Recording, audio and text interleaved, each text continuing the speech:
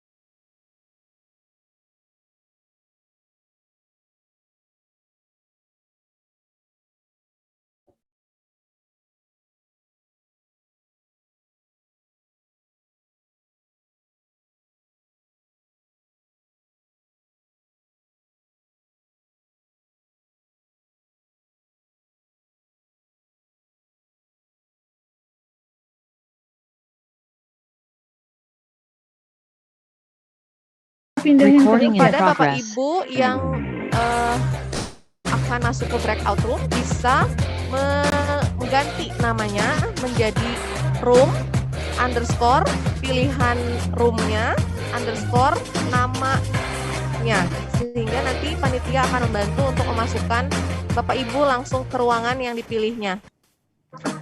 Rename-nya langsung di namanya ya.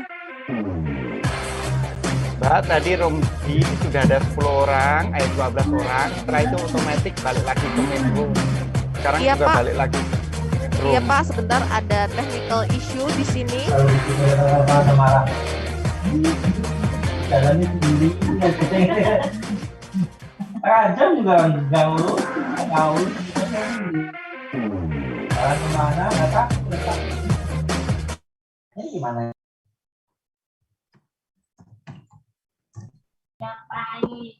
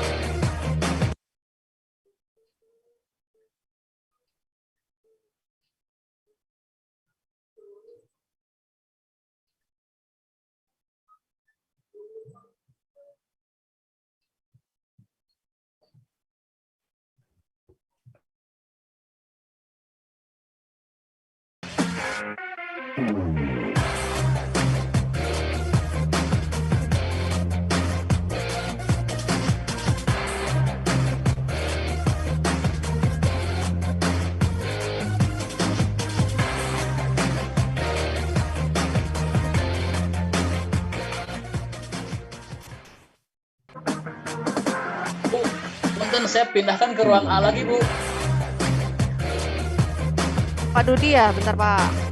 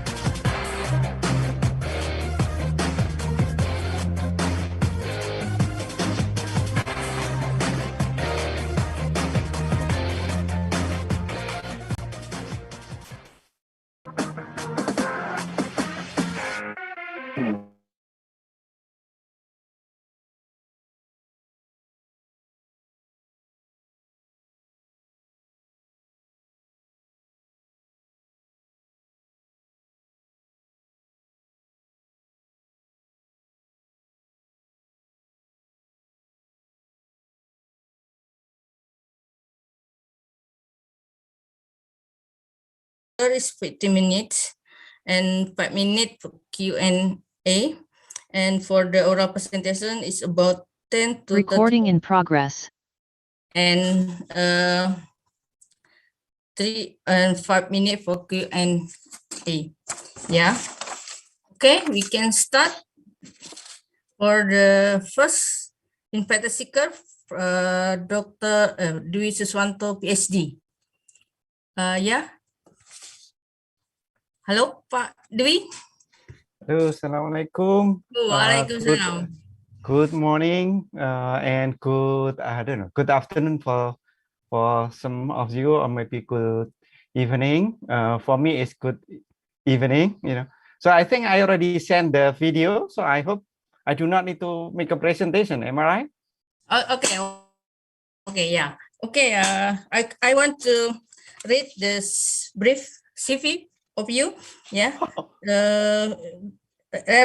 Raden Dwi Suswanto, PhD, is graduated from ITB, from Geophysics and Meteorology, and take his master from Louisiana State University and MIT, and finished his PhD from University of Delaware, USA. Now he's in Department of Atmospheric and Oceanic Sciences, University of Maryland, and also young professor at our faculty, Faculty of Earth Sciences and Technology, ITB. Yeah, please the committee for the presentation.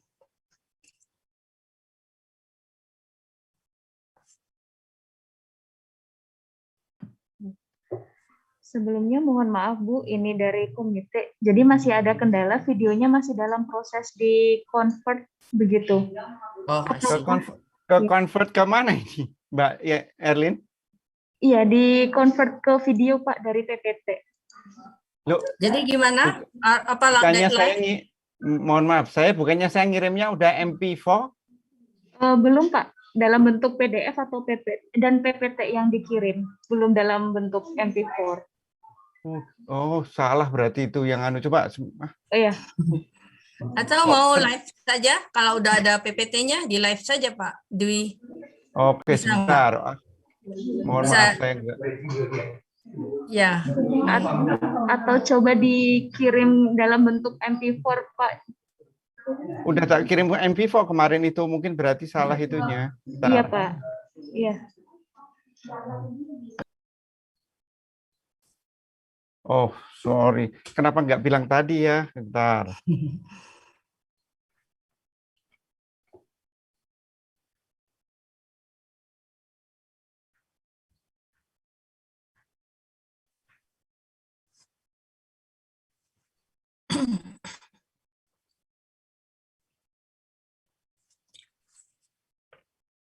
Okay, well, Just a before minute. Can I send?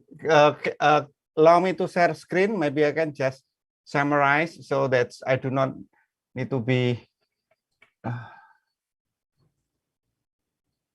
share screen ya. Okay, just a minute.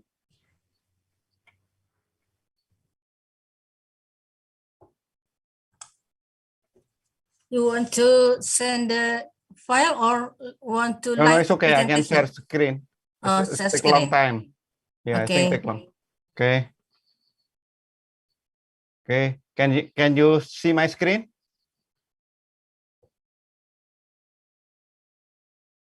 Can you see my screen now? Yes. Continue. Hello? Can you see my screen? Yes, very clear. Okay, good. Thank you. Okay, sorry for difficulty. So I'll make it faster. So maybe so that will be no overtime. So okay, the title of my talk will be Decipher the Indonesian True Flow, actually, dynamic of Indonesian seas using the in situ and satellite observation. Okay. Let me.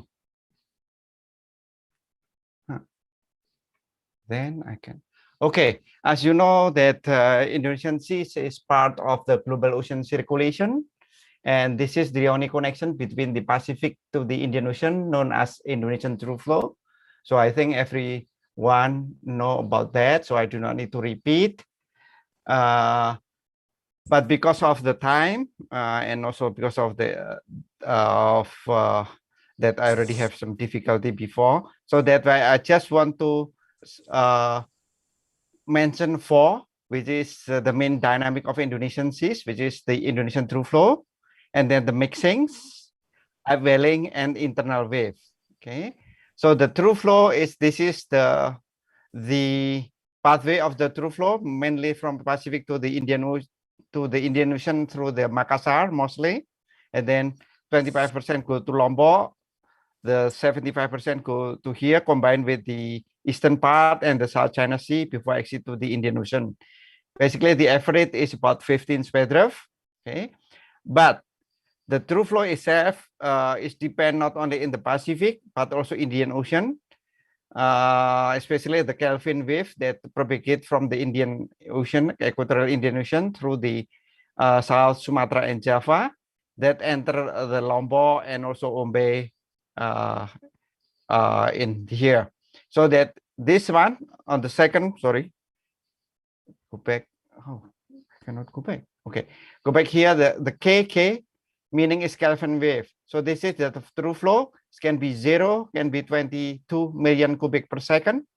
But during the strong Kelvin wave, even can be 0 because the Kelvin wave tend to be pushed northward of the through flow. Okay. So the through flow measurement has been done since a long time ago, even during the Dutch era, even though in back then it's only a couple of weeks. And then recently, in collaboration with LIPI and also KKP and First Institute Oceanography, led by Pak Nugroho and then Season V and myself, we have a program called Triumph, Through Flow Indonesian Seas, Upwelling and Mixing Physics. And then LIPI has another program, joint collaboration with the IOCAS China and Pro KKP. And they do they call it ITF ecosystem. But I would like only mention about the Triumph because this is the one that I involved with, so that during the Triumph that we deploy in the end of 2019, and you can see that we deploy 1 surface mooring and 6 subsurface mooring, and then also 3 TRBM, and then microstructure and XCTD. This is Fadli there. And then aerosol, this is from PMKG, even though I bring it the aerosol system from the US. And then CTD, and then plankton, sediment core, and then also sample of bacteria, microplastics, PCO2, and biogeochemistry. So it's, for the Triumph, is kind of like multidisciplinary approach of the oceanography. Next one. Okay, so this is those mooring is deployed in the end of 2019, and then last January until April 2021, led by Pak Priyadi and then Pak Fadli and then Pak Adi Purwandana and myself, we kind of doing the ITF ecosystem that is joined with LIPI and AUKAS, and then continue with the Triumph, and then finally is the mixings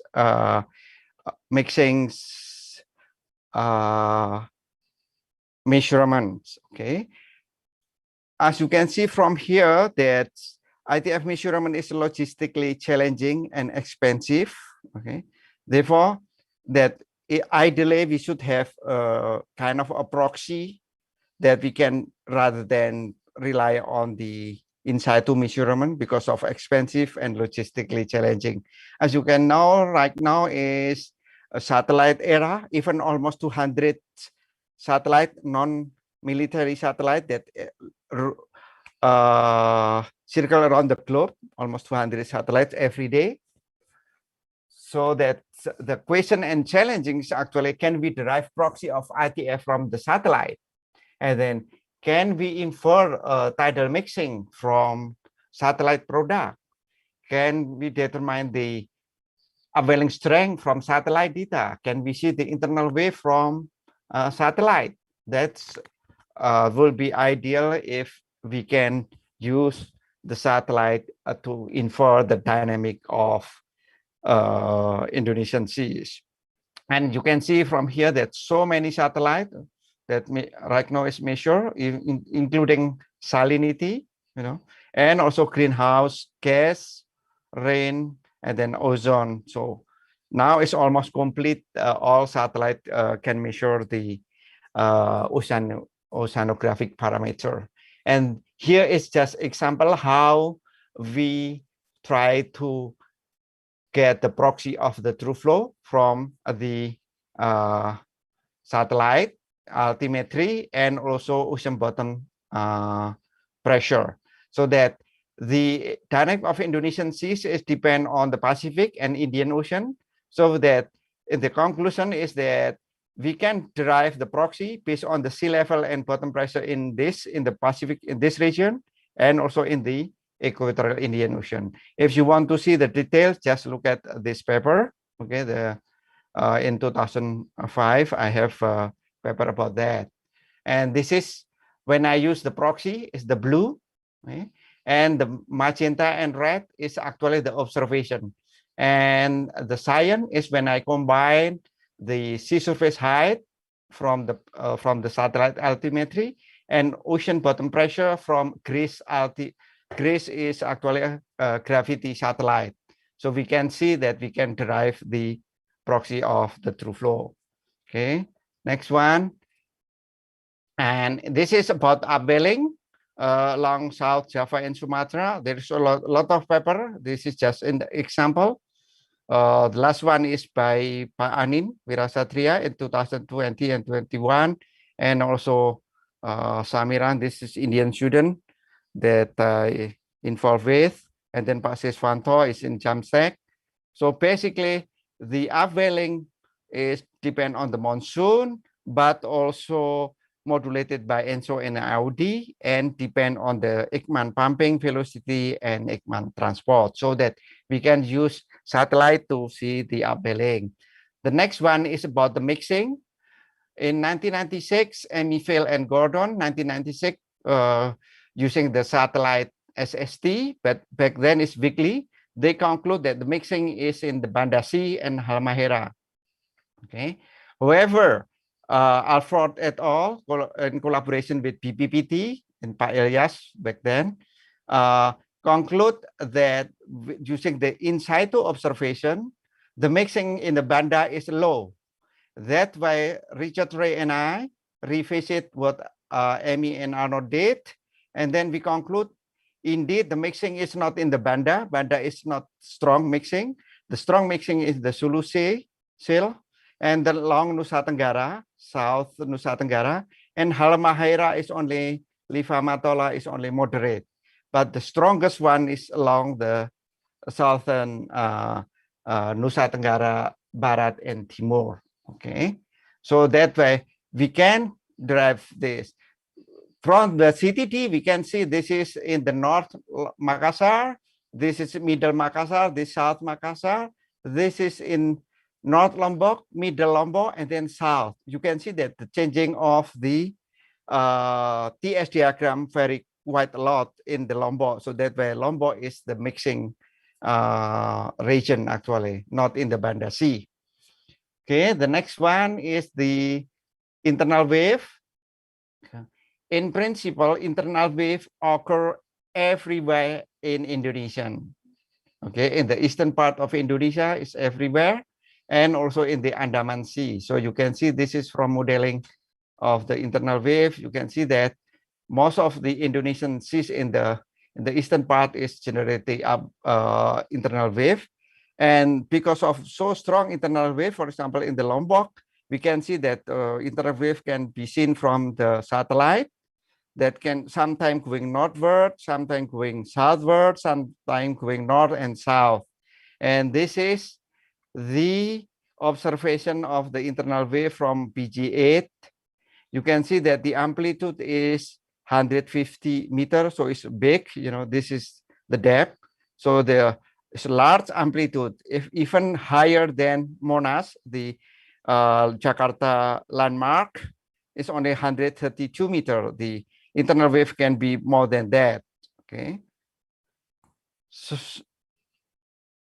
this is an example of the strong internal wave in the Lombok that we can see there. And then this is by Karang et al. 2019, that mapping where is the location. That way, when we have the accident of the submarine Nanggala 402, that's happened in here. That's in that time, also at the same time, there's internal wave. So that's one of the reason that the submarine maybe is dragged by the internal wave to going down to the bottom. So that is that is internal wave that happened during the Nanggala. So in conclusion, ocean and climate dynamic of Indonesian seas are very complex, you know, with the land ocean atmosphere interactions, okay, various forces such as MGO, monsoon, Kelvin wave, true flow, and so on, IOD, and so on, okay. Field measurement is very expensive and logistically challenging. Proxy from satellite will be desirable. However, we need to have a validation, okay. But we do not need to measure for a long time, but we can validate with some observation. Therefore, the most important is that our human resources is master in our understanding ocean and climate dynamic of Indonesian seas. For example, the accurate prediction of the internal wave occurrence, that's maybe for important for marine transportation and safety, and then upwelling variability, that's important for fisheries. So all these presentations, you can download the paper in this website. Okay, that's all. So thank you very much.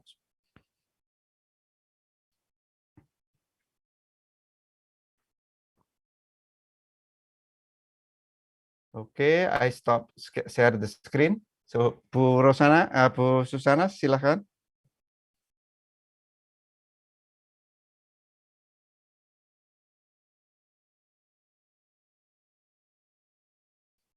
Any question? Oh, Bu Susana is not there. So if any question, just say it so that if I could answer, if there is still have time. I don't know, there is still have time or no?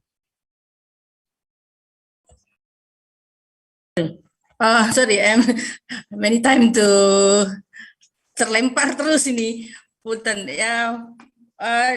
Waktunya sudah cukup ya Pak Dwi. The time is finished. Yeah, now we Okay. have time for question. Yeah, thank you for the presentation, Dr. Dwi Siswanto. Now, if you want to have question, please. It's time for question. There are questions in the chat. Oh. Bu Susan. Oh yeah, sorry, You can just read it. many time to leave. Maybe you can, committee can bisa sebutkan. Even though only small portion of Lombok. So yes, internal wave can be predicted, and actually should be actually Indonesian should run it the modeling itself. And in terms of the occurrence also is very straightforward. Usually in 14.77 days, it's between the first and then the next one and so on. Even though when they occur can be a couple of days occurring and then almost none, and then 14 days later it will be show up again. But yes, you can predict or generate the modeling of internal wave, but you must use the PKDV equation, called the field PKDV equation. Okay, hopefully those answer. Thank you, Pak Dwi. Okay. Okay. Is there any similarity K-wave and atmosphere in the ocean? Yes, there are similarity. There's also there are difference. Okay. The similarity is because it's a long wave. Long wave meaning the wavelength is very long, 100 kilometer. Okay. Even the Pacific Ocean is only sometimes it's only half wavelength or not one wavelength. The whole entire Pacific Ocean, when there is a El Nino, actually the Kelvin wave force the warm water from the west to the east. That is the Kelvin wave that forcing that. And I have the paper about that in 1997. So you can download from my website about that, the Kelvin wave in the Pacific. For the Indian Ocean, we're still working on about the how to do it in terms of modeling in the Indian Ocean. Okay. So yes, there is similarity and differences. Okay, hopefully answer. Okay. Yeah. Thank you, Dr. Dwi Susanto. It's a very nice, interesting presentation. Yeah, because the limited time, we go to the next presenter. Yeah. The second invited speaker is me. Yeah. I am with the title Water Quality Monitoring by Using Remote Sensing and Smartphone-Based System Comparative Study. Yeah, this please the committee for the video presentation.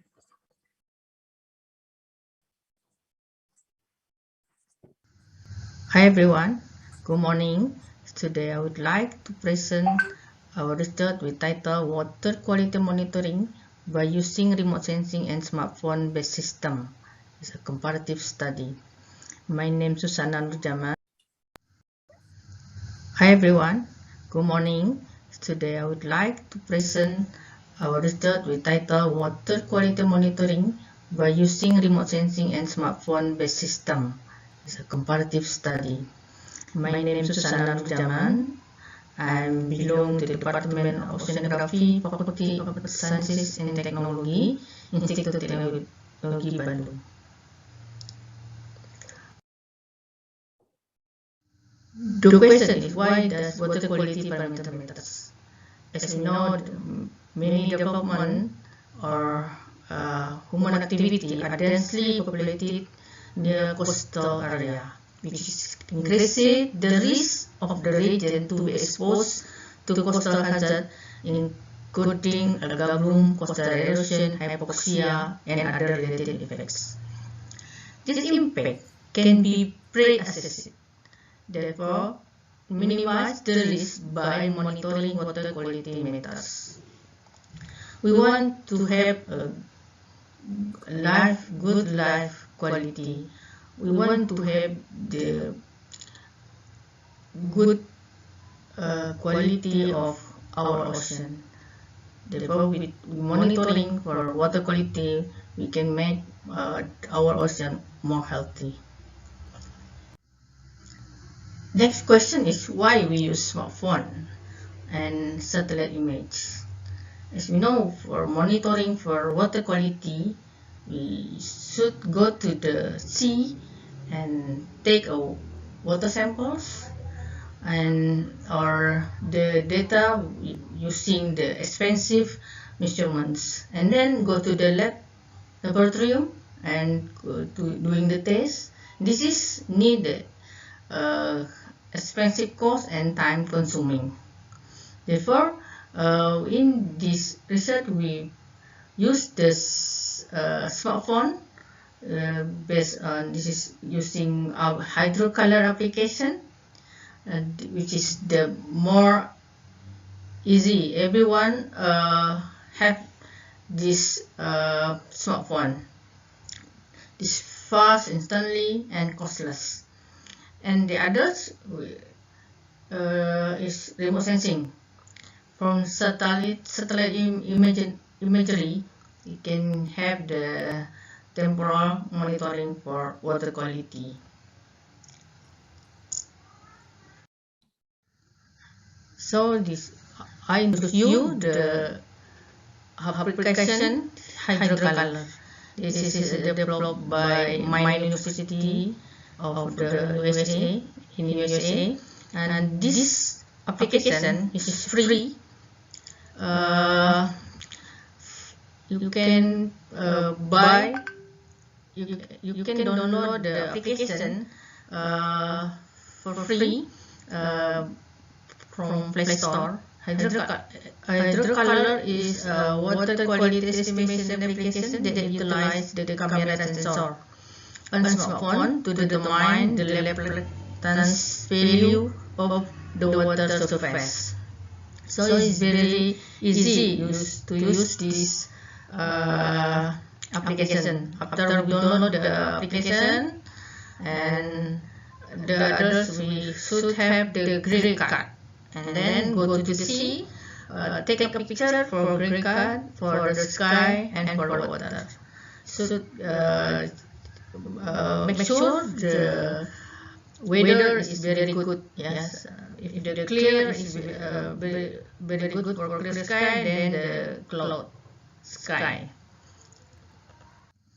And hydrocolor can measure the water quality parameters such as turbidity, suspended particulate matter SPM, or total suspended solid, and also chlorophyll concentration.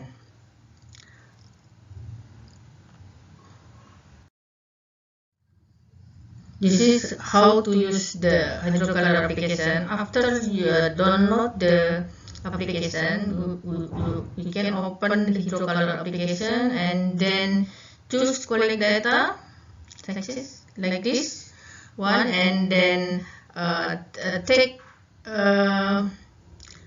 photo, for gray card, and then for sky and for water, and then choose analyze. After that, you can get the result instantly.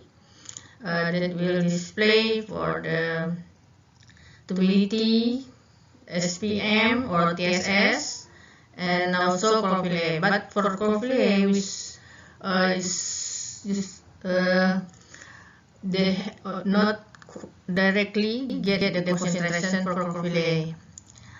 The hydrocolor application only show the result of reflectance of the red, green, blue, and then we can make comfort by using the algorithm. And for the assessment, water quality assessment using satellite image, we after download the data, we do the sum correction, geometric correction, and then gravimetric correction, and then after that, you can use lens pressure and include and see. We use the Landsat 8, and for the turbidity and TSS, and commodities for the chlorophyll concentration. This is the question, sampling question of our study. There is two sites in Banten Bay. This is near the Banten Bay, near here, West Coast, West Java, and the others in Cirebon water. We conduct the observation survey on Banten Bay at 27 October 2019. But in the Cirebon waters, we conduct the survey at 6 September 2020. We collect the water sample, and then also we collect the hydrocolor data. This is the result of hydrocolor data. This picture shows the comparison of the RGB reflectance of the color and observation data. This is for turbidity in Cirebon waters. RGB is this one, the green blue, and the observation data is the brown line. This is for the TSS. At the left picture, this is for TSS, the green blue, and the black line is for the TSS lab test. And this one is for chlorophyll concentration. Yellow line for the lab test chlorophyll A, and the others is red, green, blue reflectance.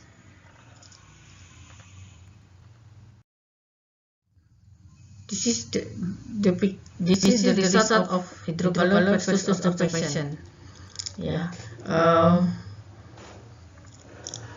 This figure show that comparison between hydrocolor is for the color is red, yellow one, and the purple for observation. For turbidity, we can see that good result between hydrocolor and observation. With coefficient correlation is 0.91, and then for TSS also have a good correlation between the hydrocolor is blue, and then for hydrocolor is red. The others is for satellite image. With correlation between hydrocolor and observation data is about 0.9. In this one, for chlorophyll A concentration, the lab test of chlorophyll A is yellow, and hydrocolor is red one. And the others is for satellites. For MODIS, only 3.3 station we get from satellite. The others is not available data. And this is, you can see the algorithm that use at the hydrocolor. Yeah, the hydrocolor have the algorithm for turbidity that function of the red band, and chlorophyll A. This is we make this algorithm from the combined with the red RGB lab patterns. And this is for TSS. This is function logarithmic of turbidity. And you can see here the spatial mapping of hydrocolor data. This one is for turbidity. Yeah, we can see that is near the coast have high value of turbidity and low at the offshore. Especially in this region, have the highest turbidity due to this is near the estuary or river modes. This is the for mapping of TSS at the Banten Bay. Yeah, you can see that near the coast have high concentration of TSS, and also in the west, because in this region they have many aquaculture site here, and then they have low TSS to the offshore. At the right side, this is mapping of chlorophyll A from the hydrocolor. Yeah, they have high hydrocolor, high chlorophyll A in near the coast, and lowest near the offshore. Okay. We go to the map. We can see the parameter, water quality parameter from satellite data. Yeah. This one is for turbidity. You get from the Landsat 8. Yeah. We make our own algorithm for turbidity. The function of P4 is the red band, and get the correlation is 0.71. And for TSS, yeah, we get from algorithm from Ambauran et al. 2002 with the function of green and red band, but they have low correlation. from satellite and observation. So for Cropile, you can see here because near the coast not available data, only near the offshore we have the data of Cropile. Yeah. So we cannot we cannot have the spatial mapping of Cropile concentration in this area. So from the result of the hydro color and satellite image, yeah, we have some summary of the pro and contra or advantage and disadvantage for each method. Yeah.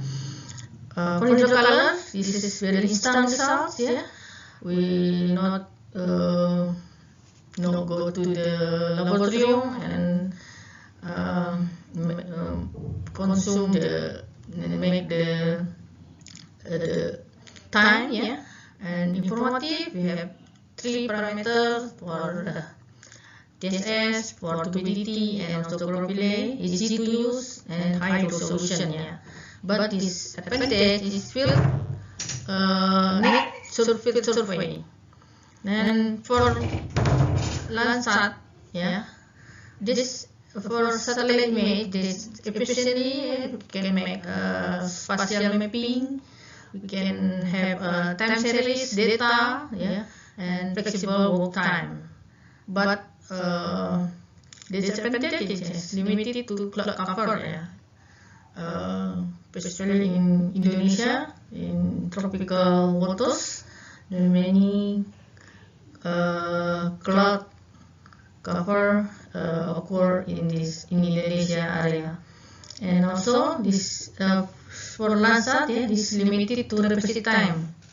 Yeah, the time period of the Landsat revisit time is about 15 or to 16. Yeah, so in 1 month we can only get the 1 data or 2 data.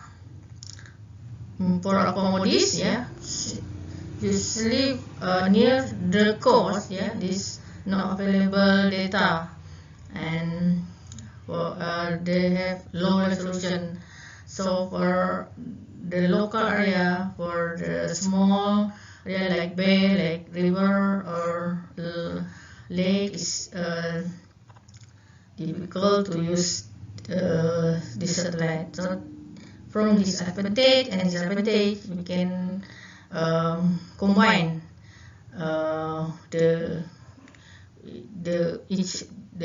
method. Yeah. So this is our summary.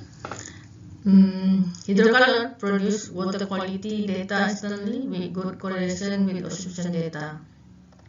Smartphone-based system combined with ocean satellite can be applied for water quality monitoring near the coast. Need more strategy or application to other seas in Indonesia. Okay, this is the final of my presentation. Thank you and stay healthy. Bye. Okay, thank you. Maybe because it's BT time, it's only one question. This, yeah, from Fahmi. Yeah, what cell phone is used in this study? Does the cell phone camera affect the result of the hydrocolor analysis? Okay, thank you. Yeah, for Fahmi. Yeah, we use the different of cell phone. Yeah, one is Oppo. This is not commercial, not iklan. Yeah. First is use Oppo. Yeah, Oppo 7 F7, and then for there is another Xiaomi and also Samsung and also iPhone. Yeah, it's different that. And different camera, they have different sensor of the camera. Yes, therefore the result also not the same. Yeah, the high resolution make the good results, and the important is before we go to the sea, yeah, before we collect the data, we should check the weather, yeah. If many cover cloud or cloud cover is more than 70%, is not good for taking the water quality for using this hydrocolor. Okay. One question more, maybe you can raise your hand or direct direct question.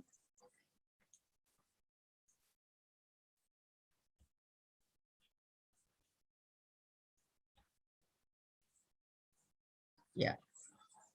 If there is no question, yeah, we go to the next presenter. Yeah. Oral presenter is Mirza Isan Marzuki. Is there Mirza? Yeah. Yes. Thank you, Bu Susana. Yeah. Would you please to Just show moment, my yeah. video presentation? Yes. Yeah, just a moment. Mirza Isan Marzuki with the title. Marza, I'm sorry. Oh, Marza, yeah, sorry. I'm sorry. Marza Isan Marzuki, fishing boat detection using Sentinel-1 validated with pure data, yeah. Yeah, please, Yeah. the presentation.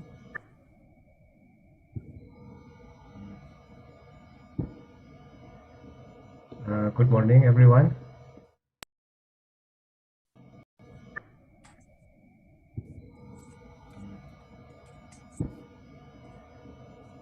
Good morning, everyone.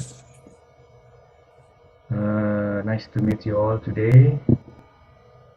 First of all, I'd like to introduce myself and my research team.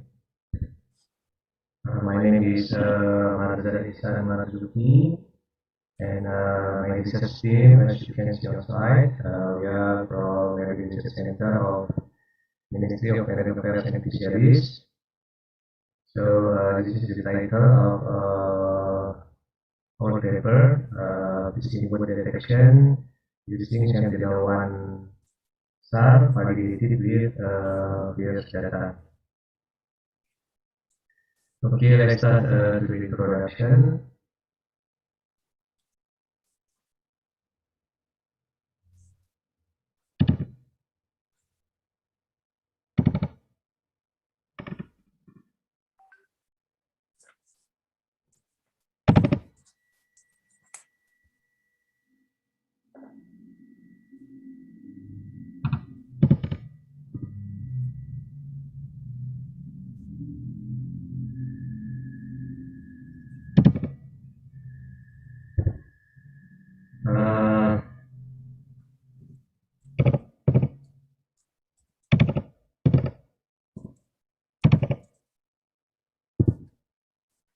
Fishing boat detection are still challenging in Indonesia. As you know that Indonesia is the biggest archipelago country. We have a very huge water area, more than 70% covered by water. Indonesia Sea is possibly. Here, I like to inform you of several technologies existing to detect the fishing boats. We could split into two technologies to detect fishing boats. First, GPS-based technology such as VMS, visual monitoring system, and AIS, automatic identification system. And the second one is image-based technology such as image, optical satellite image, and PIRS, visual infrared imaging radiometer. So here our problem statement is how to detect fishing boat with a very low budget or freebie.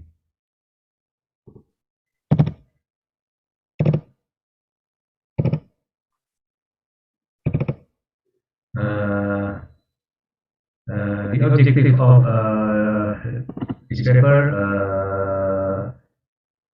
are first to conduct ship detection using Sentinel-1 SARS image, and second to validate with FISH data. This is the methodology. First, we collect the data. We use year-to data. These are Sentinel-1 SAR data and FISH data. Second, we conduct the ship detection for Sentinel-1 SAR. We use CFAR method to discriminate the object. For FISH, we use the strike detection.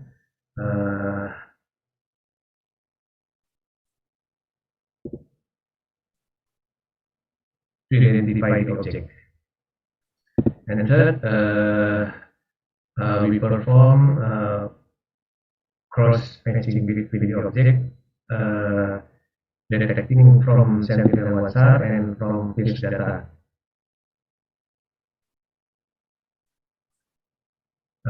We show the result by displaying on GIS desktop. In this paper, we use Sentinel-1 SAR data on the time 6 January 2021 at 10:16 p.m. UTC time. Showing as the information, if you want to access the data, you can access and acquire the data freely from ISF data search. So here's the source for access to data, https search.asf.alaska.edu.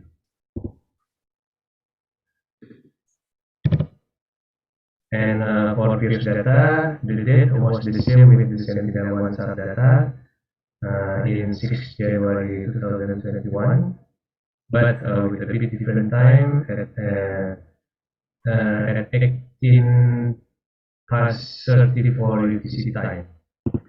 So here we can access the data from eogdata.mines.edu.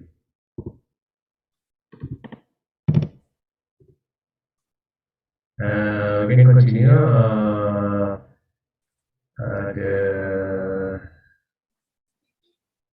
the slide with flow diagram ship detection using Sentinel-1 SAR. So here we start from the data. So we use SAR image Sentinel-1 data, and then thermal noise removal. That is to reduce thermal noise on Sentinel-1 scene. And then we conduct apply orbit file to provide accurate satellite position and velocity information. And then thermal noise removal. I mean remove GRB border noise to remove low intensity noise and invalid data on scene edge. And then subset to complete the image, then Cmax to match out the land, and then calibration, convert visual pixel values to radiometrically calibrated SAR backscatter, and then we do adaptive thresholding. You know that objects are detected with a constant false alarm rate, CFAR detector. This is the algorithm to detect the ship. And then we do object discrimination. false alarm are rejected based on object dimension. And then we do serial correction to correct geometric distortion, and then finally write to save the file. So here's the result of city detection from Sentinel-1 SAR. Here we could detect 21 boats, and the result of city detection from Pierce. Here we could detect 4 boats. Okay, here's the flow diagram of cross matching between Sentinel-1 SAR and Fisheries data. And after data extraction, yes, output position from Sentinel-1 SAR and Fisheries data, we need to convert to SHP format to cross matching for cross matching and displaying the result on GIS desktop application.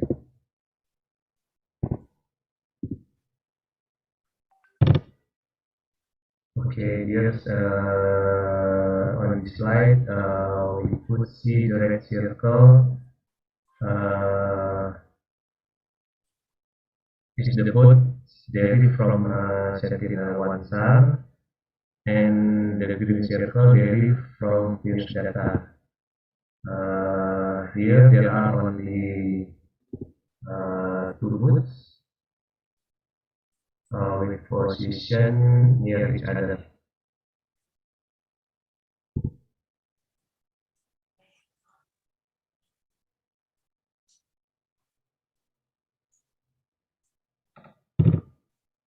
As conclusion, the Sentinel-1 SAR image and Fisheries data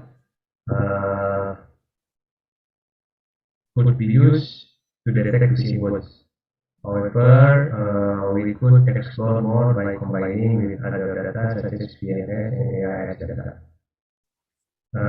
We detect 21 boats with 1 scene of SAR image, but only 4 boats with Fisheries data in the same area with near temporal time. Thank you for your attention. Any question? Yeah, thank you for the nice presentation, Pak Marza. Now it's time for discussion. You have any question, please?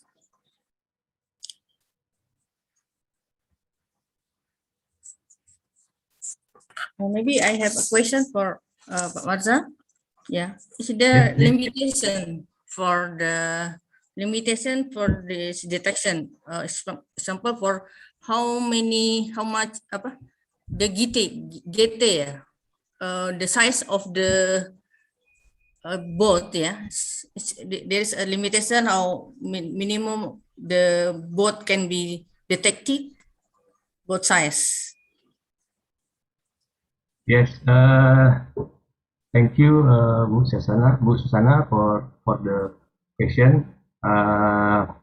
Yes, of course, as you know that Sentinel-1 SAR has a resolution 20 meters. So if we want to detect the object, we should detect the object more than 20 meters. So it means the length of the vessel must be above 20 meters. So in this algorithm, we use the object to detect with threshold a minimum 30 meters. So only the ship above the 30 meters could be detected with the SAR we use the method for the detection. I hope it could answer the question. Yeah, thank you. For the pirates, it's possible to detect the pirates. The pirate. Ya, banyak Yes. laut. Yes. as you know that we have if we could say that for the pilot is a dark ship because sometimes they off all of the system like AIS or AIS they shut down the AIS, they turn off the AIS, so someone cannot see where their ship. So one of the solution is we have to use like radar to detect the position of the vessel of the pirate ship, I think. Okay, thank you, Pak Maza. It's very nice, interesting presentation. So we go to the next presenter, yeah, Carlina Triana. Is there, Carlina? Yeah. It's the title, Dissolved Oxygen Variability of Indonesia Seas over decades as detected by satellite remote sensing. Yeah. This video, yeah. Good afternoon. Hello everyone. My name is Carlina Triana from Research Center for Oceanography, Indonesian Institute of Science. Good afternoon. Hello everyone. My name is Carlina Triana from Good afternoon. Hello everyone. My name is Carlina Triana from Research Center for Oceanography, Indonesian Institute of Sciences, or LIPI.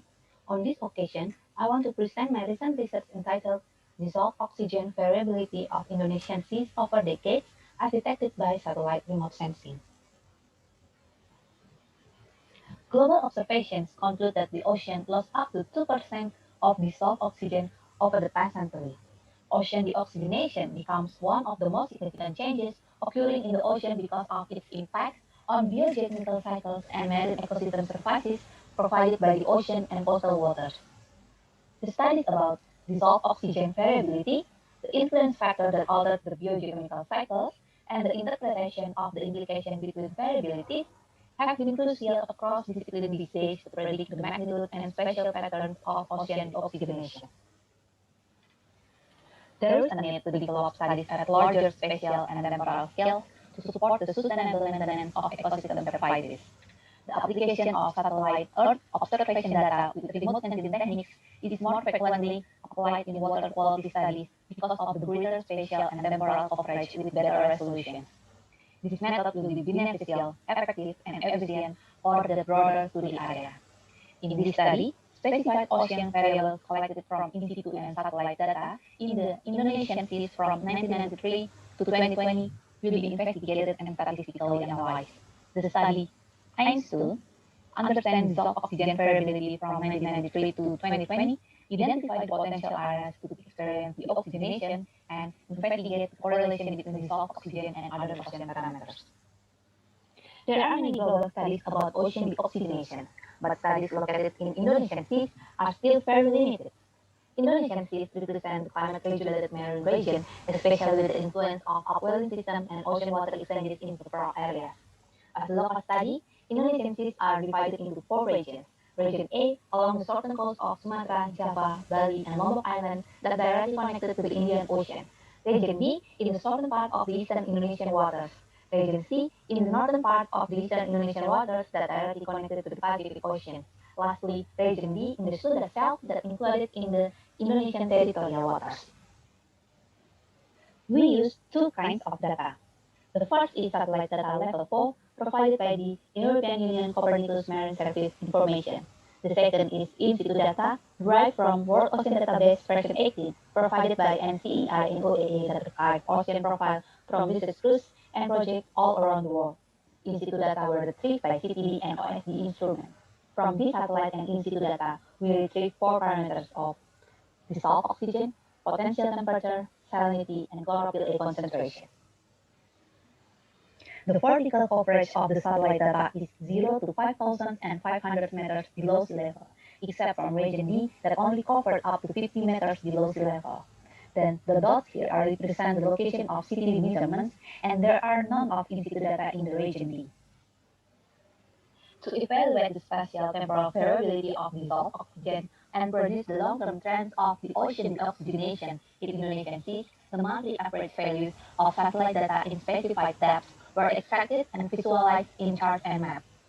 The matching values of in situ data of dissolved oxygen were compared with remote sensing estimates for the same periods, location, and depth. A matching value is based on the closest 3 by 3 satellite pixels to the in situ measurement location within a 1-day time interval. The matching is valid if at least 6 of 9 satellite pixels were available, and the average difference between the central pixels and all other pixels was less than 25%. Linear regressions and error analysis are conducted between the matching values of satellite and in situ dissolved oxygen data to assess the validation of satellite datasets to be applied in the spatial temporal analysis.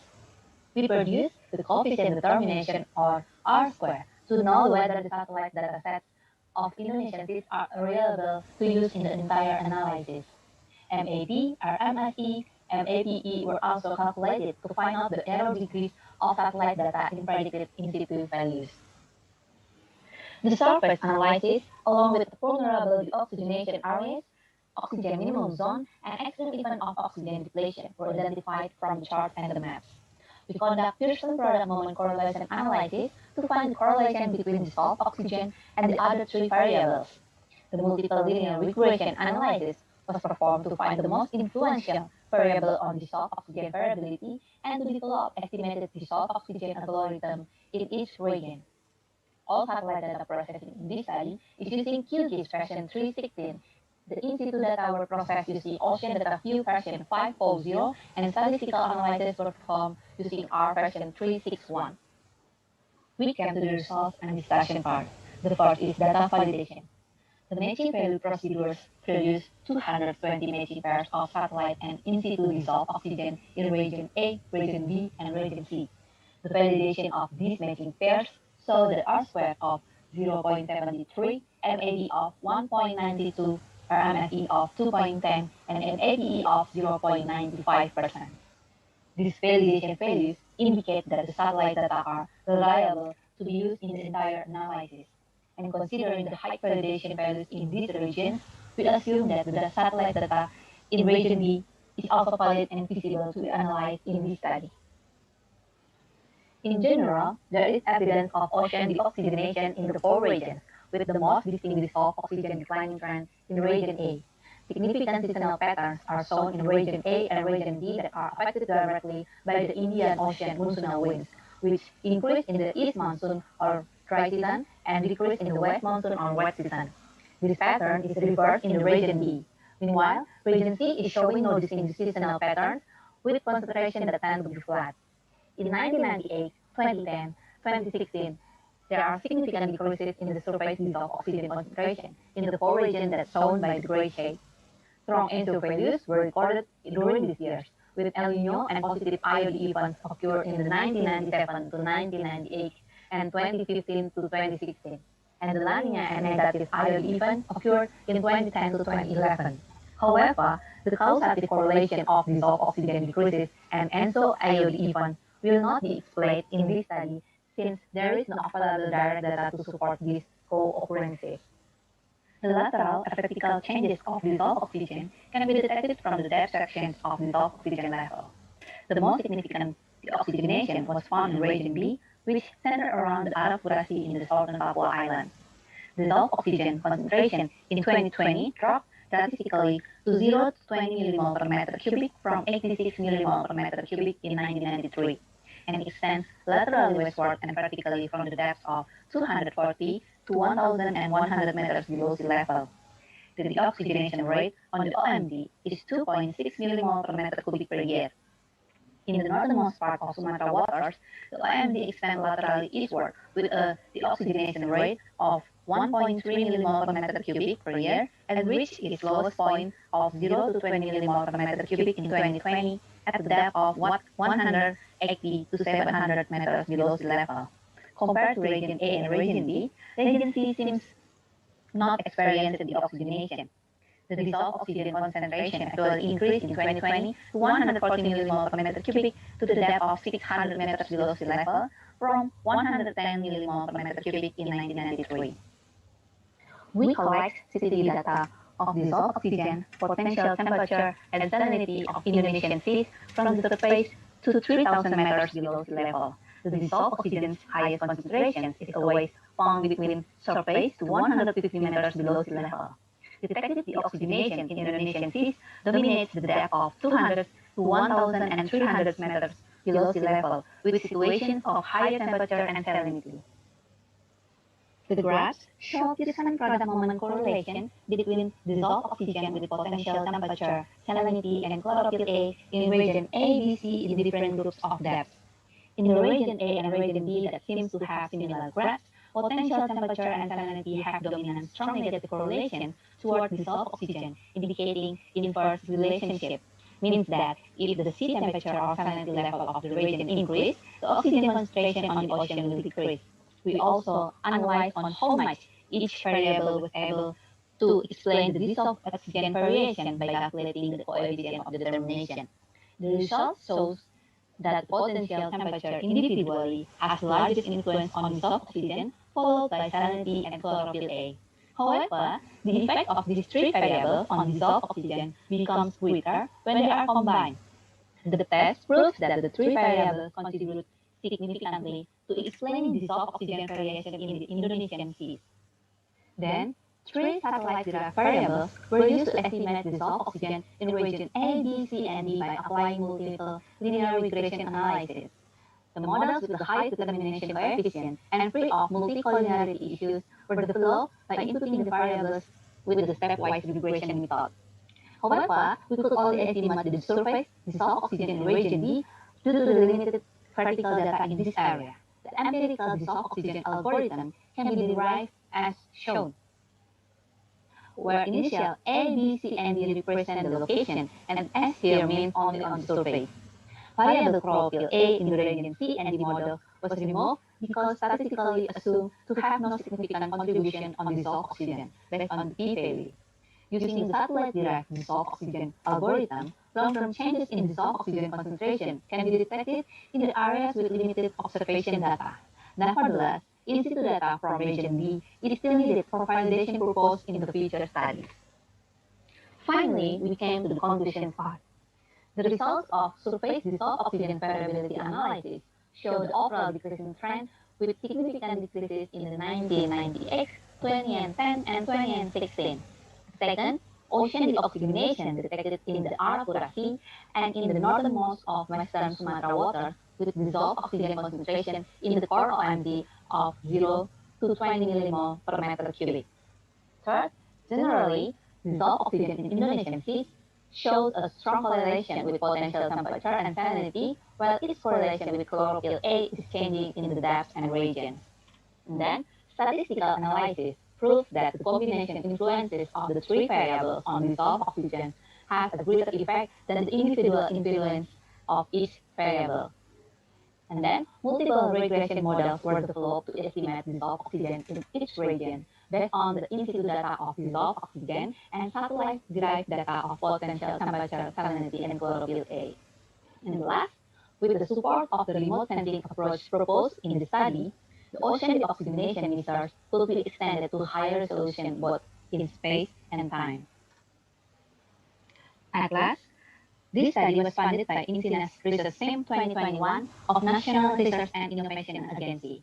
Satellite data used in the study are provided by the European Union Copernicus Marine Service Information, and in situ data collected in this study are provided by NCEI and OAA. And this is the references sorted by the appearance order on the paper. And that's all from me, and thank you so much for the attention.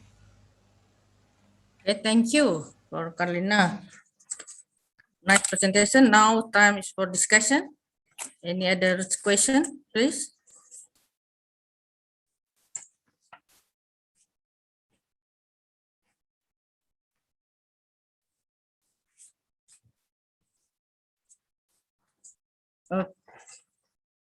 Carlina, can you show your camera? Turn on your camera. Yeah.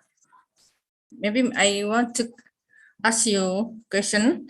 Do you have make a comparison between the observation and estimated dissolved oxygen from remote sensing? I beg your pardon, ma'am? Yeah. I mean do you have make the comparison between the observation of dissolved oxygen and estimation of dissolved oxygen from remote sensing? Yeah, you estimate dissolved oxygen from remote sensing. Is right? Yes. And how about the correlation or the comparison between the observation? Can you show me how about is good correlation or how much? Oh, the comparison is the one of the step of validation process, which means I have to compare the observation data that I derive from NCEI and OAA to compare with Copernicus satellite data. Then I have to match with the same depth, same location, and same period, same location. So I mean, if the in situ data is have spatial and temporal parameter, so I have choose the same scene of satellite data, the same location, same depth, and same time. And if the observation data is located in the same pixels with satellite data, and I can have the matching pairs.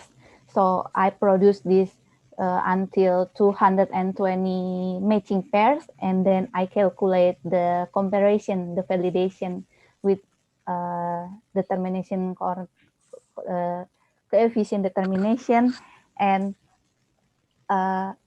degree error.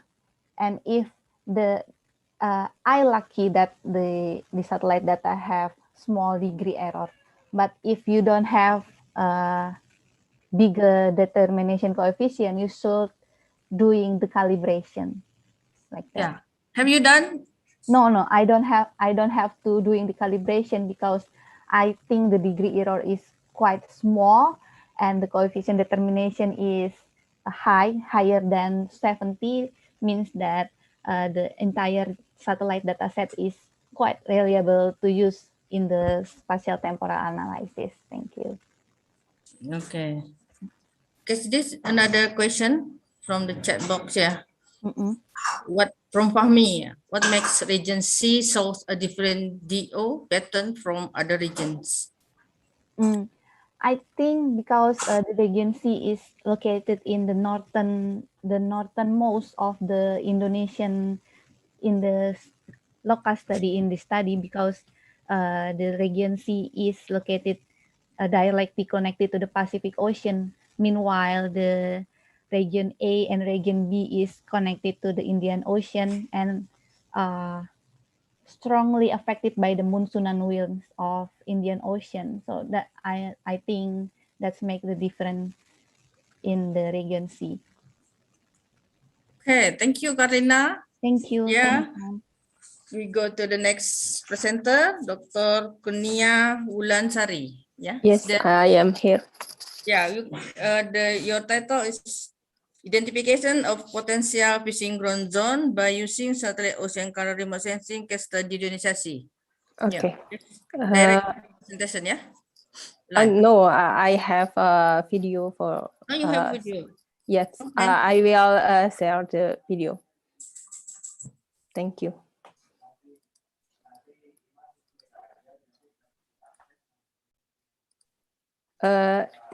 Could you see the video? You for this opportunity. Could you hear? Good morning. It's honor for me to deliver a presentation about our research. The topic of our research is about the identification of potential fishing ground zone by using satellite ocean color remote sensing within Indonesian Sea. I am Kurnia Wulansari from as a presenter from Fisheries and Marine Science Faculty, Pajajaran University. In this presentation, I will follow the outline that consists some sections from the background until the conclusion. So that would be overall structure of my presentation. And now let's move to the first point.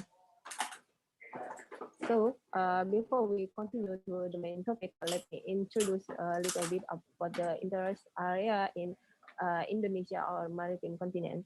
Maritime continent have become very interesting area well located between the Pacific and Indian Ocean and between the Asia and Australia continent. So the unique geographic location impact the large-scale ocean atmosphere dynamic across the region, which is have important effect on the regional climate variability, not only seasonal but also annual variation.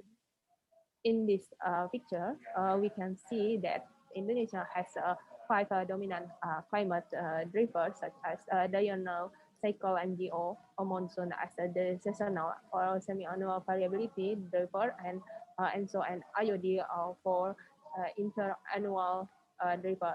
And also, this region will get impact influence from the climate river will impact the productivity area that also very important for fishing session during the upwelling area.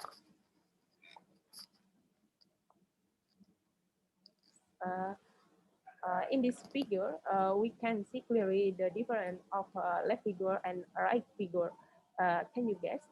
This is the SST parameter in within Indonesian Sea. Can you guess? Yep, this is the northwest monsoon SST in the northwest monsoon, and this is the SST in southwest monsoon. We can clearly see the different cold water in the southern part and the northern part of Indonesian seas, while the northwest monsoon and the southeast monsoon. This figure is mean of SST within Indonesian water during the June until August in the right, and then the left is the SST, mean of SST within Indonesian water during the boreal winter monsoon or northwest monsoon, December, January, and February. Besides that, Indonesia has 11 fish management area. If we related the fish management area and monsoon, the if I'm fish management area is mostly covered upwelling area and is an essential aspect of fisheries management due to its impact on biological productivity and bring cold water and richer nutrients to the surface. And upwelling increase the primary productivity as indicated by the elevated surface chlorophyll A concentration can detected by the remote sensing. However, so far there is a limited investigation focused on the fishing ground area based on satellite ocean color within Indonesian Sea. Therefore, this study focused on seasonal time scale on surface chlorophyll A distribution and also the thermal front area. Hopefully, the presentation will cover about the different pattern of chlorophyll A and relate the identification of fishing ground in Indonesia in seasonal time scale. This is the main question of this research. So, to get better the description about the fishing ground in Indonesia, we use several data. The first one, we have data of the surface chlorophyll A and SST from the MODIS Aqua and SAMWF for the surface wind. The data I take from the 2003 until 2015, and then I calculate the climatological data. So the first one, we can see the climatology of the surface sea temperature superimposed with the surface wind. MODIS satellite can get describe about the SST in Indonesia. We can see the evolution for the SST from the southeast monsoon in June and peak in August and September and decay the cold water. I mean the cold water decay in November and December. But in the northern part, from the December, the cold water appear in near the Kalimantan Strait until the March, and this is will get impact to the fishing ground, and also because the chlorophyll A and the pattern of SST it's different, may influence the fishing ground zone in Indonesia. Let's see to the next slide. This is I divided the climatology surface chlorophyll A and thermafront in Indonesia, while the southeast monsoon and also the north is monsoon. In this station, we can see some thermafront and high chlorophyll A, and this is indicate the high fish fish fish stock in that area. And I will pick the some month for the analysis, continue analysis with different area, how the different for the southeast monsoon and also the northeast monsoon. If the north west monsoon, I pick the February and March, which is because I see the many thermophone in here area and high and enough chlorophyll to fish. So I pick the February and March. And also this one, the temperature is quite high in Indonesia in this station.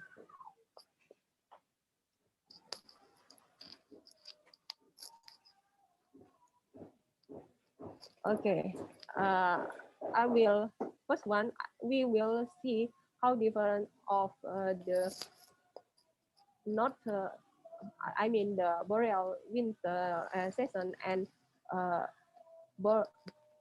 summer boreal season. I will pick the Sumatra, Western Sumatra and southern part of Java and Kalimantan Strait and the upper part of Sulawesi Island and this the Bandasi, near the Bandasi and surrounding area. Okay, for the first one, this one is the western part of Sumatra. We can see while the southeast monsoon, the thermophone is much higher than the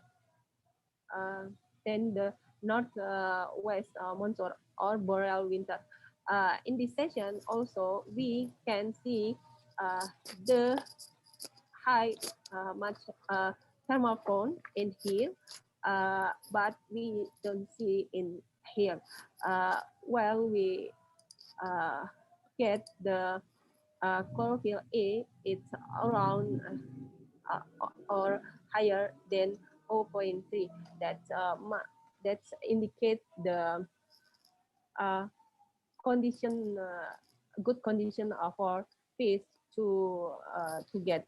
And from the session in the Kalimantan Strait, we can see the different pattern, not northwest monsoon and southeast monsoon, it's related. The northwest monsoon has much higher the thermophone, and they also have the higher chlorophyll A concentration. But in the southeast monsoon, the difference of thermophone it's much lower. And also we can see the chlorophyll A in the Maluku Sea and surrounding. The chlorophyll A higher, of course, in the southeast monsoon because it's near the Pacific, and lower concentration in the northwest monsoon. But in both season, they have a thermal phone, much thermal phone in this session. And in the last, we have in the last for the next part, I also have the near Bandasi and the surrounding. In this area, we can see the different pattern of the chlorophyll A. The chlorophyll A in the southeast monsoon much higher than the northwest monsoon. And then also the thermophone is much higher. And if we look at the southern part of Sulawesi near Ujung Pandang, it's quite high and chlorophyll A, and this indication the much fish in this section. But near some area in here, we can see the much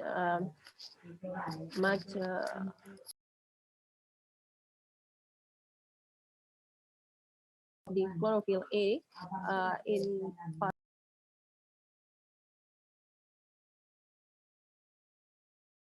in Indonesia and also the certain part of the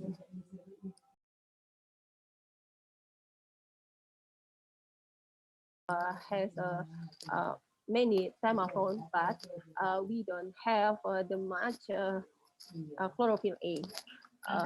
But so maybe this is part of this in this part of this can get much more than this session.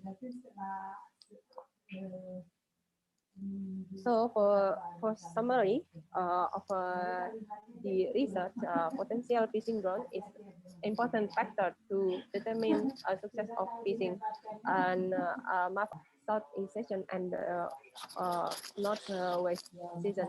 And upwelling area was founded in certain coast Java Island, and then Sumatra, Sunda Island, and Sulawesi Island, and also the Banda Sea, also Maluku Sea and Arafuru Sea during and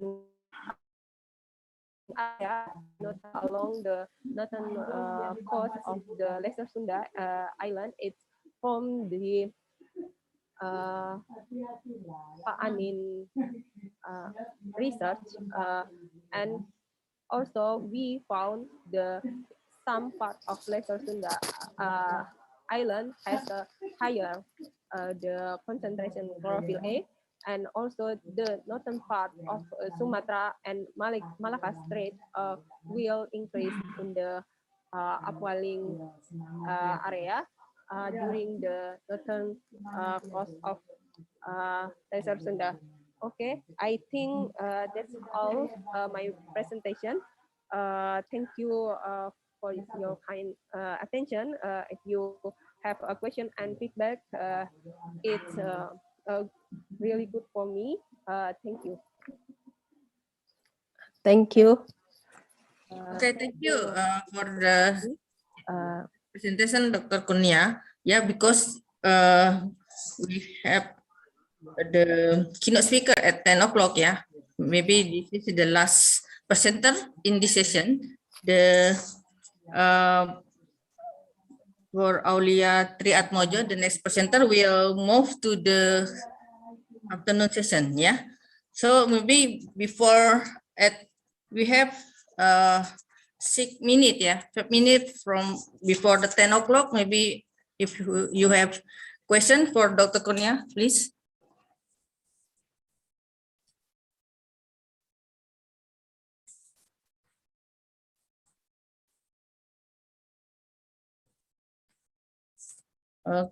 Maybe I have a question, Dr. Kurnia. I want to know how about the thermophone, I mean the degree of temperature of thermophone you make. Okay. I make temperature from the 27 to 30. And different between the layer, it's 0.5 degrees Celsius. Thank you. 0.5, yeah. Okay. Maybe just a moment. Any others from the participant? Could, if you want to make a question, please.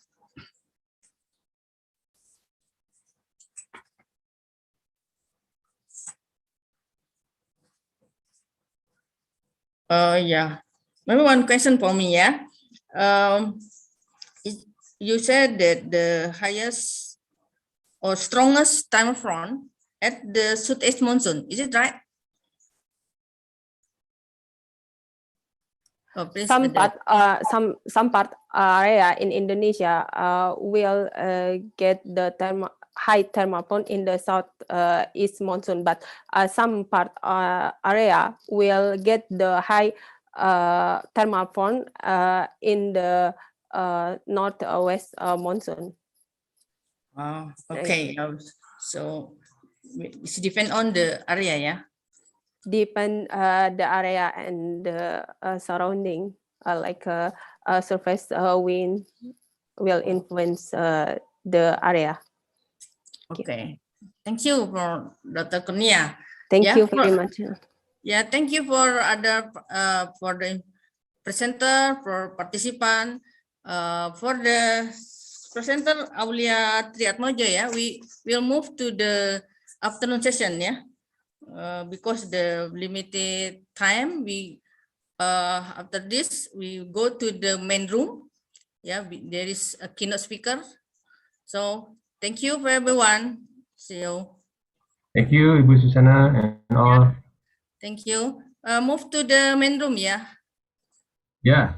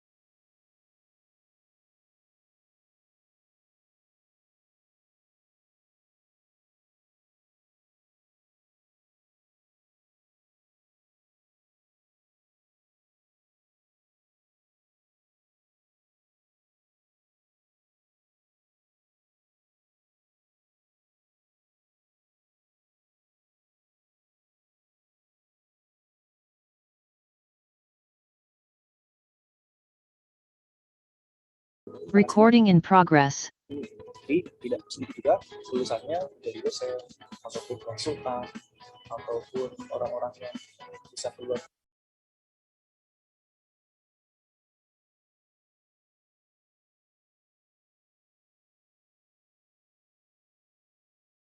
Recording in progress.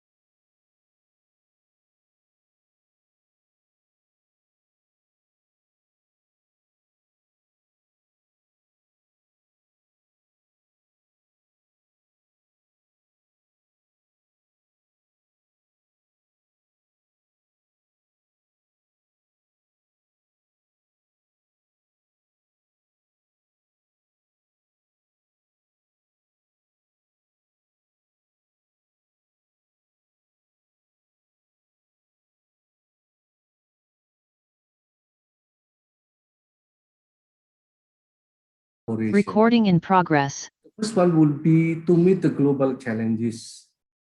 And for that, we need to build up networking and link that in the long run, it may help us in research capacity building so that it will enhancing our global innovation and ultimately maybe will support the innovation-driven economy.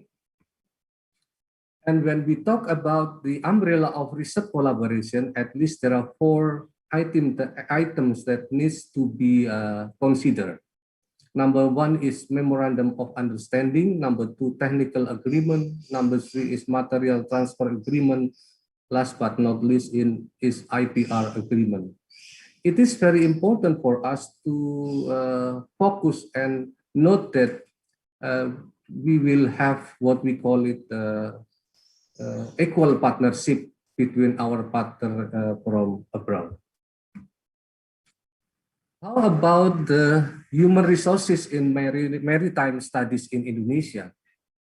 At least there are different institutions that having several human resources to support our research on maritime studies. Number one is research institution, including LIPI, BPPT, LAPAN, PMKG, and BIG. LIPI itself, we have approximately 208 researchers working on maritime studies. As for the ministry, KKP or Ministry of Marine Affairs and Fisheries, led by having approximately 556 researchers. And in the university, we have about 108 faculties or department or study program that providing human resources about 5,400 lecturer or researcher. This is the current data on the country origins of our partners from abroad or international between 2010 and 2019. I didn't have enough data to provide for the data 2020, but I have checked with the Ministry of Research and Technology before that due to the COVID-19 pandemic, there is a very drop in terms of collaboration in 2020 compared to the previous year. So as you can see here, USA followed by Japan and Germany and France and United Kingdom has been the big five in terms of the numbers of foreign researchers having collaboration with the Indonesian scientists. It is quite pity that our neighbor, the ASEAN countries researchers, it looks like do not really having strong collaboration in terms of research collaboration between Indonesia and the ASEAN country. And this is the researcher profile that it is quite nice to know that most of the scientists or researchers involved in collaboration with Indonesian scientists are dominated by early young scientists, especially from graduate student, followed by the academician and researcher. In my opinion, this will allow us to have a long-lasting collaboration because due to their young age, it will allow them to have more time to have continue our collaboration with Indonesian scientists. How about the fields of study favorited by our international partner? So you can see here, life sciences has been the most active field of study in terms of scientific collaboration between Indonesia and international partners. And then followed by earth sciences, including here is maritime studies, and then socio-humanity, agroforestry, medical, and engineering.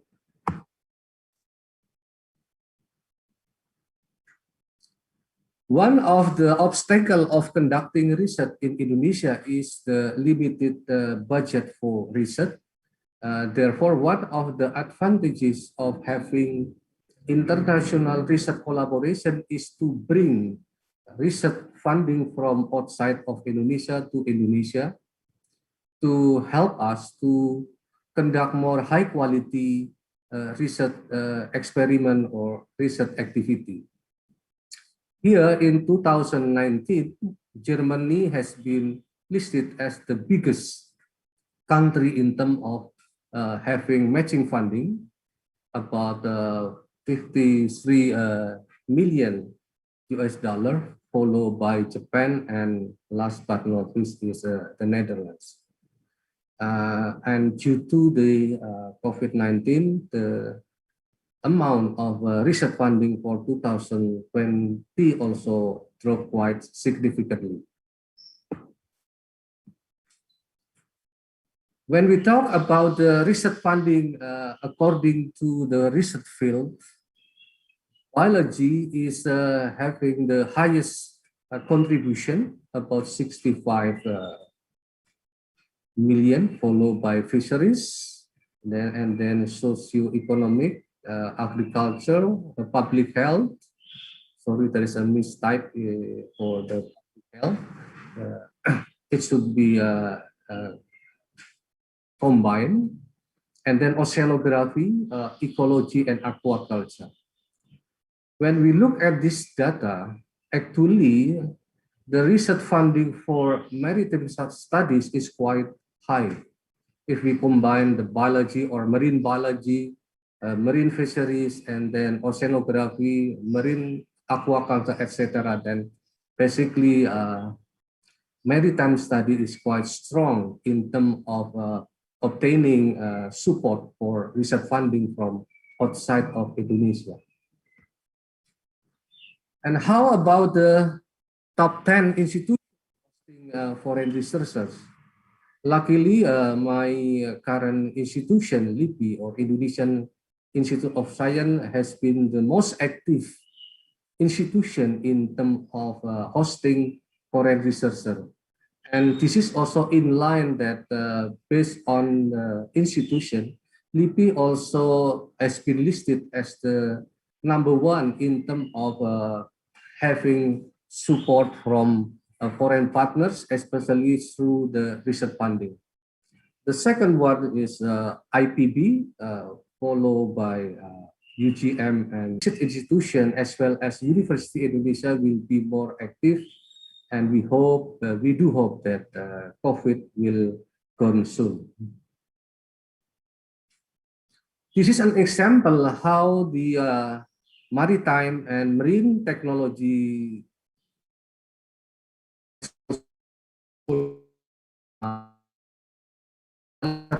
funding, the Indonesia Friend Nusantara program.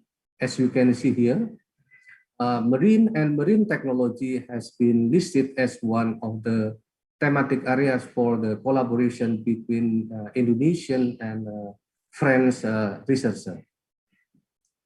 In terms of multilateral joint funding, for example, in this case, I present the eAsia Joint Research Program, which is a quite active multilateral joint research project. It has 10 ASEAN member countries plus 8 non-ASEAN, but this program is supported by 21 member organizations in terms of research agency. So this is a quite strong multilateral joint funding scheme. And you can see here that the environment, including marine science, climate change, disaster risk reduction, etc., is also been accommodated as one of the thematic area within the multilateral joint funding project. Let me move to the second sub-theme of LIPI as the hub for multi-party collaboration. LIPI has declared as a hub for multi-party collaboration which mean we are serving our infrastructure as an open infrastructure, including human resources and facilities. And this will allow both national, regional, and international level of collaboration. That is why we have also launched a global platform for research collaboration. That means it will allow partner around the globe to have a collaboration with LIPI, with our human resources, as well as having access for our research facilities. In addition, we have developed so far our collaboration in national level by catering our university partner, including researcher and graduate student, as well as catering the private sector from the industry. So we also helping our researchers to have connection with industry so that they will bring the result into commercialization. So it is clear now that LIPI is ready to have scientific collaboration both in the national and international level.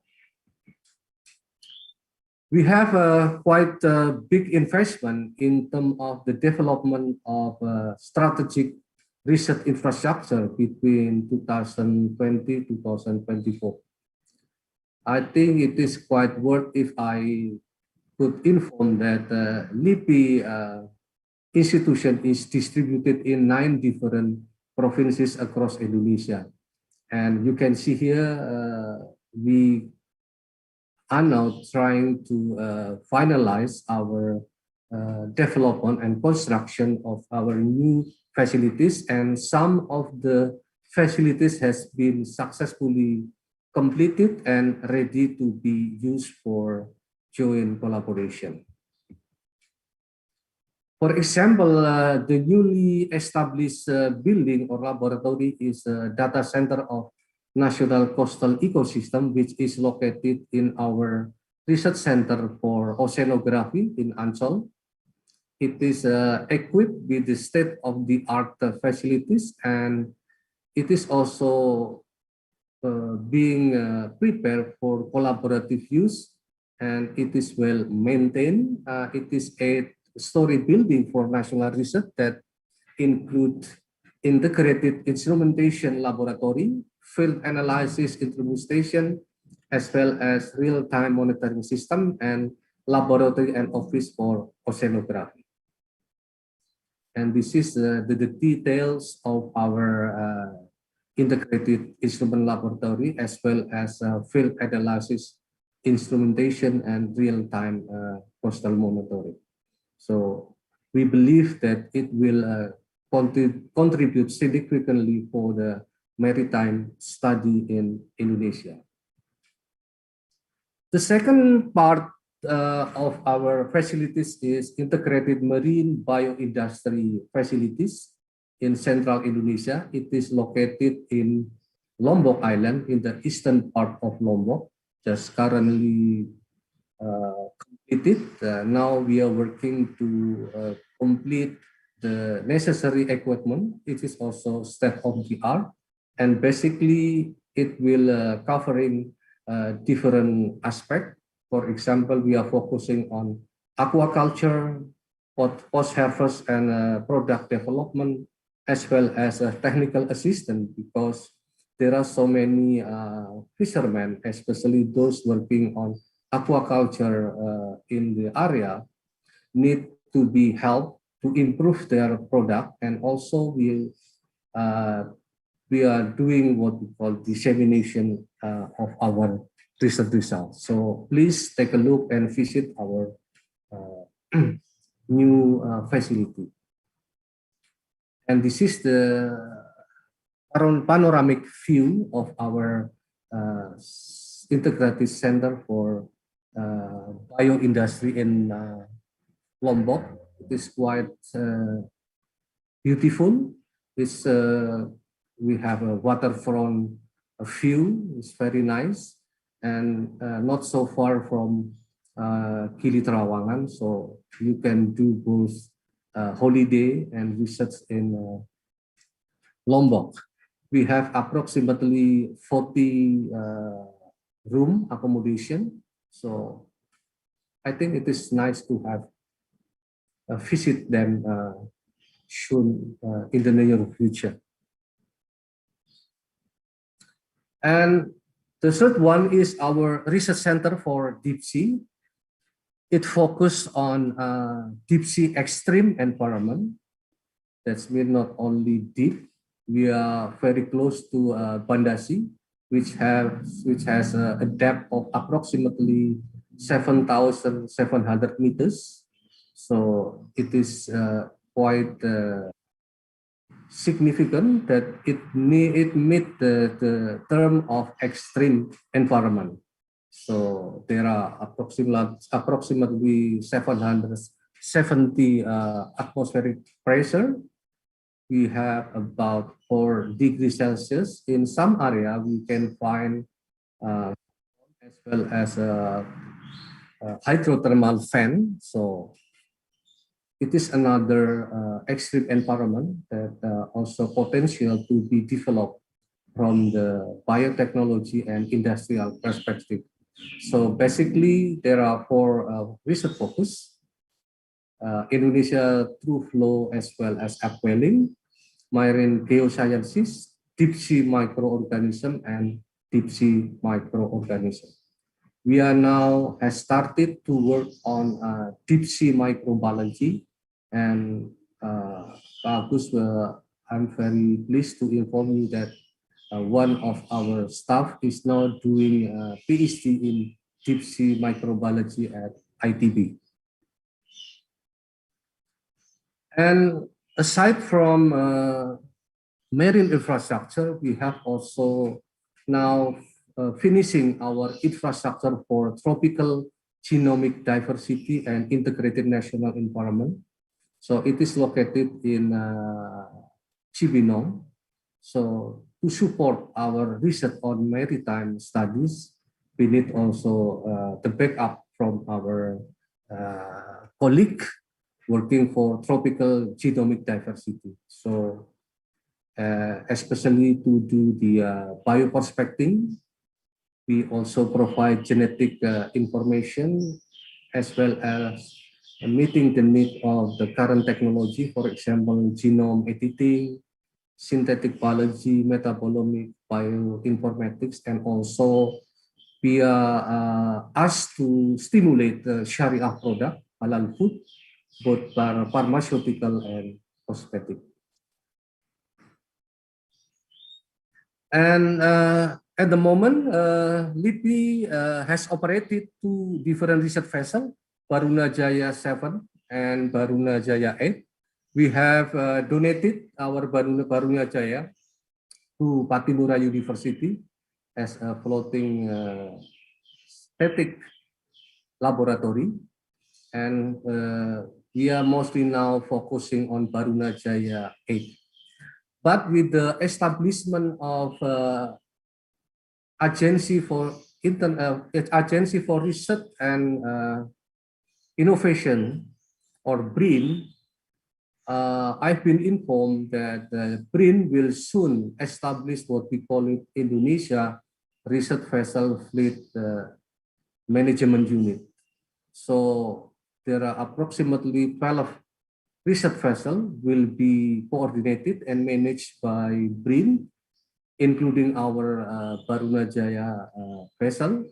So this, I think, a good thing that it will allow a bigger and wider access for national and international partners to join our expedition by using our research vessel. So now we are waiting for the presidential decree of BRIN, and soon when we have the degree, I think new national institute will be established to accommodate different fields of study. This is an example of our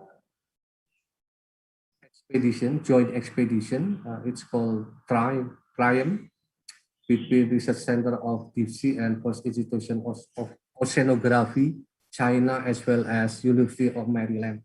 I think I have seen Prof. Susanto representing Maryland University. He is the one who actively initiate our collaboration. So it started in 2018, and we just completed, I think, 2 months ago for the 2021 expedition, and it focused on 2 different sub-themes: dynamics interaction of ocean and atmosphere, as well as deep sea ecosystem. And the second one is the LIPI Brunel work package for the collaboration. It has 4 different packages: earthquake geology, and then marine geophysical survey, numerical modeling, as well as resilience. So you can see how the activity was successfully carried out. And to conclude my talk, in regard to international research collaboration, LIPI up to now has been actively collaborating with our international partners from 24 different countries. So we believe that this will serve as a significant contribution for LIPI for supporting research on maritime sciences. Thank you so much for your kind attention. Thank you. Wassalamualaikum warahmatullahi wabarakatuh. Waalaikumsalam warahmatullahi wabarakatuh. Thank you very much, Professor Oki, for the very interesting presentation. And I found that very progressive changes occur in LIPI. And also, I hope that the new agency for research and innovation can also coordinate all of the research agency in Indonesia, so the output of research activities in Indonesia can be improved in the future. So now I invite Professor Aris to deliver his presentation.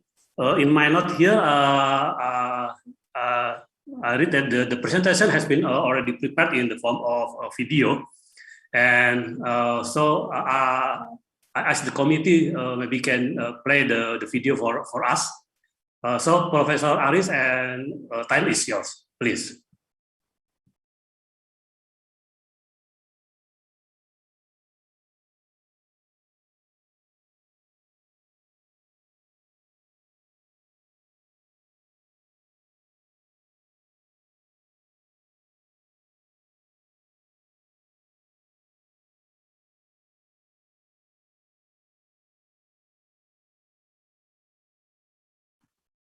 Can the committee help play the video, please?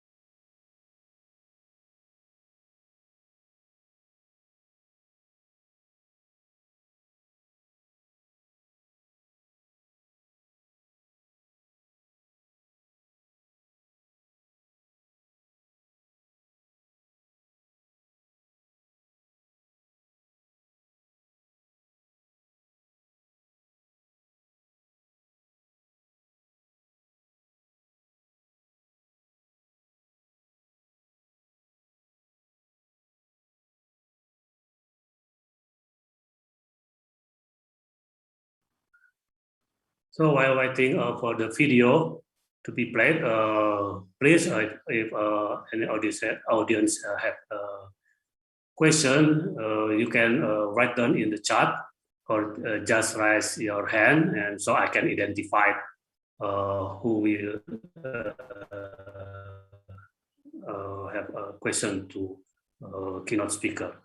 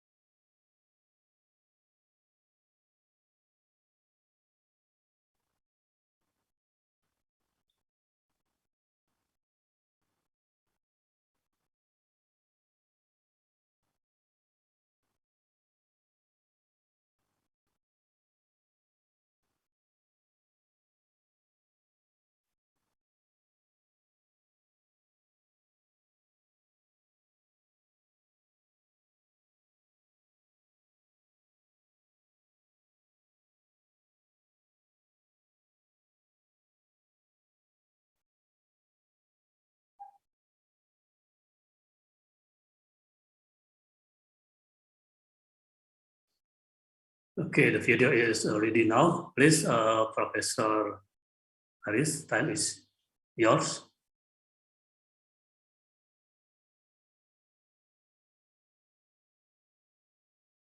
The voice is not not yet can be heard.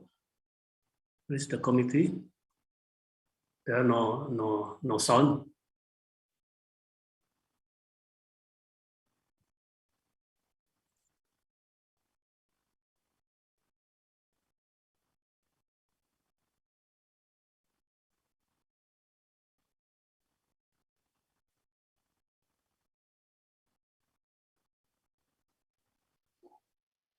Conference on Maritime Science and Advanced Technology, or MSAT, conducted by Maritime Science of ITB and support by Bismillahi, Assalamualaikum warahmatullahi wabarakatuh. Salam damai dan sejahtera untuk kita semuanya. Dear participants, ladies and gentlemen, today we are in third international conference on maritime science and advanced technology, or MSAT, conducted by Maritime Science of ITB and support by BIG. And in this opportunity, I would like to share with you all a topic which is the rules of geospatial information in disaster risk reduction management. It is in line with our agencies, which is the Badan Informasi Geospasial or Indonesian Geospatial Information Agencies. I would like to start with the presentation in the first slide. This is the Indonesia is prone to the several natural disasters. As we can see from this picture, the several disasters are potentially happen in us. For example, the earthquake, tsunami, volcanic eruption, flooding, landslide, land subsidence, etc., and so on. So there's many kind of the disasters happening in Indonesia based on our various sources, map, and other trusted data. And the next slide, this is the importance of the disaster risk reduction management in Indonesia. Since we consist of 34 provinces with more than 500 cities, more than 7,000 districts, which is an entire area naturally disaster latent hazards in Indonesia. And therefore, its mitigation and adaptation must be handled properly by, for example, the sustainable disaster risk reduction management. And one of the very important issue in the disaster risk reduction management as the data and information forms partially to help and to support the program of the disaster risk reduction management itself. On the next slide, we can see what do we agree on. For example, the Sunday Framework for Disaster Risk Reduction 2015-2030, and the third UN World Conference in Sunday, for example, the goal of this event is to avoid and reduce the risk, and also to decrease the exposure, as well as to increase the resilience itself. And our priority for sure is to understanding the risk disaster, the strengthening the risk governance, the investing in disaster risk reduction, and improving risk management. In the 4 priorities program, the data and information related to the geospatial are very important to support this action. On the next slide, for example, this is the priorities in disaster risk reduction management according to the Sendai Framework 2015, and the geospatial information can be used or will have important rules for several activities. For example, in the early warning on the preparedness, on the awareness and capacity building, etc., and so on. On the next slide. This is the geospatial information management in Indonesia. As all of us know already, that it is based on the law number 4/2011. As we know that geospatial information consists of basic geospatial information, thematic geospatial information, as well as geospatial information infrastructure. In the basic information, the basic geospatial information, we have geodetic control network and the base map. And the base map itself consists of what we call it the topographic map, consists of the coastline, hypsographic, hydrographic layer, geographical name layer, administrative boundary layer, transportation and utility, building and social facility as well as land cover. Those are very important in order to analyze and also to support the disaster risk reduction program in many various models. And also the second, we have the thematic geospatial information, which is the various thematic map. Those are belong or managing by the minister agencies, and therefore we need to synchronize to what you call it to coordinate those of this information in thematic map. And the third, we have also the geospatial information infrastructure, which is consists of the data infrastructure, standardized and regulation, institutional arrangement, human resources, as well as science and technology. This is the main Nah, di sini nih ada budidaya nih. on this Rumah untuk budidaya. On the next slide. Ada budidaya. This is the geospatial information for disaster risk reduction management. Example, for example, we have the point issue of the geodetic reference frame.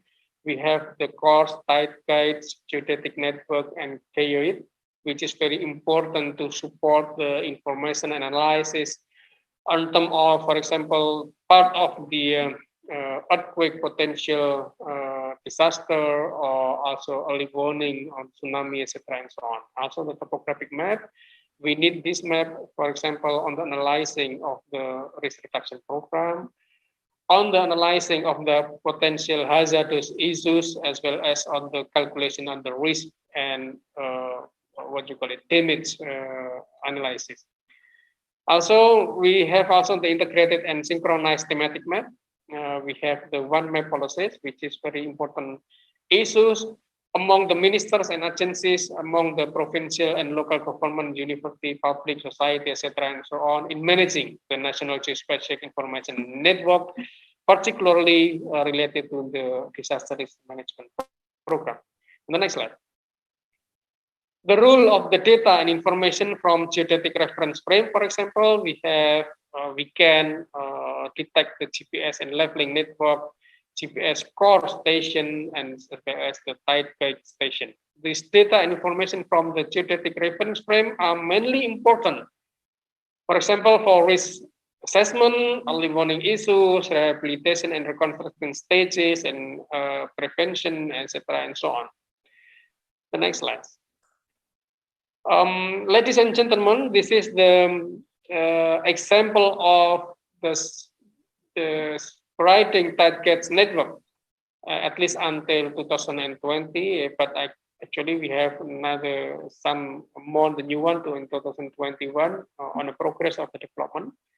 But at least now we have 168 tide gauge station, which is 155 or 153 tide gauge information system with 2 tide gauge in cooperation with the GFZ in Germany, and also some other tide gauge with cooperation with other agencies. If we have a look at the distribution of this tide gauge, somehow we can see that we need more in the east of Indonesia, particularly in the area of the potentially earthquake or potentially dynamic volcanic tectonic action took place. The next slide. We can see this availability tide gauge data in managing by the BIG. For example, we have 134 stations available, which is in the blue, and also 21 station data available less than 5 years, and the 11 station data available in 1 year, and 40 station developed in 2021. As I said, this year we plan to have more than 40 or at least 40 more stations. But due to the pandemic, so we have to speed up this development. the next slide.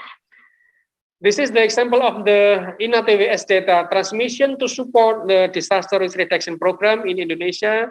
This is the one contribution of the BIG in cooperation with BMKG, LAPAN, etc., and so on.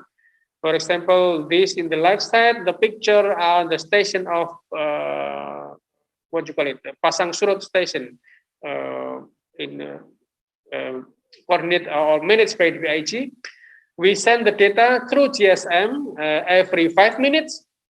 You can imagine every 5 minutes we kick out the data to the FTP server, and the FTP will deliver this to the database servers and then will monitor and analyzing.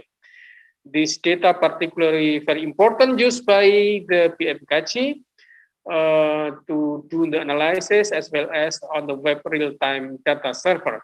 So we can imagine we have more than 160 kind of this station under the management or under the control by BIG, and all those stations every 5 minutes they kick the data out to the FTP server as well as to the DB server and used by the user, for example, by the agency, other agencies, BMKG, BNPB, etc., and so on to predict the early warning system. The next slide, please. This is the type guides for disaster monitoring. Example of our equipment. For example, in Palu earthquake September 2018, if we have looked the graph in the below, we can see the gap of the patterns. So the gap is actually the disturbing of the wave itself or the disturbing of the data, which is happened on our tide gauge station, which is happened on our station Pasang Surut. And on the right side, we can see our station Pasang Surut. Inside, within the station itself, which is the equipment to catch up, to have the data, to get the data, and then also to send the data out to the web server. So based on this picture, we can see that this is the example how useful our tide guards to support the disaster monitoring program. The next slide. Based on this tide guard for in Sunda Strait, for example, this is grab from 4 different stations, which is in Marina Jambu in Serang, in Ciwandani, in Panjang, and also in Kota Agung. In a certain times, all this graphic shows the same things, which is the disturbing of the pattern of the wave itself. And therefore, we can see that on this disturbing wave, it means that there is something happen on the ocean, which is captured or obtained by our station Pasang Surut, and then we can send this data to BMKG, and also we can use the analyzing how strong, for example, the wave and how big the impact, for example, we can see based on this graph. And the next slide. This is the GNSS-based tide guards for Indonesian Tsunami Early Warning System, or in INA-TWS, which is consists of the several sensors. We have a first, a second, and third sensor. The first sensor belong to the bubble gauge, and the second we call it the floating gauge, and the third using radar. Though we have the different sensor, we have the 3 different sensor to capturing the data. The first, second, and third sensor will be used to validate each other, and according to our experience so far, the third sensor are working very good to validate, and therefore to make sure that the data we have are valid. And then data captured in the lockers and then transferred to the sensor and later on to analysis in the agencies, for example, in the providing and analysis center of BIG. The next slide. This is the tide gauge data for disaster risk reduction management activities. As we know from our example, the data from online tide gauge station will be useful for supporting several activities of disaster risk reduction program, as we mentioned before. For example, this station managed by PIG is really important for tsunami early warning system to do the risk assessment for potential impact of several coastal hazards, for example, the sea level rise, coastal flooding, coastal abrasion, and tsunami, for example. Also, the surveying and mapping for post-event rapid assessment of coastal hazard by analyzing the graphs and the several graphs that we have based on our tide gauge data. The next slide. Just to give you an example, this is the tide gauge station in Pontoluan. If we have a look, this graph shows us the data. This is unfortunately data communication stop function after the earthquake. So it means there is something happened with our station, for example, disturbed by the earthquake or get impacted by the earthquake, etc. and so on. The next slide. This is the picture of the tsunami 2008 in Palu, Donggala earthquake. This, with the hypothesis, the killer tsunami was most likely generated by the underwater landslide occurring inside Palu Bay. At least some experts say like this. And based on our tide gauge, for example, and our bathymetry analysis, we can see this is the proven that the hypotheses are correct. For example, the next slide. We can see this is the inner core network until 2020 in PIG. We can see that some of Java are already, I would say, quite good distribution data as well as in Sumatra, but we still have minor in Papua, Sulawesi, and also some part in Kalimantan. Therefore, we should push to have more this station to have the well distribution across the Indonesia. The next slide.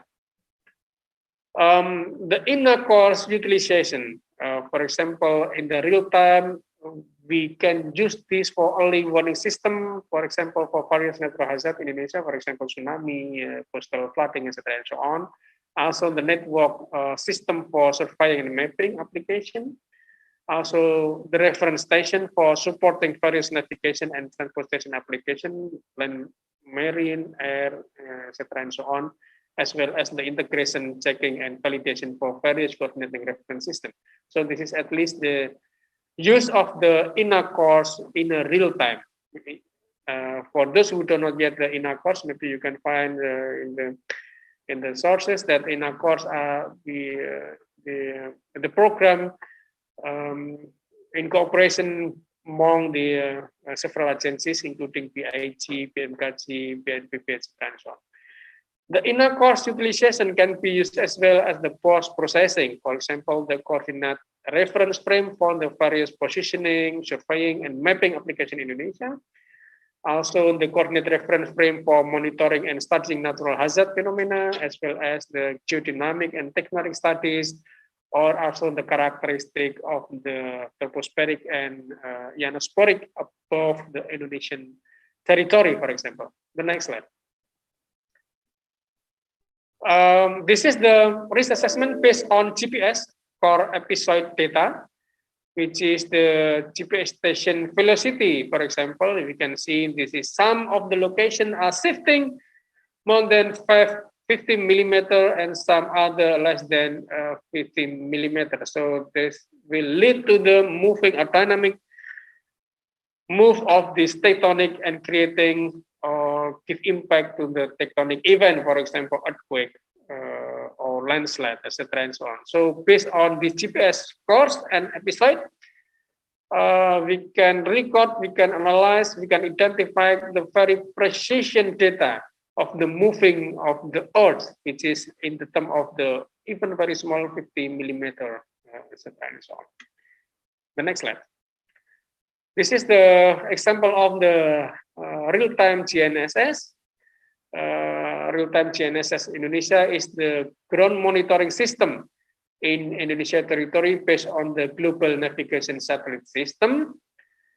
And this GNSS itself is a multi-satellite based on positioning system. Yeah, this is the real-time GNSS in Indonesia. The next slide. This is gives you an example. You can have a look later on. The services of the Indonesian Geospatial Reference System, which is very important also to support disaster risk management program in Indonesia. For example, you can see SRGI, PIG, QID, or NRTK, or INA sea level monitoring PIG, QID. And we can use various of these information to analyze the, for example, potential surges, potential disaster, etc., and so on. The next slide. Also, another issue is, for example, the data bathymetric national. This is the simplest. The national bathymetric data is created from the inversion of the gravity anomaly data resulting from almetric data processing by adding sounding data conducted. This is project conducted by PIG, BPPT, LIBI, and other agencies. And you can have a look, for example, in the Tanah Air Indonesia.go.id Demnas. Yeah. The next slide. This is to give you an example, an overview of the bathymetric data. The bathymetric data are very important to support us in analyzing of the disaster potential issue on the coastal area, to support us on the development of the, for example, tsunami modeling, on the development of the wave modeling, etc., and so on. So this is the bathymetric, what you call it, index peta lingkungan pantai di Indonesia, and this is on the scale 5. The left side is scale 250,000, 50,000, etc., and so on. The next slide.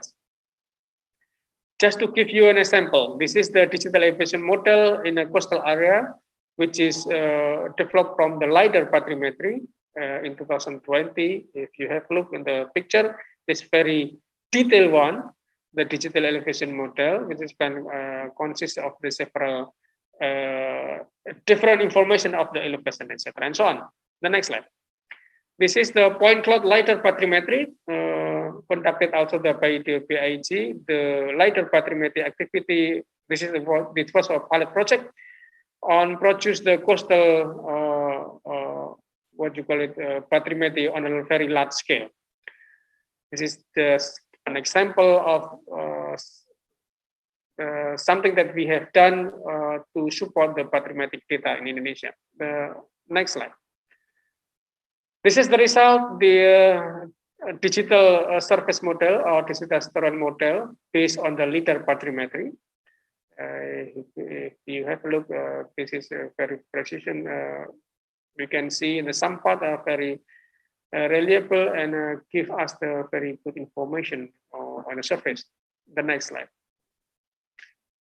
So the second thing is the role of the base and also thematic map. For example, the topographic map, various thematic map, for example, digital elevation model, aerial photography, and also satellite images can use also to support the role on various states of the disaster risk reduction. As I mentioned before, in the phase of the emergency response, the map are useful for our data, information data, for example, the station of tidal gates, very important to support the data to do the analysis and an emergency response. Also, some of the topographic map are very important on the rehabilitation. The basic map are very important on the reconstruction. Even also the thematic maps are very useful for risk assessment, etc., and so on. The next slide.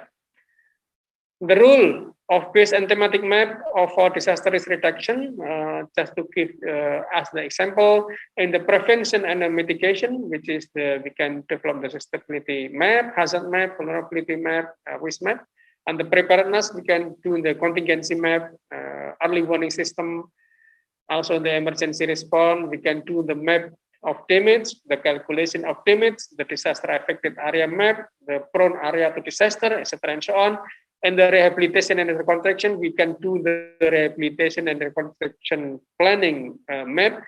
Also, we can do the detailed planning map based on the detailed topographic map that we have. Therefore, we know in PIG, We push ourselves to have the large scale 5,000 in the near future. We will start right now this year and hopefully finish 2024.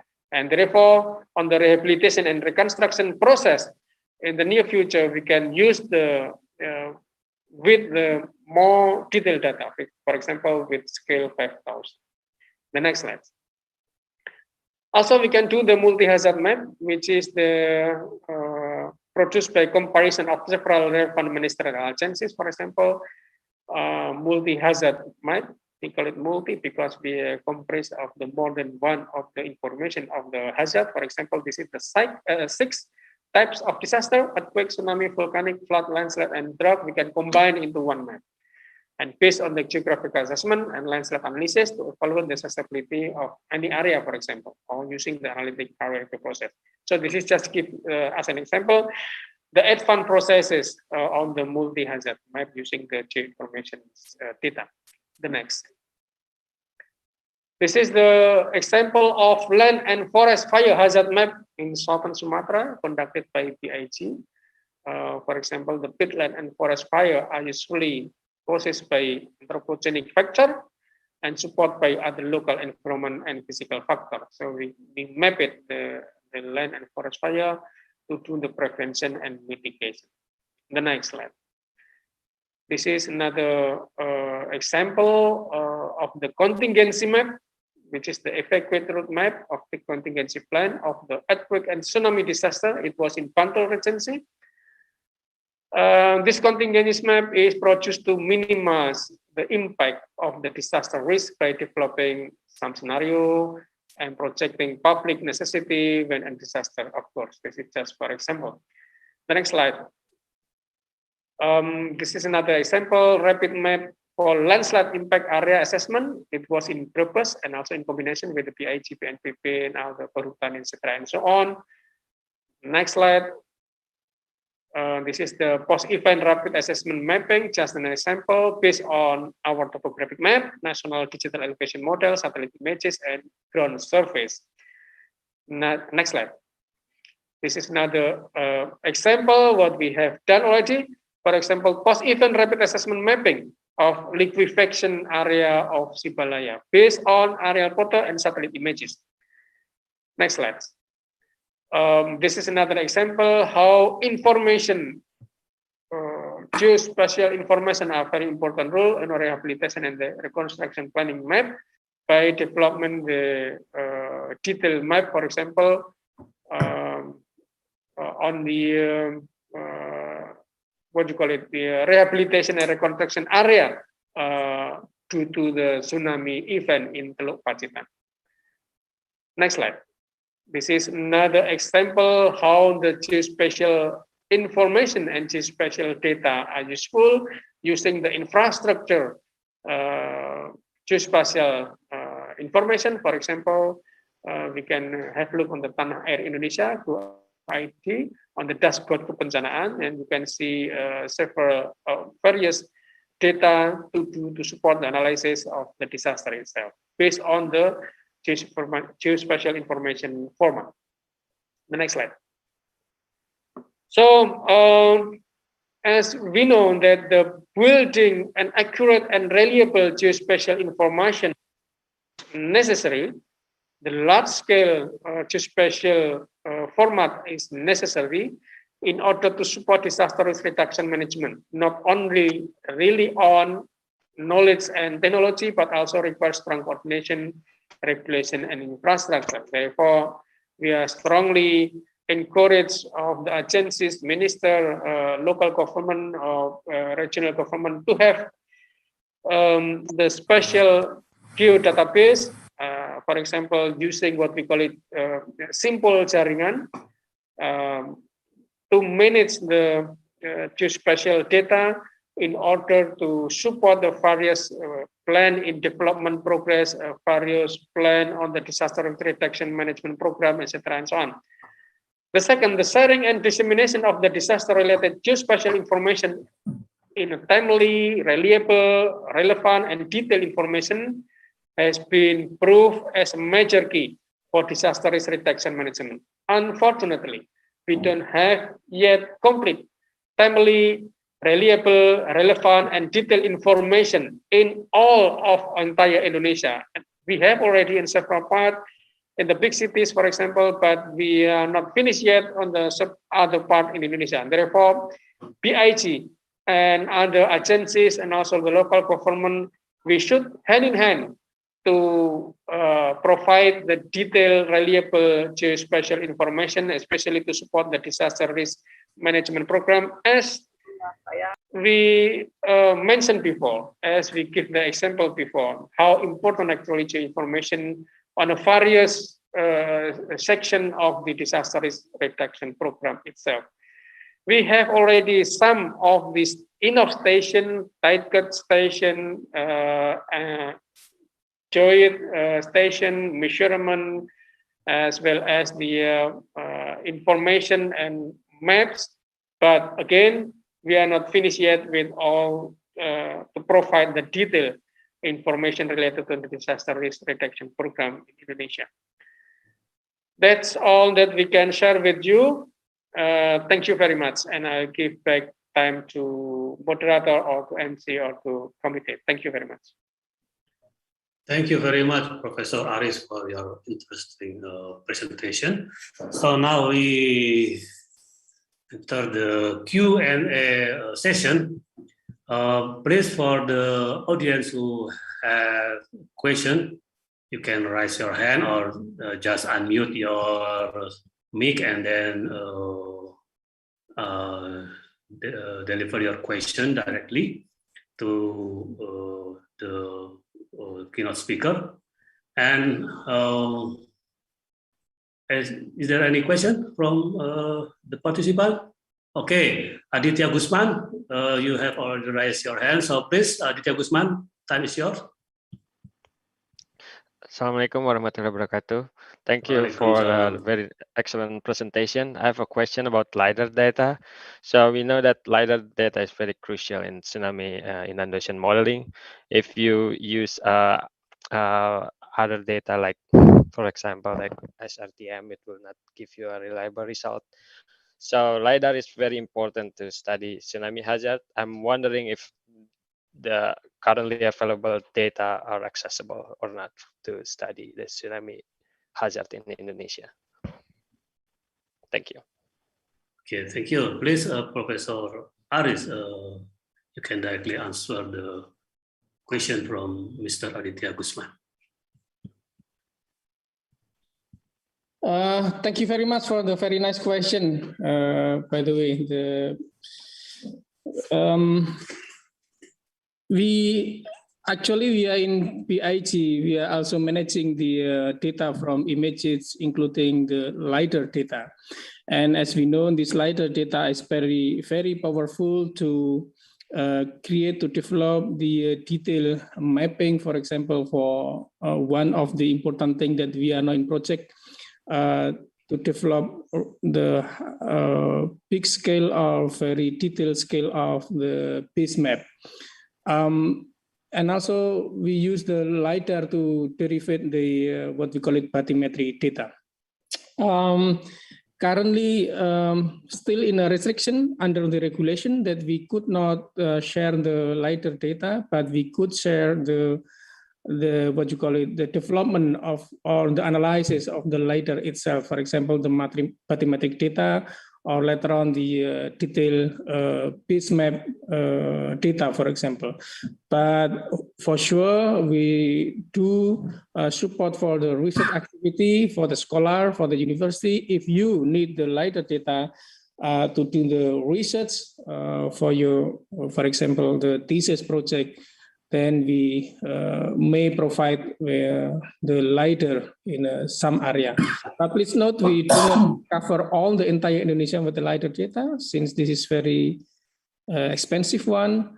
But we have in the several or the important areas in several parts of Indonesia.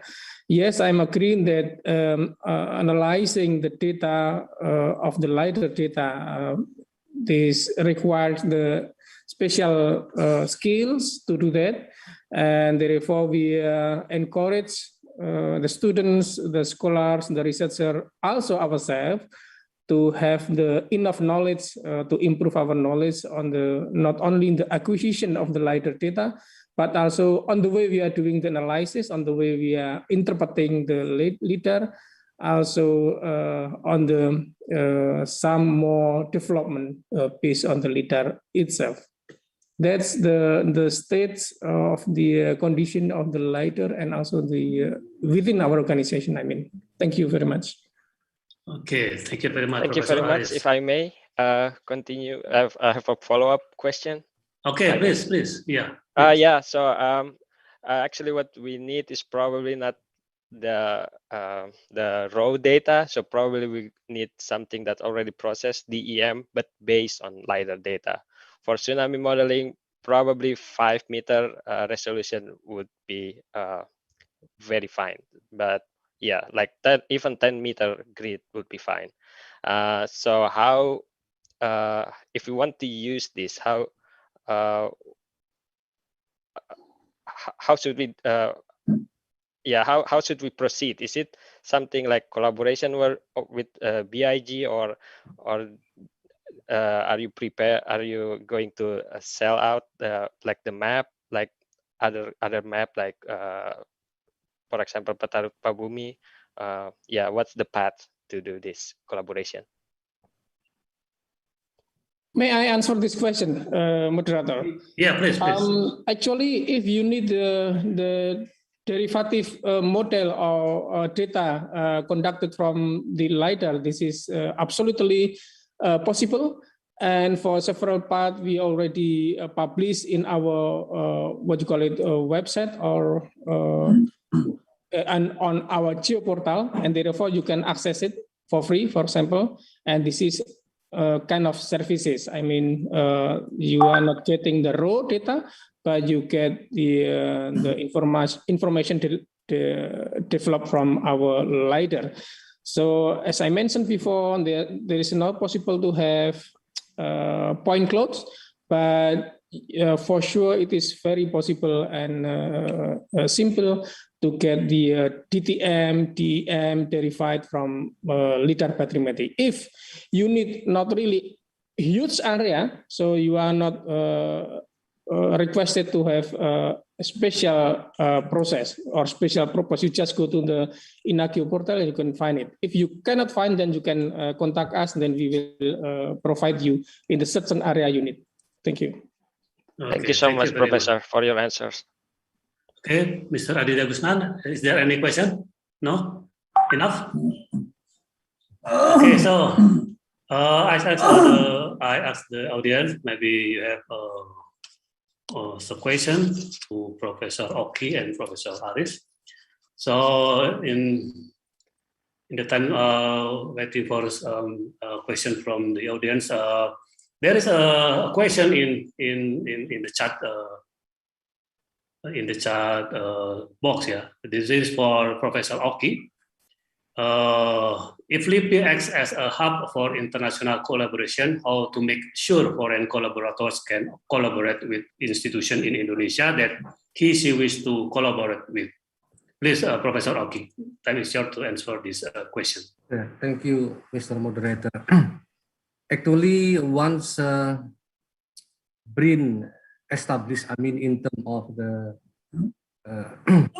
presidential decree, BRIN will serve as the single gate for international collaboration. So any research institution, including LIPI, will be under the BRIN. So I'm sure there will be a certain mechanism to allow us, especially the international partners, to approach any particular research institution as well as any researcher working on particular field. That's I heard from Pak Handoko.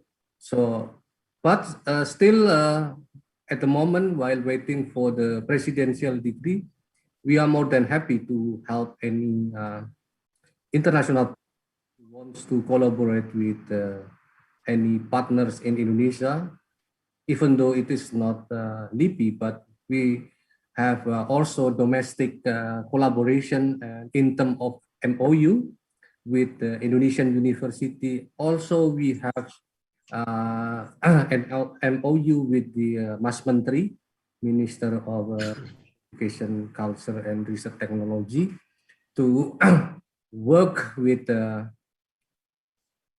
any Indonesian university. So that's mean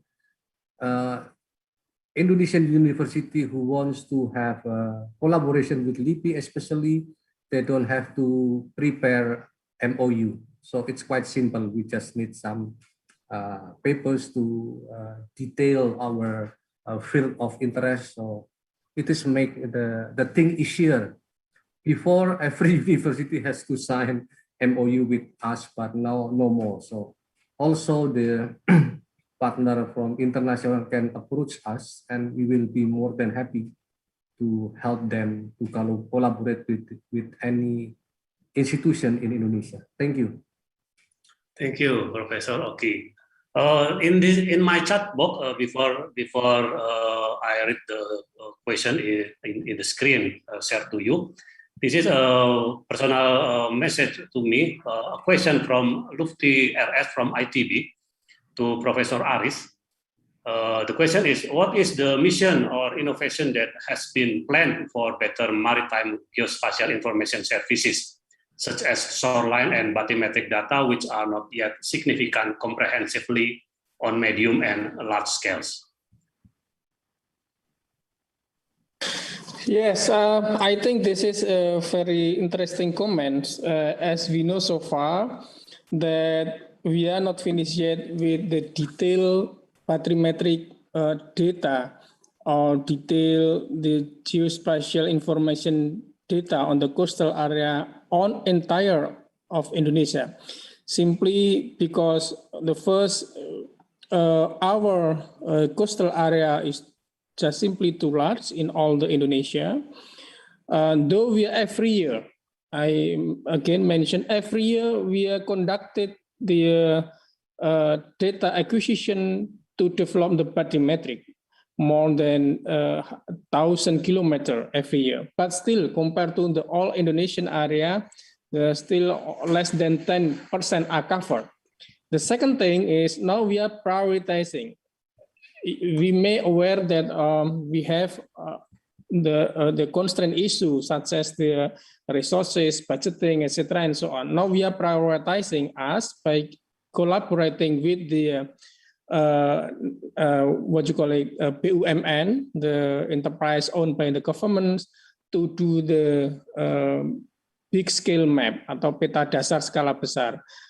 Since this is the data is owned by the government, therefore we could not open this development of this large scale image map with the private sectors. Once we are finishing this, this is planned for 4 years according to our PGM. So in 2024, we should finish with the large scale, which is 1 to 5,000 maps. I hope this also including the coastal data, including the bathymetric at some point. Therefore, if some scholars using the digital elevation model conducted by other institutions, we may aware as well that bathymetric not only developed by BIG, but also some by BPPT and some other by Pushydrosal. So we have the kind of consortium, or we have the communication among the agencies who are developing the bathymetric data. So hopefully that will be support the research in Indonesia. If not, then for the time being, some researchers doing the pragmatically by using the data from the international institution. I think, in my opinion, that will be no problem as far as we don't have yet the data. But we will do our best for the next 4 years until 2024 to assembling the large-scale piece map, hopefully including also the coastline, but not yet with the bathymetry. But I'm sure in line with the time and also the technology that we can have, then we can develop the bathymetry. That is the condition right now. Okay, thank you, Professor Aris. And continue to the next question. This is also for Professor Aris from the audience. Recently, new data products from BIG is found useful for many researchers from Indonesia. Do you encourage to provide more various data format such as CDF, GRIP, etc., and not only TIFF data? Actually, our big plan for the development of the geospatial information in Indonesia is first, we should, as I mentioned before, we should finish with the large scale of 1,500 piece map. So then those can be accessibly free, but not downloading, but using the what you call it share services and then web services, etc., and so on. So most likely, like what the Google Maps doing.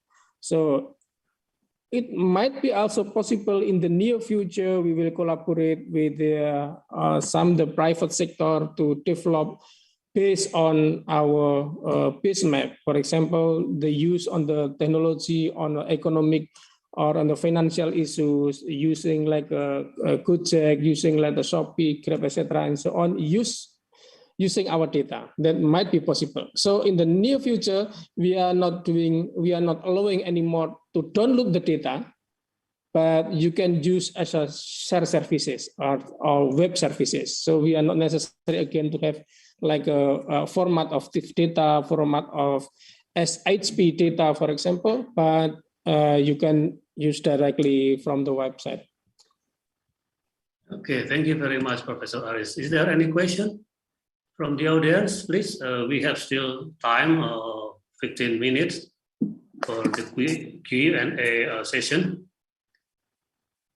Please, you can directly unmute your mic and address your question to the speakers.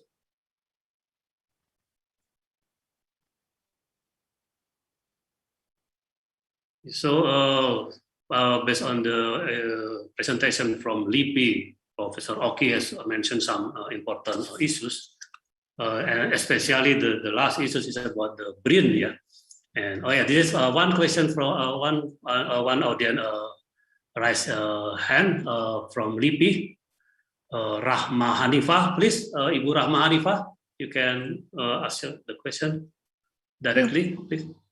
Thank you very much, Pak Moderator. Thank you very much, Prof. Oki and Prof. Aris for very insightful presentation and current progress of state of the arts. I think it's very interesting to also understand the challenges that Indonesia have a wide, which is also one of the challenge. And I would like to ask the collaboration, international collaboration, and also collaboration between academia and university and research institution is already mentioned. I would like to ask how do you see the potential of the current evolving citizen science and also collective data and collective research with wider audience and wider population, not only with scientists but also with citizen, and especially we have many youth and young people in Indonesia, that can be done in Indonesia. For example, there is a massive mapathon ongoing by OSM, and there has been a lot of detailed data taken by OSM, but maybe it needs verification and how to integrate to BIG and also the future of BRIN itself. Thank you very much.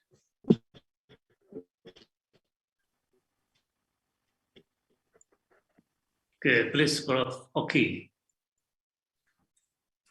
Okay, thank you, Rahma. Yes, there is a growing interest of those outside the university or research institution to conduct research in particular field. Yes, it is our responsibility as the research institution as well as the university lecturer to guide and to provide some basic knowledge in terms of conducting standard scientific research. That's very important. And also, secondly, is to help the managing of the data. LIPI itself is providing free repository system that can be used for individual as well as the institutional level. And this also will be a good thing because by putting data in our repository system in LIPI, which is a free, long-term, and big size, is any particular individual or organization can set up their status or openness of their data in the our system, repository system, then that will attract, I believe, to many people who are interested, including those coming from the university and the research institution. So basically, first we are providing the facilities, and secondly, it is our responsibility to collaborate with them and to guide them in providing basic standard scientific perspective. Thank you very much. Thank you very much. Ms. Rahma, is there any question? Okay. In my screen, there is a question from IMR, yeah, to Professor Aris. What do you think when you find many researchers in Indonesia prefer to use DEM or bathymetry, etc., created by international institutions? Thank you. I think I mentioned this also before, that so far, if we are encouraging ourselves and also some agencies and the minister to develop the geoinformation data, including the some that we mentioned, like a bathymetry. There is some other agencies who are also developing the bathymetry, like a PPPT and also Pusitrosal, and some part also might be the KKP, etc., and so on. So as far as we don't have yet the data for this in the central areas of Indonesia, then I think the scholar, the researcher, they can use the data from other institutions, including the international institution, as far as the sources are trusted and also the data are reliable. So what I would like to underline is that if we need the detailed bathymetry, for example, derived from LiDARs, then we have already in several areas. So you just simply can communicate with us in PIG or also with the Pusitrosal or also with other agencies. I'm quite sure in some areas we have it already. Other thing, if there is not yet the data, actually scholar or researchers can also develop their own data by doing the survey acquisition in a certain area, in the small area, that might be also possible. So basically using the international institution data, that might be also possible. Thank you. Okay, thank you very much, Professor Aris. Is there any question from the participant, please? We still have about 8 minutes for the Q&A session. Okay, there's no more question. I think so.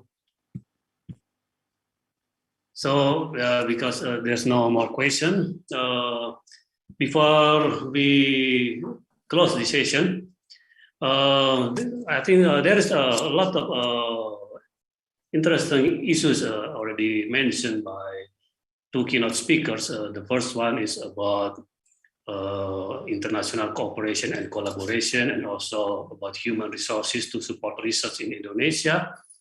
And then also information about some state-of-the-art of LIPI's facilities that's already built and ready to be used by researchers in Indonesia. And then also the most important issues about BRIN in Indonesian Agency for Research and Innovation. And then regarding presentation from Professor Aris, there is many demands on geospatial data that we need for our research activities and also for geohazard aspect that very important for our country as a maritime continent that's located in the ring of fires and also in the equatorial area that's also influenced by the climate and also have an important role to the global and regional climate in this world. So, is there any question? No? Okay, so because there's no question, and as a conclusion for this session, as already mentioned by me, that there is still a lot of homework for us to improve our collaboration, our funding for the research, and also our data, especially for the geospatial data.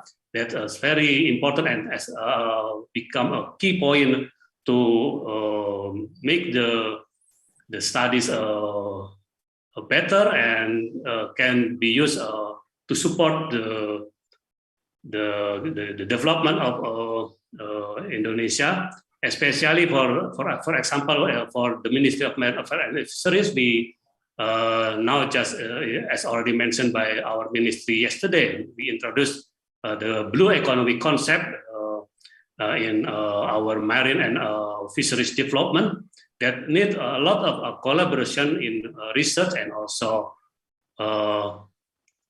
data, especially in the geospatial aspect that can support this blue economy program. So thank you very much for Professor Oki and Professor Aris for your very excellent presentation. And thank you very much also for the audience for your question during the Q&A session. This is a very warm discussion, and hopefully we can follow up this discussion in real activities and in order to make our research activities in marine science and advanced technology improve in the near future. Thank you very much for the time, and I close this session with wassalamualaikum warahmatullahi wabarakatuh and give time to the committee. Thank you. Thanks the moderators. Pak Oki, thanks. Sehat-sehat. Terima kasih. Aris nih, salam sehat.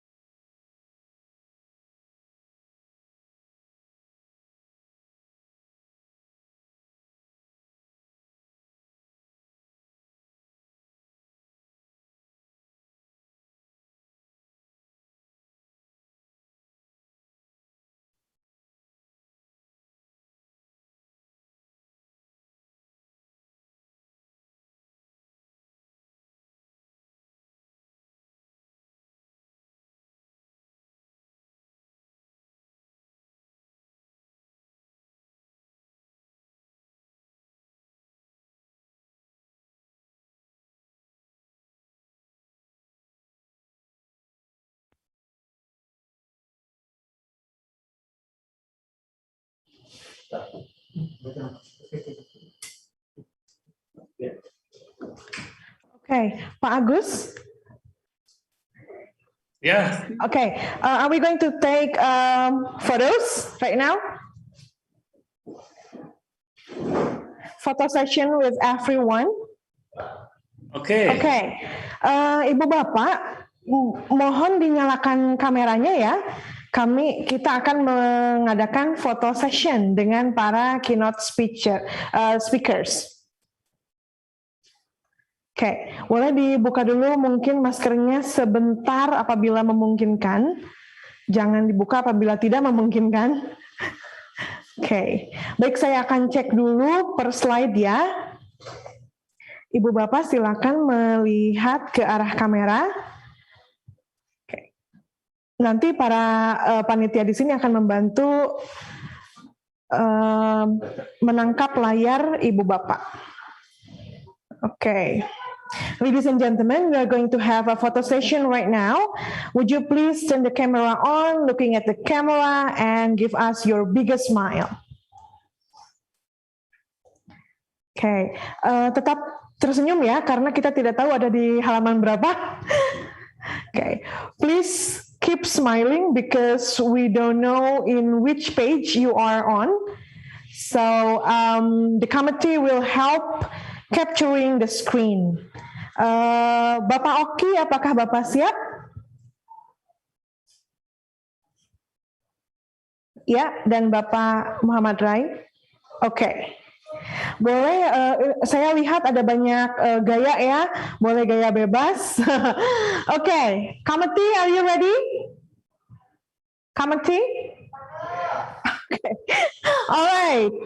Okay. So on my mark, smile, look at the camera. 1, 2, 3. Next page.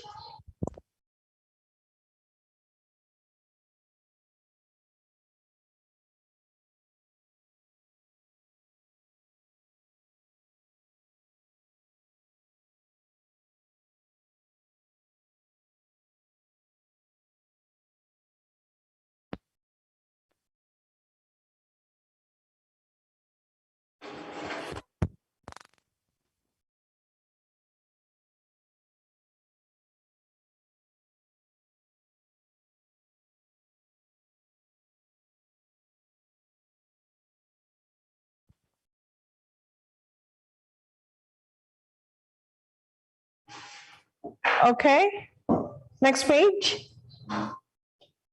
1, 2, 3. Okay, all right. Thank you so very much, ladies and gentlemen.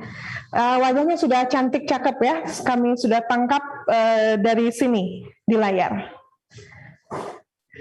Pak Iwan? Okay. Oh, sorry, Pak Agus. Sudah ya? Oke. Okay. Terima kasih. Ya, baik. Terima kasih. Well, ladies and gentlemen, we kindly remind you that we will have one more parallel session this afternoon in 4 different rooms and 1 additional room.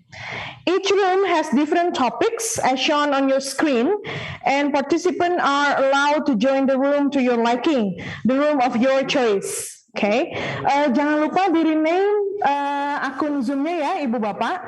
Room ABCDE _ your name.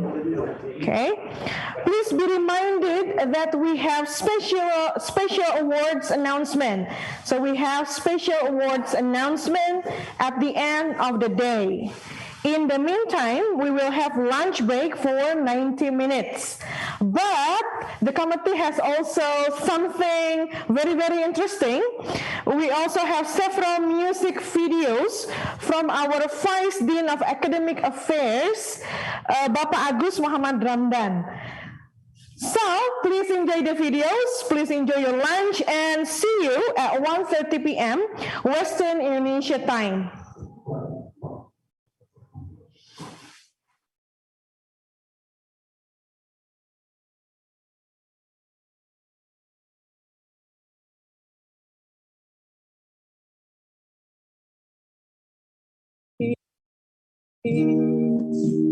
To your door,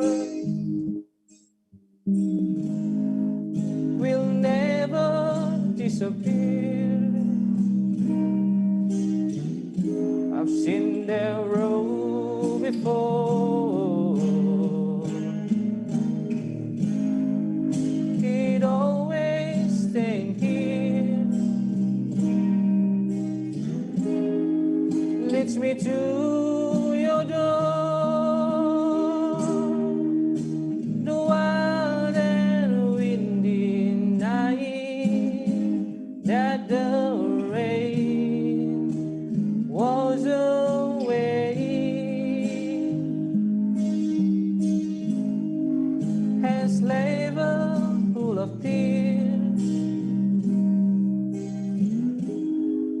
crying for the day. Why leave me standing here?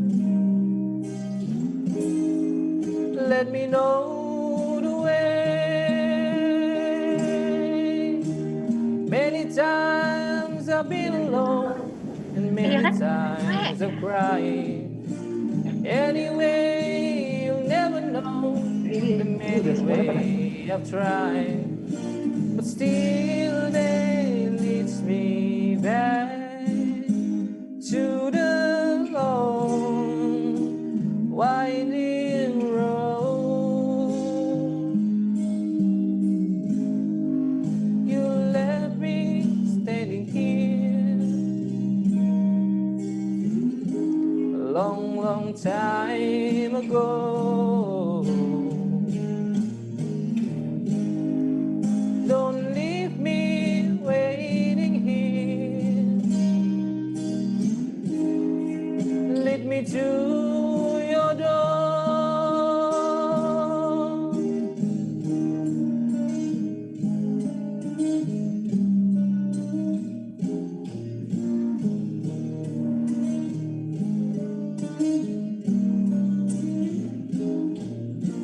Still they leads me back to the long winding road.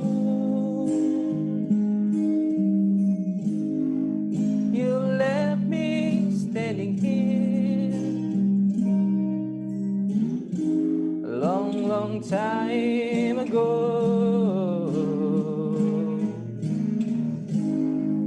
Don't keep me waiting here. Let me to your door.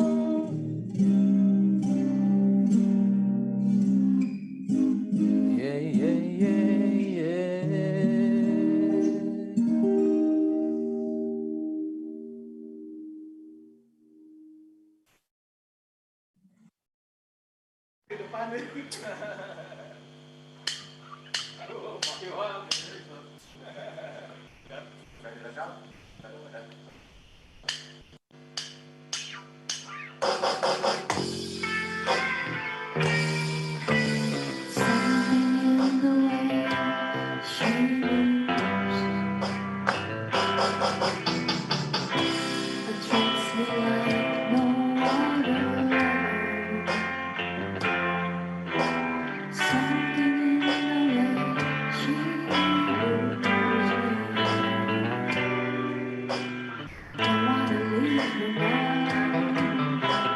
Don't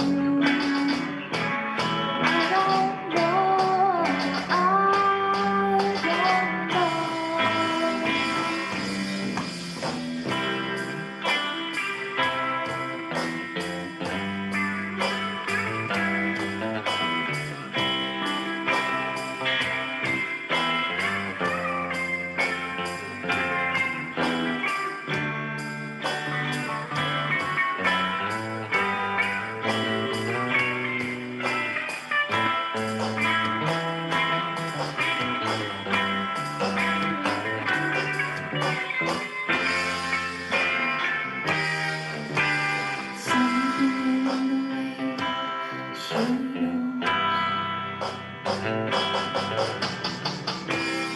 all I have to do is think of her. Something in the things she shows me. I wanna leave her now. And I wanna leave her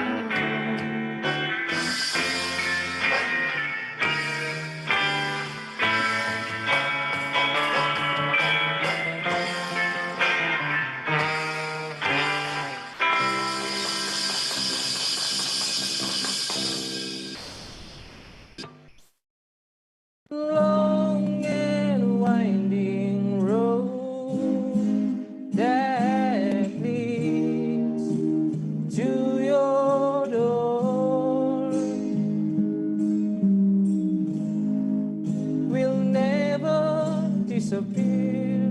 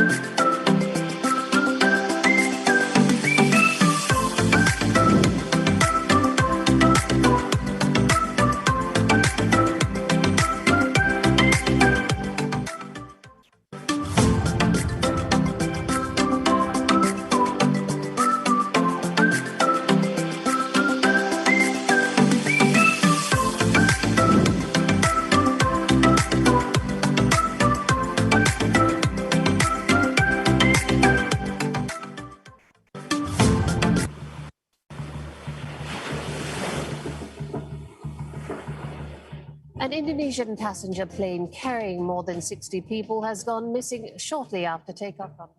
The tragedy that left deep sorrow for the Indonesian people came at 2:30 p.m. local time on Friday, January the 9th, 2021.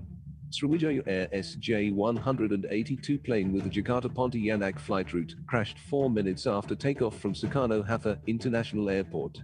The plane, carrying 62 passengers, experienced a drop in altitude of 10,000 feet in 1 minute, which then lost contact and would... The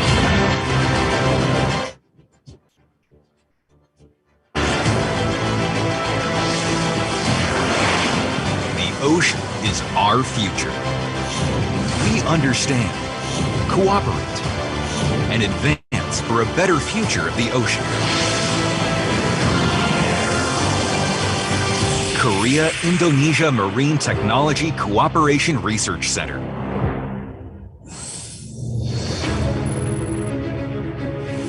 In May 2016, an MOU was signed between the Ministry of Oceans and Fisheries of Korea and the Coordinating Ministry for Maritime and Affairs of Indonesia. In May 2018, the implementation arrangement was signed. In September, the MTCRC was opened at the Itebe Cirebon campus. Afterward, we are continuing various activities for the construction of the boat Ara, supporting the accident of Sriwijaya Air Flight, and planning for the installation of a marine chemical analysis lab. The MTCRC is jointly operated by the KIOST, the leading marine science and technology research institute in Korea, and the Itebe, the top science and technology university of Indonesia.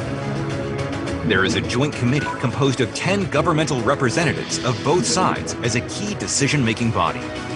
Also, under the leadership of co-directors, the Planning and Administration Department, Research and Technology Department, and Education and Training Department are in operation. For effective cooperation with related institutions in Indonesia, we also operate the Jakarta office inside the Coordinating Ministry for Maritime and Investment Affairs. The MTCRC conducts 3 main activities and 2 support activities. First, to build the cooperation platform, the MTCRC holds joint committees and promotes research cooperation with related institutions, including government departments, institutions, and universities on marine science and technology of Indonesia. Second, the MTCRC continuously discovers and conducts joint research projects on current ocean issues, such as operational oceanography forecasting systems, ocean satellites, ocean energy, and ocean waste management. Third, the MTCRC operates programs to foster marine science and technology experts, including Itebe and KIOST Special Masters programs, and Invitational Masters and Doctoral programs in Korea. Fourth, the MTCRC supports various local communities. And lastly, oversees the effective use and operation of research and research equipment while conducting the ODA project launched in 2019 for enhancing the capacity of marine science and technology. The MTCRC is leading the development of marine science and technology in Korea and Indonesia as an intergovernmental joint research center. The 2 countries will continue to build a prosperous future based on various cooperation projects and training of talents and workforce.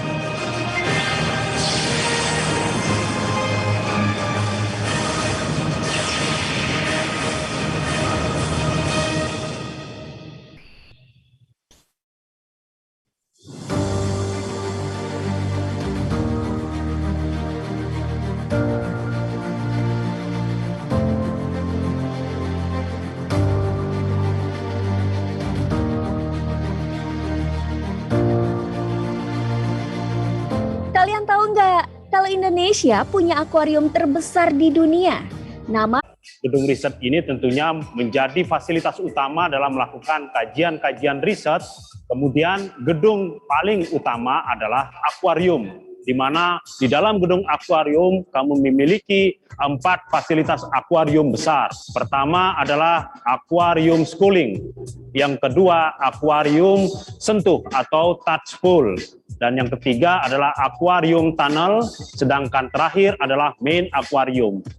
Tujuan dibangunnya Piamari ini adalah untuk mendukung kajian-kajian riset yang dilakukan oleh Kementerian Kelautan dan Perikanan untuk menjawab fenomena-fenomena yang terjadi di Samudra Hindia, sekaligus memberikan edukasi yang disajikan dalam bentuk akuarium yang ada di bangunan Piamari saat ini. Pembangunan akuarium raksasa ini adalah sebuah pencapaian besar dan berharap dapat membawa manfaat besar bagi dunia riset kelautan di Indonesia. Jadi ini adalah main akuarium yang merupakan akuarium air laut. Ini memiliki dimensi panjang 32, lebar 10, dengan kedalaman sekitar 4 meter. Nah, di sini ini rencananya kita akan memberi ikan-ikan yang berukuran besar, baik itu ikan pari, ikan hiu, maupun ikan-ikan pelagis yang lainnya. Nah, diharapkan dari ikan-ikan itu kita dapat melakukan penelitian tentang perilaku ikan. Bagaimana perilaku ikan dikaitkan dengan kondisi kualitas airnya dan kondisi lingkungan yang ada di sini. Selain untuk kebutuhan eduwisata, yaitu untuk bisa melihat bagaimana keanekaragaman hayati ikan di Samudra Hindia, terutama di Pangandaran, di akuarium ini.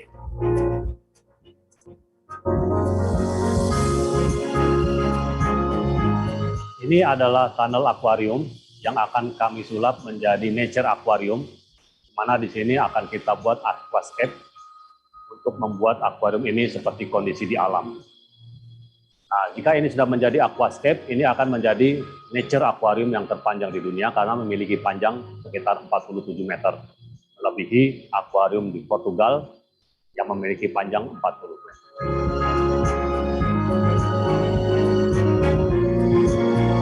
Ini adalah kolam sentuh atau touch pool dengan topik tidal pool, di mana di kolam sentuh ini kita akan masukkan ikan-ikan karang dan juga penyu, ikan pari yang bisa dilihat secara langsung dan juga disentuh oleh para pengunjung.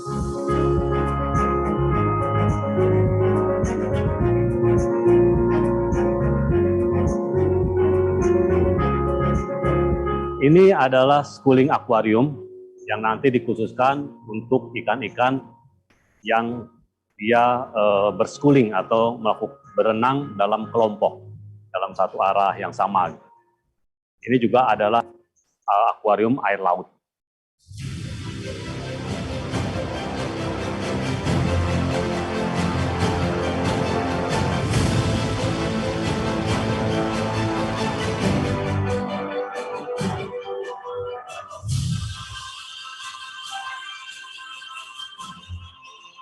Nah, semoga keberadaan Piamari ini bisa mendongkrak arus wisatawan, serta peningkatan kesejahteraan masyarakat pesisir, khususnya daerah Pangandaran, Jawa Barat, dan Indonesia umumnya. Mari bersama-sama kita ramaikan Piamari Pangandaran, karena di sini kita bisa berwisata, sekaligus belajar untuk mengenal lebih banyak potensi kelautan Indonesia.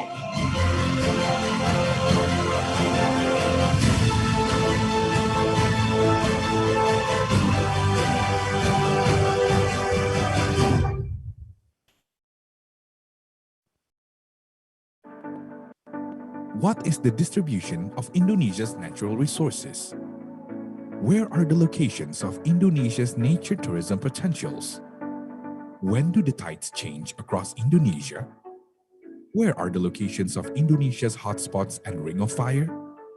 Where are the locations for development that are deemed safe from natural disasters and can be used to develop a disaster mitigation system? When the public requires answers, decision makers looking for the geospatially based big picture as a base for all geospatial information layers. We are here.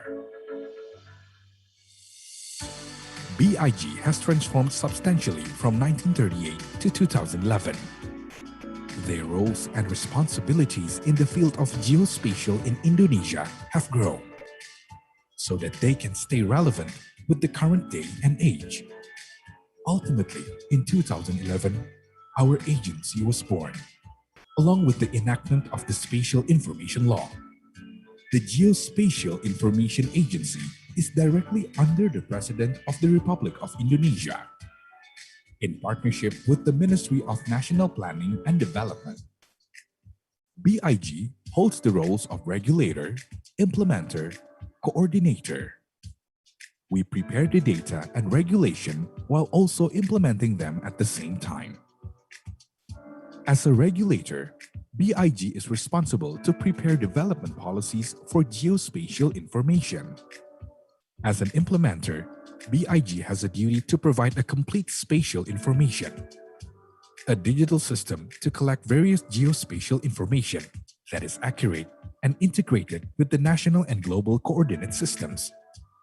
We own geodatic information, or the mapping of the Earth's surface, regional physical objects data, position determinant data, seismic activities data, tidal observation data, meteorology and ionosphere layer data. All is available to use as a starting point to develop Indonesia, which encompass natural resources, infrastructure, disaster mitigation, economy, research, tourism, state defense, and security. In doing their role to compile strategic mapping, BIG always works hand in hand with the associated government bodies. We are partnered with as many as 19 ministries and 34 regional governments. Our duty is to prepare spatial policies that refer to the One Map policy. Guaranteed access to information. Credible information. Proper. That is the quality of information from BIG. That is how we participate in the governing of and in the geospatial literacy of Indonesia's society.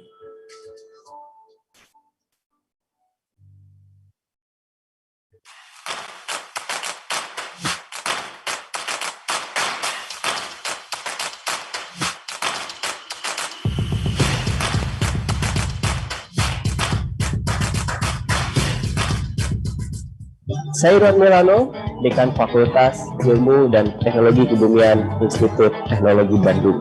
Selamat datang pada putra-putri terbaik di Fakultas Ilmu dan Teknologi Kebumian.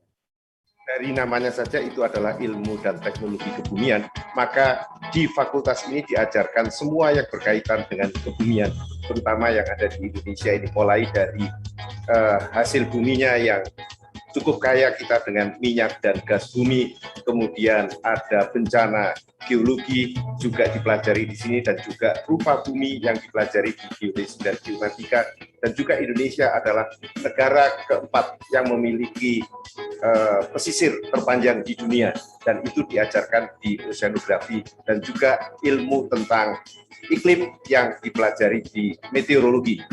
Jadi silakan kalau adik-adik dari SMA akan masuk ke FTB, maka yang siap untuk mempelajari teknik tentang kebumian, silakan, selamat datang di FTB.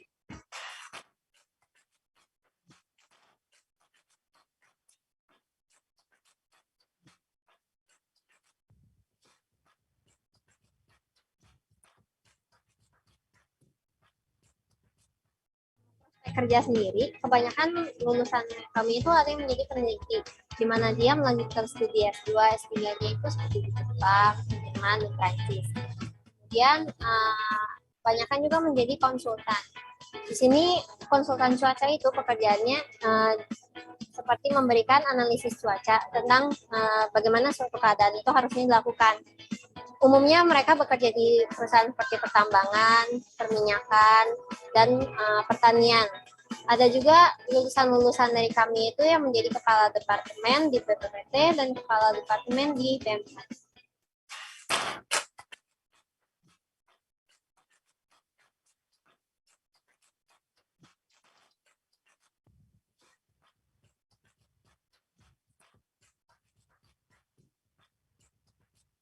Sekarang saya akan menjelaskan tentang prospek lulusan oceanografi. Untuk lulusan para oceanografi biasanya terkonsentrasi menjadi 3 bidang, yaitu adalah seorang peneliti, menjadi seorang surveyor di lapangan, atau bahkan menjadi seorang analis di suatu perusahaan-perusahaan. Dan di sini untuk peneliti sendiri biasanya untuk mahasiswa yang ingin melanjutkan studi di berbagai universitas dalam atau di luar negeri, seperti Tokyo Institute of Technology, di Hamburg University, atau bahkan bisa sampai Massachusetts Institute of Technology. Dan untuk field surveyor, itu bagi orang-orang yang suka kerja di lapangan, tapi khususnya di laut. Contohnya di perusahaan seperti Schlumberger, di perusahaan Fugro, atau perusahaan seperti Pagio. Dan yang ketiga adalah sebagai seorang analis lingkungan. Biasanya dibutuhkan untuk memberikan informasi kepada perusahaan-perusahaan yang melakukan industri migas atau pertambangan. Di sini seperti Freeport, Newmont, atau juga bahkan perusahaan minyak seperti Pertamina, Total, atau bahkan British Petroleum.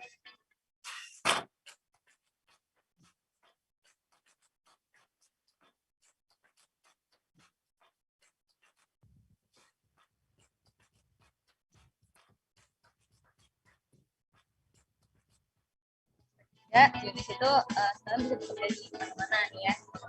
Jadi untuk melakukan sebuah kegiatan kita butuh perencanaan. Geodesy itu bisa mulai dari sebelum perencanaan, untuk merencanakan pemantauan sampai evaluasi. Gitu. Jadi kita bisa bekerja di manapun, BUMN, minyak, apalagi perencanaan yang butuh survei, peta, offshore, ya pegawai negeri juga bisa lah, BPN atau BIG gitu.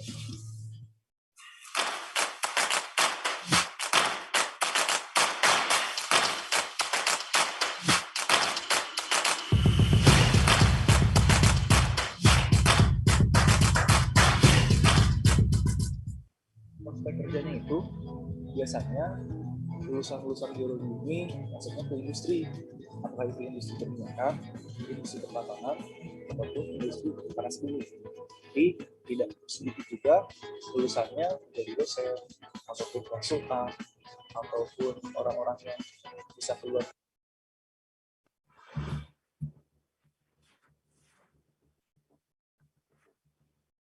An Indonesian passenger plane carrying more than 60 people has gone missing shortly after takeoff from.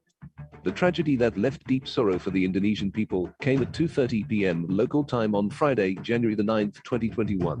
Sriwijaya Air SJ-182 plane with the Jakarta-Pontianak flight route crashed 4 minutes after takeoff from Soekarno-Hatta International Airport. The plane, carrying 62 passengers, experienced a drop in altitude of 10,000 feet in 1 minute, which then lost contact and was declared crashed around the waters of the Thousand Islands. The plane's crash was confirmed by the Minister of Transportation on January the 9th, 2020, when the plane's wreckage was reported by the head of the National Search and Rescue Agency around the location, which has a depth of about 15 to 16 meters. The President of the Republic of Indonesia, Joko Widodo, immediately ordered all authorized agencies to carry out search and rescue operations. As a result, the Indonesian government, along with many organizations, moved to carry out humanitarian missions to find missing victims and carry out investigations related to the incident. The day after the accident occurred, MTCRC, together with the Coordinating Ministry for Maritime Investment Affairs, held a joint integration meeting with related agencies, namely from the Sriwijaya Air Aviation, National Transportation Safety Committee, National Search and Rescue Agency, the Ministry of Transportation Indonesian Navy and other related agencies. MTCRC was assigned by the Coordinating Ministry for Maritime Investment Affairs to participate and assist Indonesia National Search and Rescue Agency in conducting searches on the site where the accident occurred, as well as a part of SJ-182 Search and Rescue Task Force team. Suspected searching areas were divided into 4 zones. Each zone was then surveyed by the ship of Rigel 933 from the Indonesian Navy, Barunajaya research vessel from the Agency for the Assessment and Application of Technology, and research vessel from the Mahakaya Geo Survey team. Also, the ARA research vessel, which was equipped with a multi-beam metrosounder and side-scan sonar, was sent by MTCRC to help the search and rescue operation. Multi-beam metrosounder is a tool used to measure the depth of water, or another term is bathymetry. The multi-beam metrosounder used by MTCRC in this search is a wide swath bathymetry system that produces data with accuracy up to 200 meters depth, which is suitable for shallow water. By using a side-mounted multi-beam metrosounder, the digital terrain map of the sea can be seen and be used to find anomalies on the seabed, such as debris or wreckage from the aircraft. While side-scan sonar is a tool used to provide a view or overview of the seabed. After a depth anomaly is detected using the multi-beam, side-scan sonar can be used to produce a high-accuracy visualization of the seabed, which helps the team to better depict the wreckage of the aircraft. The survey results obtained from the task force will be integrated and submitted to the National Search and Rescue Agency, and later be used to coordinate the diver team as a reference for the dive point.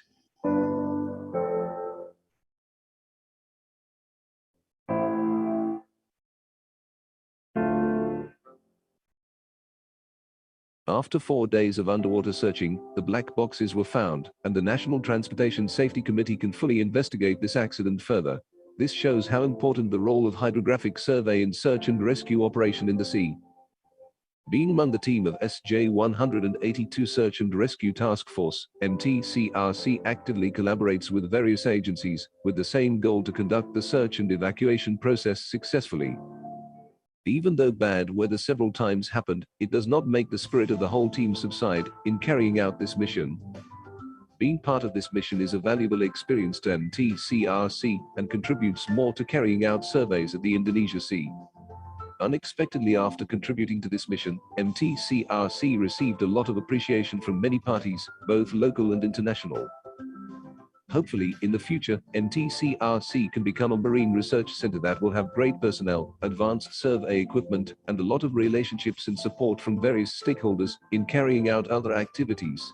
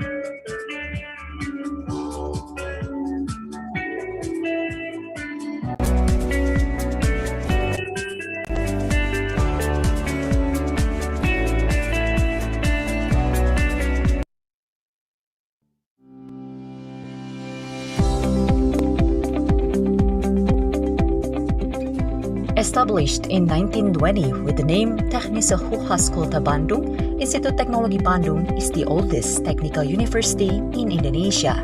The 3rd of July 2020 is marked as Institut Teknologi Bandung's 1-century existence. The establishment of this long-established institution is recorded in history as the founding of Indonesian technical higher education and the pioneer in the advancement of science and technology in Indonesia.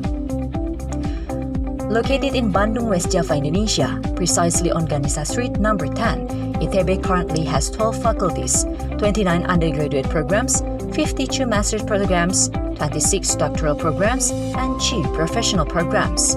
Other than campus site located in Ganesa, ITB's campuses are also located in Jatinangor and Cirebon. 39 programs have been internationally accredited from accreditation boards around the world, namely from the United States of America, ASEAN, Germany, Japan, the United Kingdom, South Korea, and the number of accredited programs is expected to increase in the near future. ITB has been developing its cutting-edge research through the 102 research groups from 12 faculties and schools, 24 centers, 7 research centers, and 5 centers of excellence. To date, ITB has also established 104 startups, 315 intellectual property rights, and 137 innovations. In the spirit of In Harmonia Progressio, ITB alumni have worked and excelled in various fields and sectors. For instance, Insinyur Soekarno as the first President of the Republic of Indonesia, B.J. Habibie as the third President, Iskandar Ali Shahbana as the father of the communication system in Indonesia. Institut Teknologi Bandung is an adaptive learning organization. In our over 100-year journey, ITB has a long standing as the leader in advancing science, technology, art, and social and humanities as well. ITB is striving to play a significant role in solving Indonesia's challenges while improving its capacity to compete globally. The alumni are our pride, who continue to share our values and significant contribution to the nation's development. To continue our tradition, we will always preserve a campus with academic atmosphere that is open to new ideas and experiences, critical and visionary thoughts, accompanied by attitudes that uphold academic freedom in scientific and cultural diversity. We are keen on continuously improving the quality of education, research, and community services, progressing in harmony, in harmonia progressio.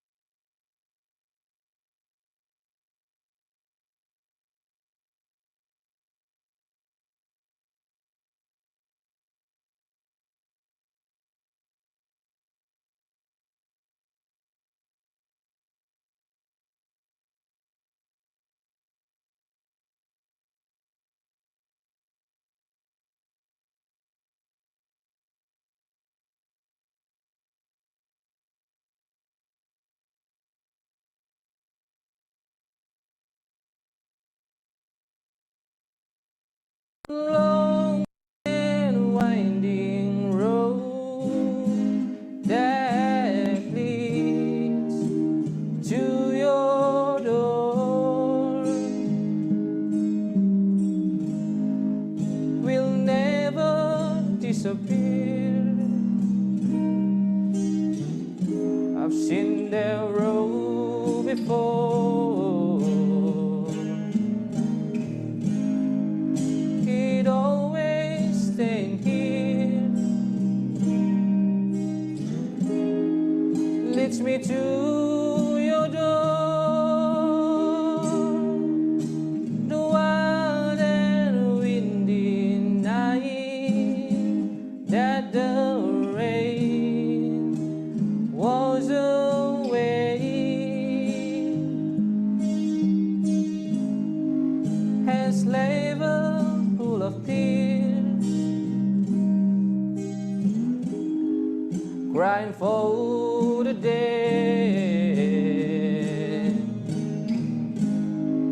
Why leave me standing here? Let me know the way. Many times I've been alone, and many times I've cried. Anyway, you'll never know the many ways I've tried, but still they leads me back to the long winding road. You left me standing here a long, long time ago. Don't leave me waiting here. Lead me to your door.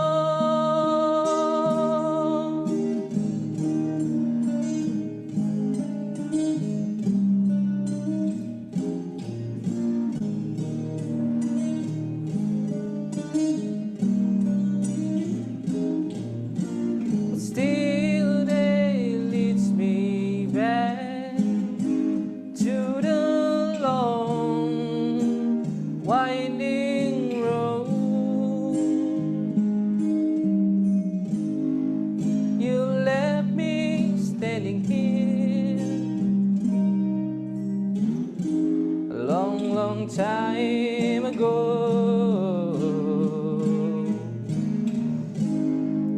Don't keep me waiting here.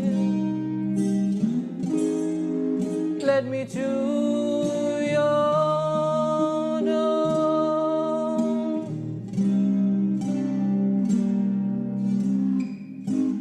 Yeah, yeah, yeah, yeah.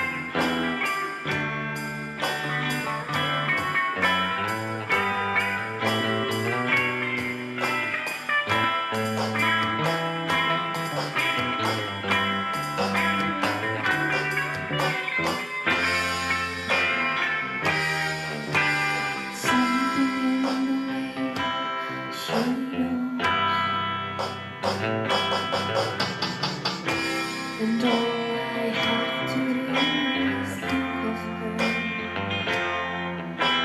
Something in the things she shows me. I don't wanna leave her down. You know I believe in her.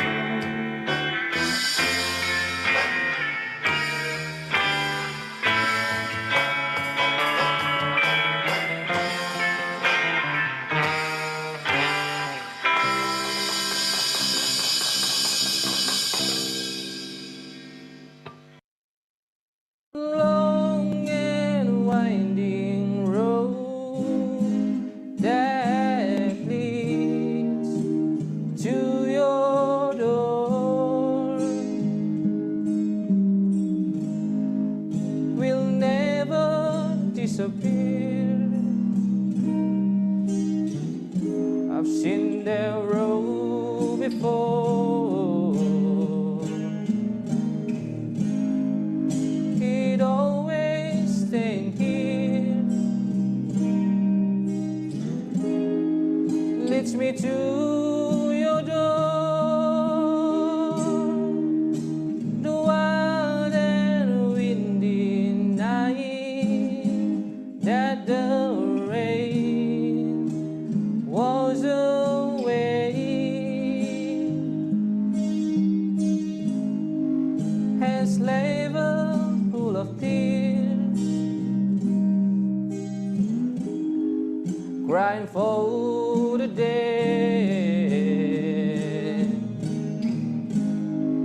Why leave me standing here? Let me know the way. Many times I've been alone, and many times I've cried.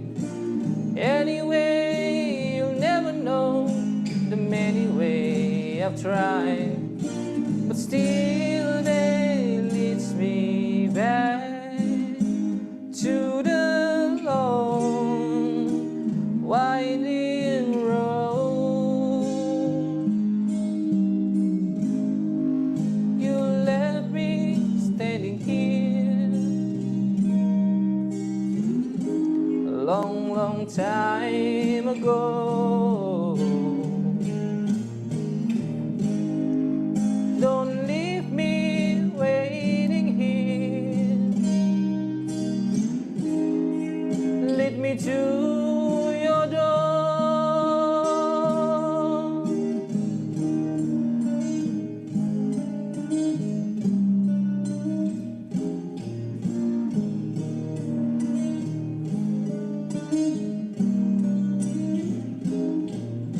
But still they leads me back to the long winding road. You left me standing here a long, long time ago.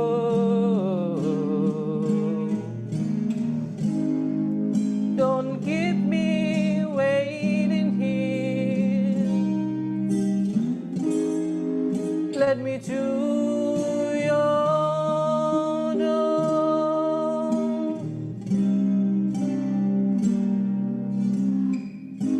Yeah, yeah, yeah, yeah.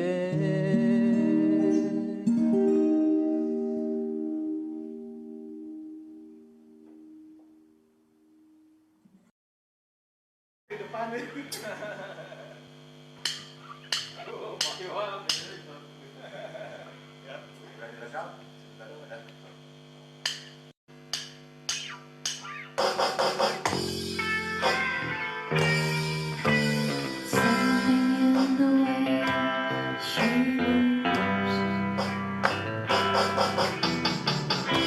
attracts me like no other lover. Something in the way she moves me. I don't wanna leave her now.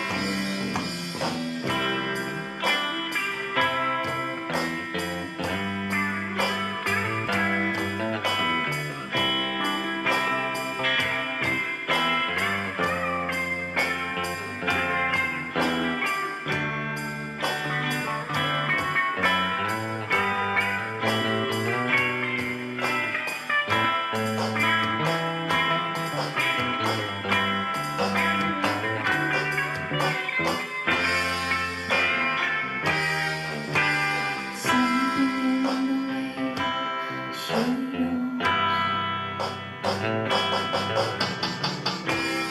all I have to do is think of her. Something in the things she shows me. I don't want to leave her now. And I want to leave her.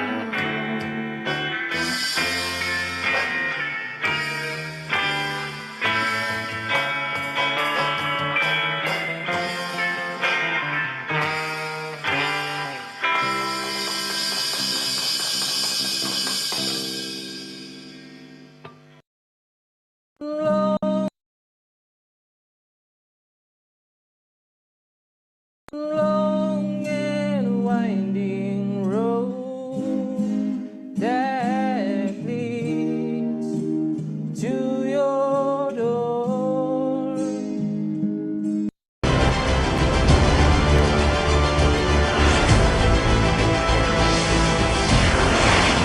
The ocean is our future. We understand, cooperate, and advance for a better future of the ocean. Korea-Indonesia Marine Technology Cooperation Research Center.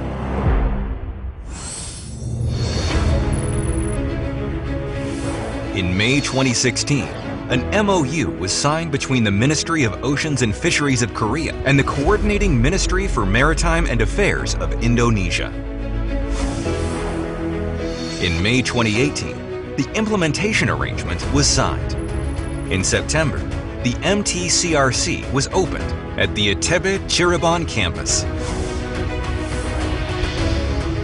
Afterward, we are continuing various activities for the construction of the boat Ara, supporting the accident of Sriwijaya Air Flight, and planning for the installation of a marine chemical analysis lab. The MTCRC is jointly operated by the KIOST, the leading marine science and technology research institute in Korea, and the Itebe, the top science and technology university of Indonesia. There is a joint committee composed of 10 governmental representatives of both sides as a key decision-making body. Also, under the leadership of co-directors, the Planning and Administration Department, Research and Technology Department, and Education and Training Department are in operation. For effective cooperation with related institutions in Indonesia, we also operate the Jakarta office inside the Coordinating Ministry for Maritime and Investment Affairs. The MTCRC conducts 3 main activities and 2 support activities. First, to build a cooperation platform, the MTCRC holds joint committees and promotes research cooperation with related institutions, including government departments, institutions, and universities on marine science and technology of Indonesia.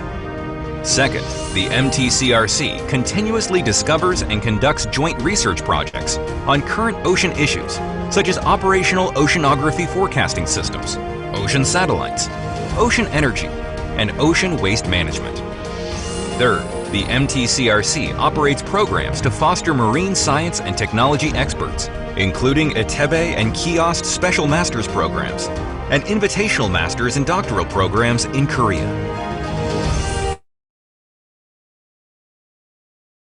Communities. And lastly, oversees the effective use and operation of research and research equipment while conducting the ODA project launched in 2019 for enhancing the capacity of marine science and technology. The MTCRC is leading the development of marine science and technology in Korea and Indonesia as an intergovernmental joint research center. The 2 countries will continue to build a prosperous future based on various cooperation projects and training of talents and workforce.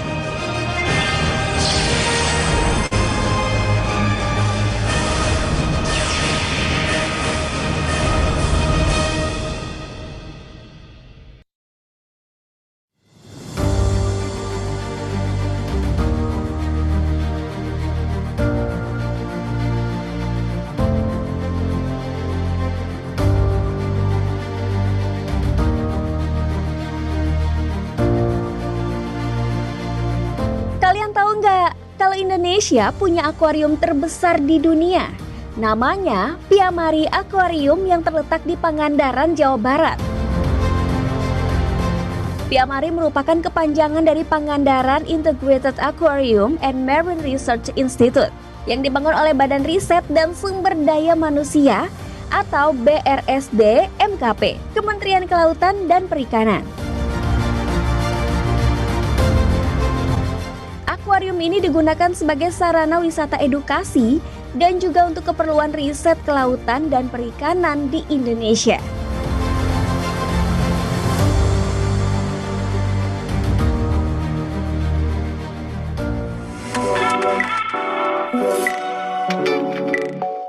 Piamari memiliki bangunan dormitori yang diperuntukkan bagi para pengunjung, para peneliti, para penjalin kerjasama baik itu nasional maupun internasional. Kemudian kami memiliki juga fasilitas gedung riset.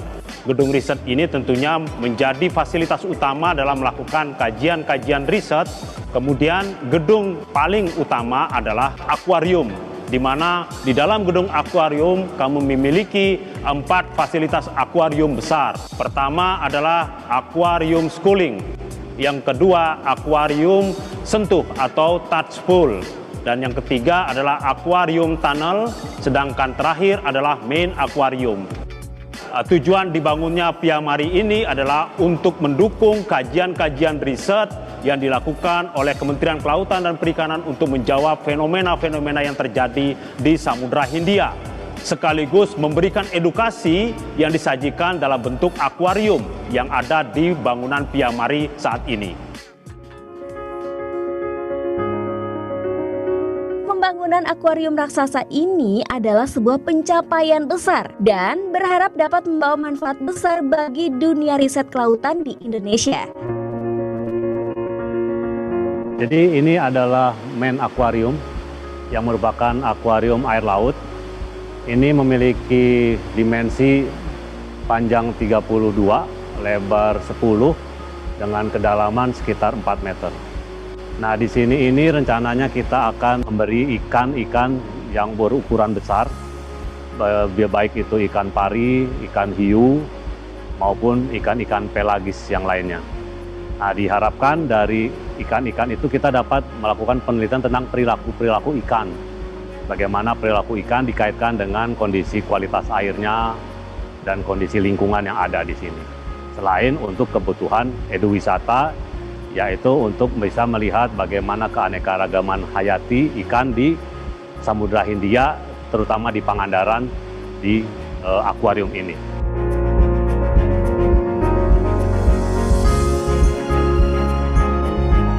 Ini adalah tunnel akuarium yang akan kami sulap menjadi nature aquarium, di mana di sini akan kita buat aquascape untuk membuat akuarium ini seperti kondisi di alam.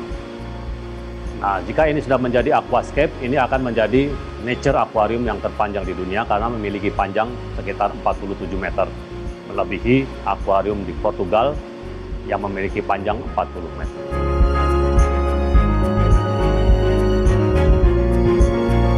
Ini adalah kolam sentuh atau touch pool dengan topik tidal pool, di mana di kolam sentuh ini kita akan memasukkan ikan-ikan karang dan juga penyu, ikan pari yang bisa dilihat secara langsung dan juga disentuh oleh para pengunjung.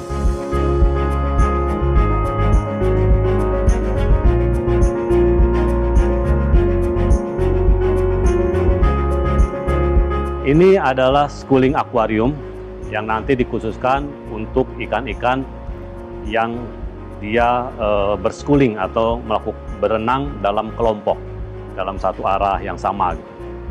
Ini juga adalah akuarium air laut.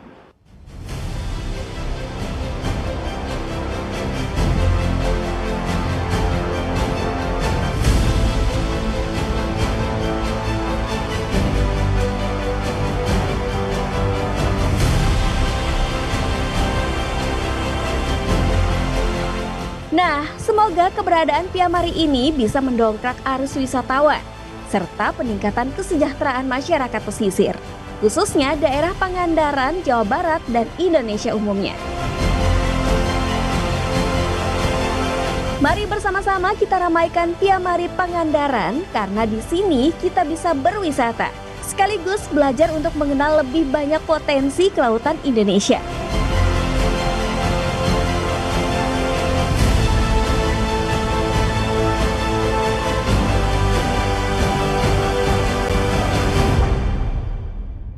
Happy birthday to you. What is the distribution of Indonesia's natural resources? Where are the locations of Indonesia's nature tourism potentials? When do the tides change across Indonesia? Where are the locations of Indonesia's hotspots and ring of fire? Where are the locations for development that are deemed safe from natural disasters and can be used to develop a disaster mitigation system?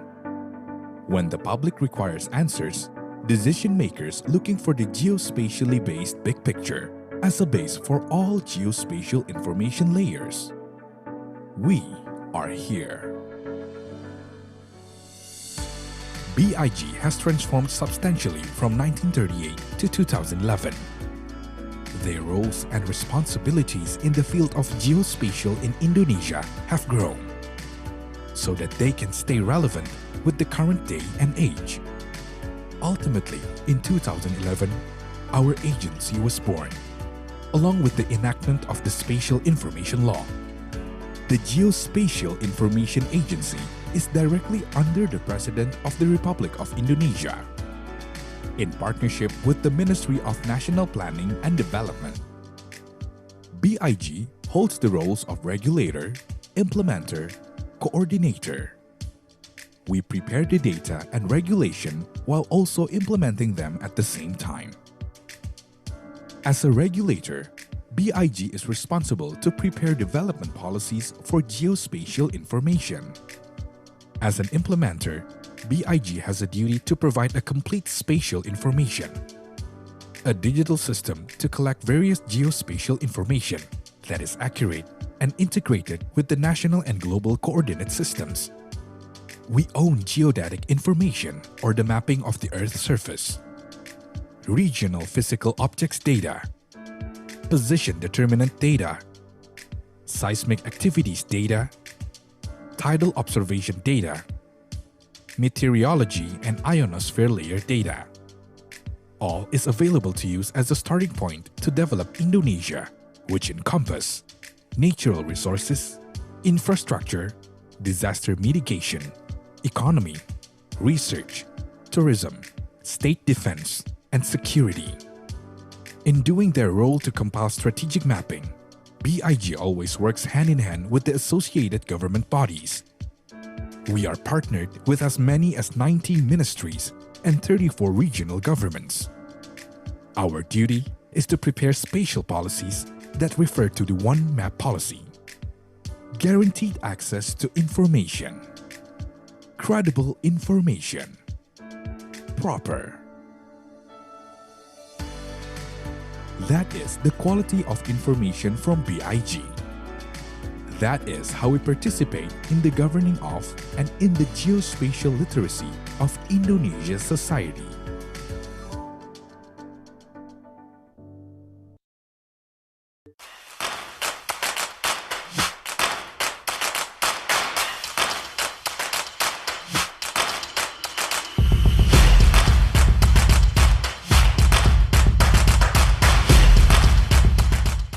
Saya Ron Milano, Dekan Fakultas Ilmu dan Teknologi Kebumian Institut Teknologi Bandung. Selamat datang pada putra-putri terbaik di Fakultas Ilmu dan Teknologi Kebumian. Dari namanya saja itu adalah ilmu dan teknologi kebumian, maka di fakultas ini diajarkan semua yang berkaitan dengan kebumian, terutama yang ada di Indonesia ini, mulai dari hasil buminya yang cukup kaya kita dengan minyak dan gas bumi, kemudian ada bencana geologi juga dipelajari di sini, dan juga rupa bumi yang dipelajari di geodesi dan geomatika, dan juga Indonesia adalah negara keempat yang memiliki pesisir terpanjang di dunia, dan itu diajarkan di oceanografi, dan juga ilmu tentang iklim yang dipelajari di meteorologi. Jadi silakan kalau adik-adik dari SMA akan masuk ke FITB, maka yang siap untuk mempelajari teknik tentang kebumian, silakan selamat datang di FITB.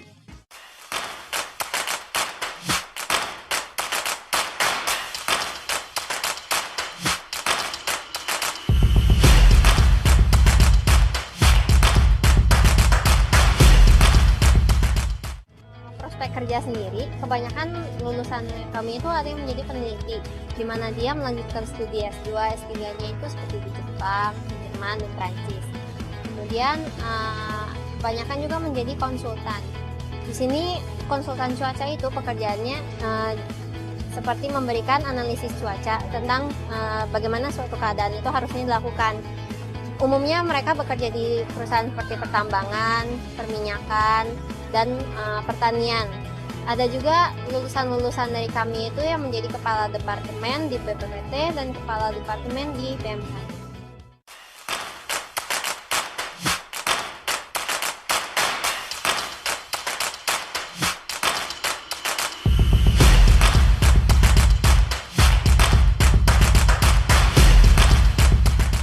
Sekarang saya akan menjelaskan tentang prospek lulusan oceanografi. Untuk lulusan para oceanografi biasanya terkonsentrasi menjadi 3 bidang, yaitu adalah seorang peneliti, menjadi seorang surveyor di lapangan, atau bahkan menjadi seorang analis di suatu perusahaan-perusahaan. Dan di sini untuk peneliti sendiri biasanya untuk mahasiswa yang ingin melanjutkan studi di berbagai universitas dalam atau di luar negeri, seperti Tokyo Institute of Technology, di Hamburg University, atau bahkan bisa sampai Massachusetts Institute of Technology. Dan untuk field surveyor, itu bagi orang-orang yang suka kerja di lapangan, tapi khususnya di laut. Contohnya di perusahaan seperti Schlumberger, di perusahaan Fugro, atau perusahaan seperti Pagio. Dan yang ketiga adalah sebagai seorang analis lingkungan. Biasanya dibutuhkan untuk memberikan informasi kepada perusahaan-perusahaan yang melakukan industri migas atau pertambangan. Di sini seperti Freeport, Newmont, atau juga bahkan perusahaan minyak seperti Pertamina, Total, atau bahkan British Petroleum.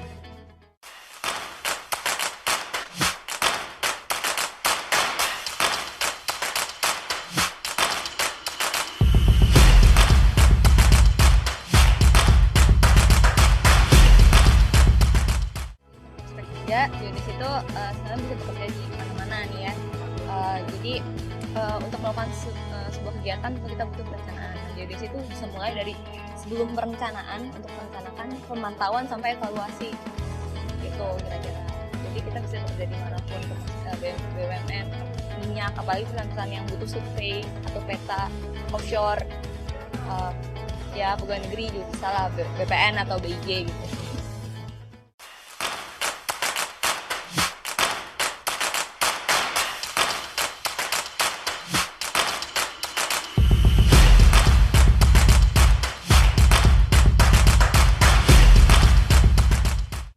Prospek kerjanya itu biasanya lulusan-lulusan geologi ini masuknya ke industri, apakah itu industri perminyakan, industri pertambangan, ataupun industri panas bumi. Tapi tidak sedikit juga lulusannya menjadi dosen, ataupun konsultan, ataupun orang-orang yang bisa keluar.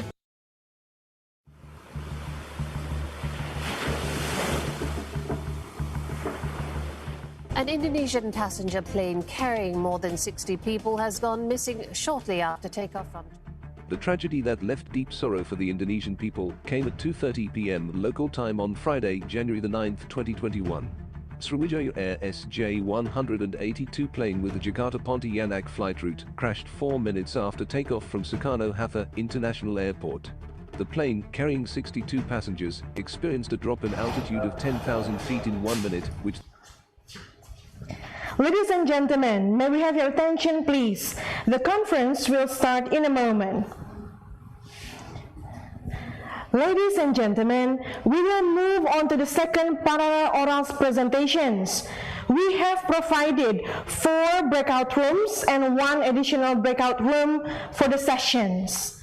We kindly invite the speakers to the designated rooms and participants to join the room of your choice.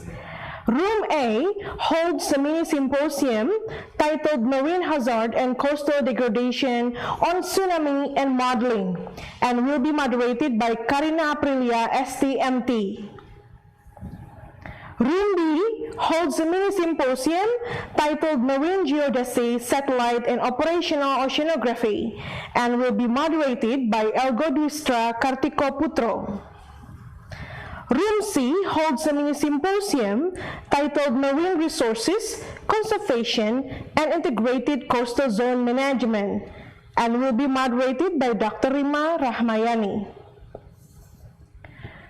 Room D holds a mini symposium on partnership and will be moderated by Yvonne Rajawane, PhD. Room E is a special room. This is additional. You will see it on screen. Please be advised regarding the rules, topics, and schedules for joining the session. Please join the meeting of your choice through the breakout rooms provided. Should you encounter any difficulty, please contact us for assistance. Please be reminded to go back to this main room at 3:30 Western Indonesia time. Thank you and enjoy the conference.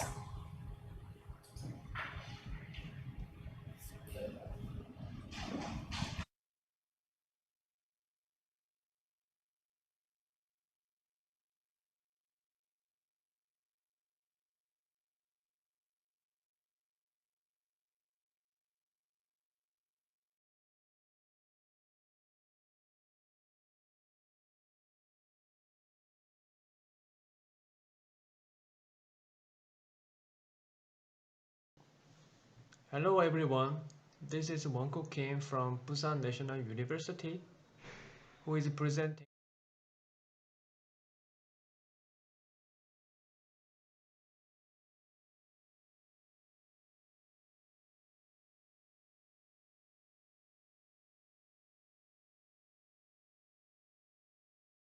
Recording in progress.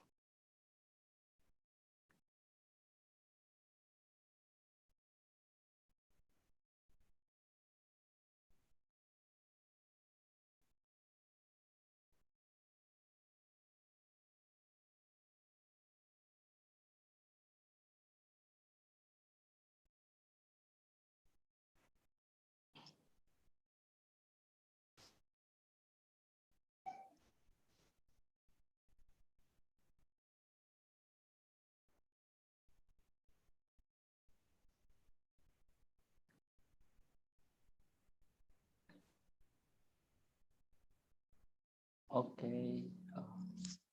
Test. Can everyone hear me? Okay, Yes, thank you. I can hear you. Okay. Welcome everyone to our meeting B, where our mini session theme is Marine Geodesy, Satellite and Operational Oceanography. It's wait a second. Before we start, I would like to welcome you all, and maybe for the start, I will introduce myself. My name is Elgo. I'm from Geospatial Information Agency of Indonesia, or BIG, the moderator of this mini session.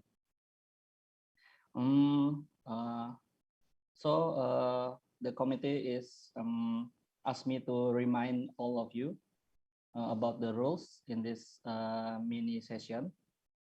First, some of you should, maybe all of you should rename your name to, if you are prefix speakers, underscore name and institution, and so on. And then you could also use MSAT virtual background. You can download it from the website, and then all of you are required to mute the audio during the presentation and unmute the audio when moderator, me, allows the participant to unmute the audio. And then question could be delivered during the presentation, so you don't have to wait until the presentation is over, but you can use the chat feature to deliver the question, or maybe if you want to ask with audio, you can raise hand and unmute when you are allowed by the moderator. Okay, so in this mini session we will have one invited speaker, Dr. Kim Won-Kook, already present here, and then we have also five or six oral presentation and flash presentation. So maybe total we will have 8 presentation. So without further ado, so we can save a lot of time. Maybe we can start right now. First, I would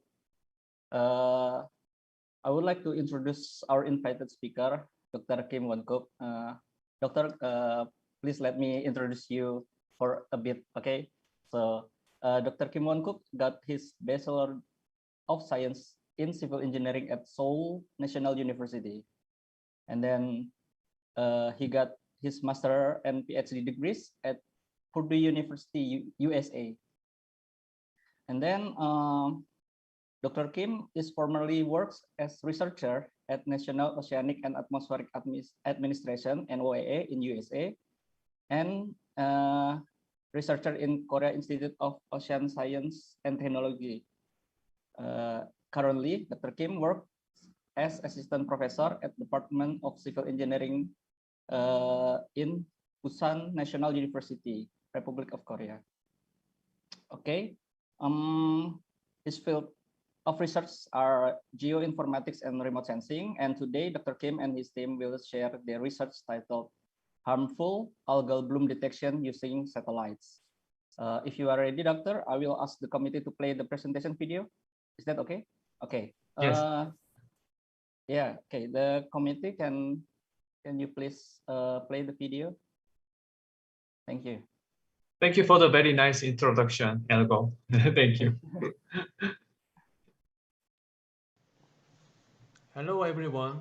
This is Won-Kook Kim from Busan National University, who is presenting this research work, which is done with the listed collaborators. So this is the drone image, RGB image. And I don't hear the voice of the presentation. Yeah, there's no sound. Can Hello everyone. This is Won-Kook Kim from Busan National University, who is presenting this research work, which is done with the listed collaborators. So this is the drone image, RGB image of Crocodinium polycricoides, which occurred in Tongyang Coast in Korea in 2018. You can see the dark reddish red tide patches around the sensors in transitional water have many challenges. So here I listed the major ones. The first challenge will be the complex optical environment in estuary and coastal area. So river in dissolved organic matter and relatively high suspended sediments makes the optical characteristics of oceanic water very complex. And then frequent diatom blooms have occurred in the coastal area, triggered by eutrophication from the riverine waters. So, the most of the operational chlorophyll algorithm for satellite sensor, ocean color sensor, has been designed primarily for open ocean. So many times, though, the standard official crop algorithm do not work for coastal area, particularly it's not for red tide quantification. And second challenges will be the difficulties in obtaining accurate water reflectance.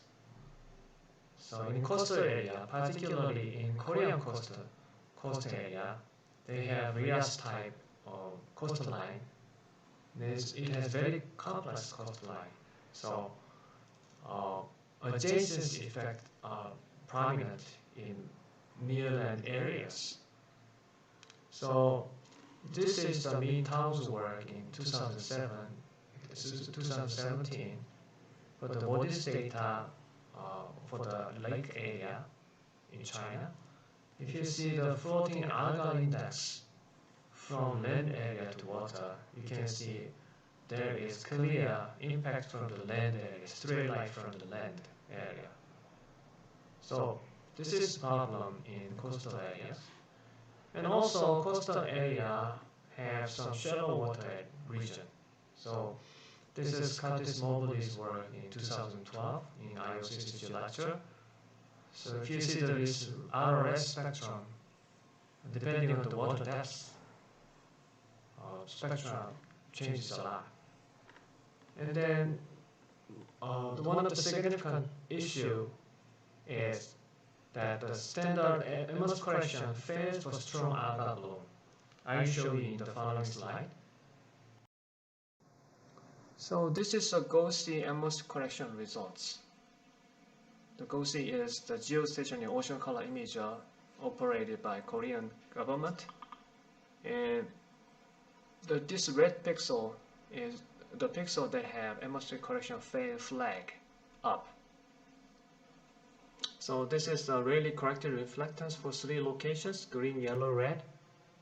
Rayleigh corrected reflectance doesn't fail, of course, but if you go to the remote sensor reflectance, the red one just fails. So that's why the red curve doesn't appear in this RRS figure.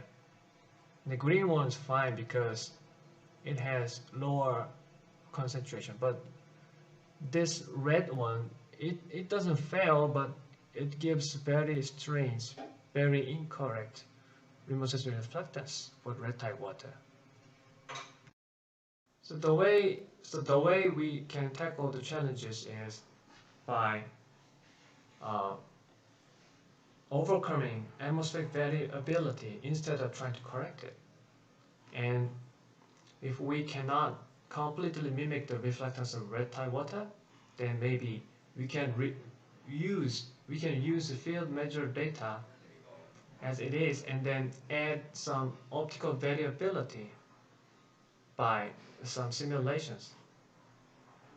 And if it's difficult to deduce a closed form formula for quantification, then maybe we can rely on machine learning or deep learning. And if we want some frequent observation from space, we can use geostationary satellite. So here I propose a new approach. This is just one example of new approaches that satisfy some of the requirements that I just explained in the previous slide.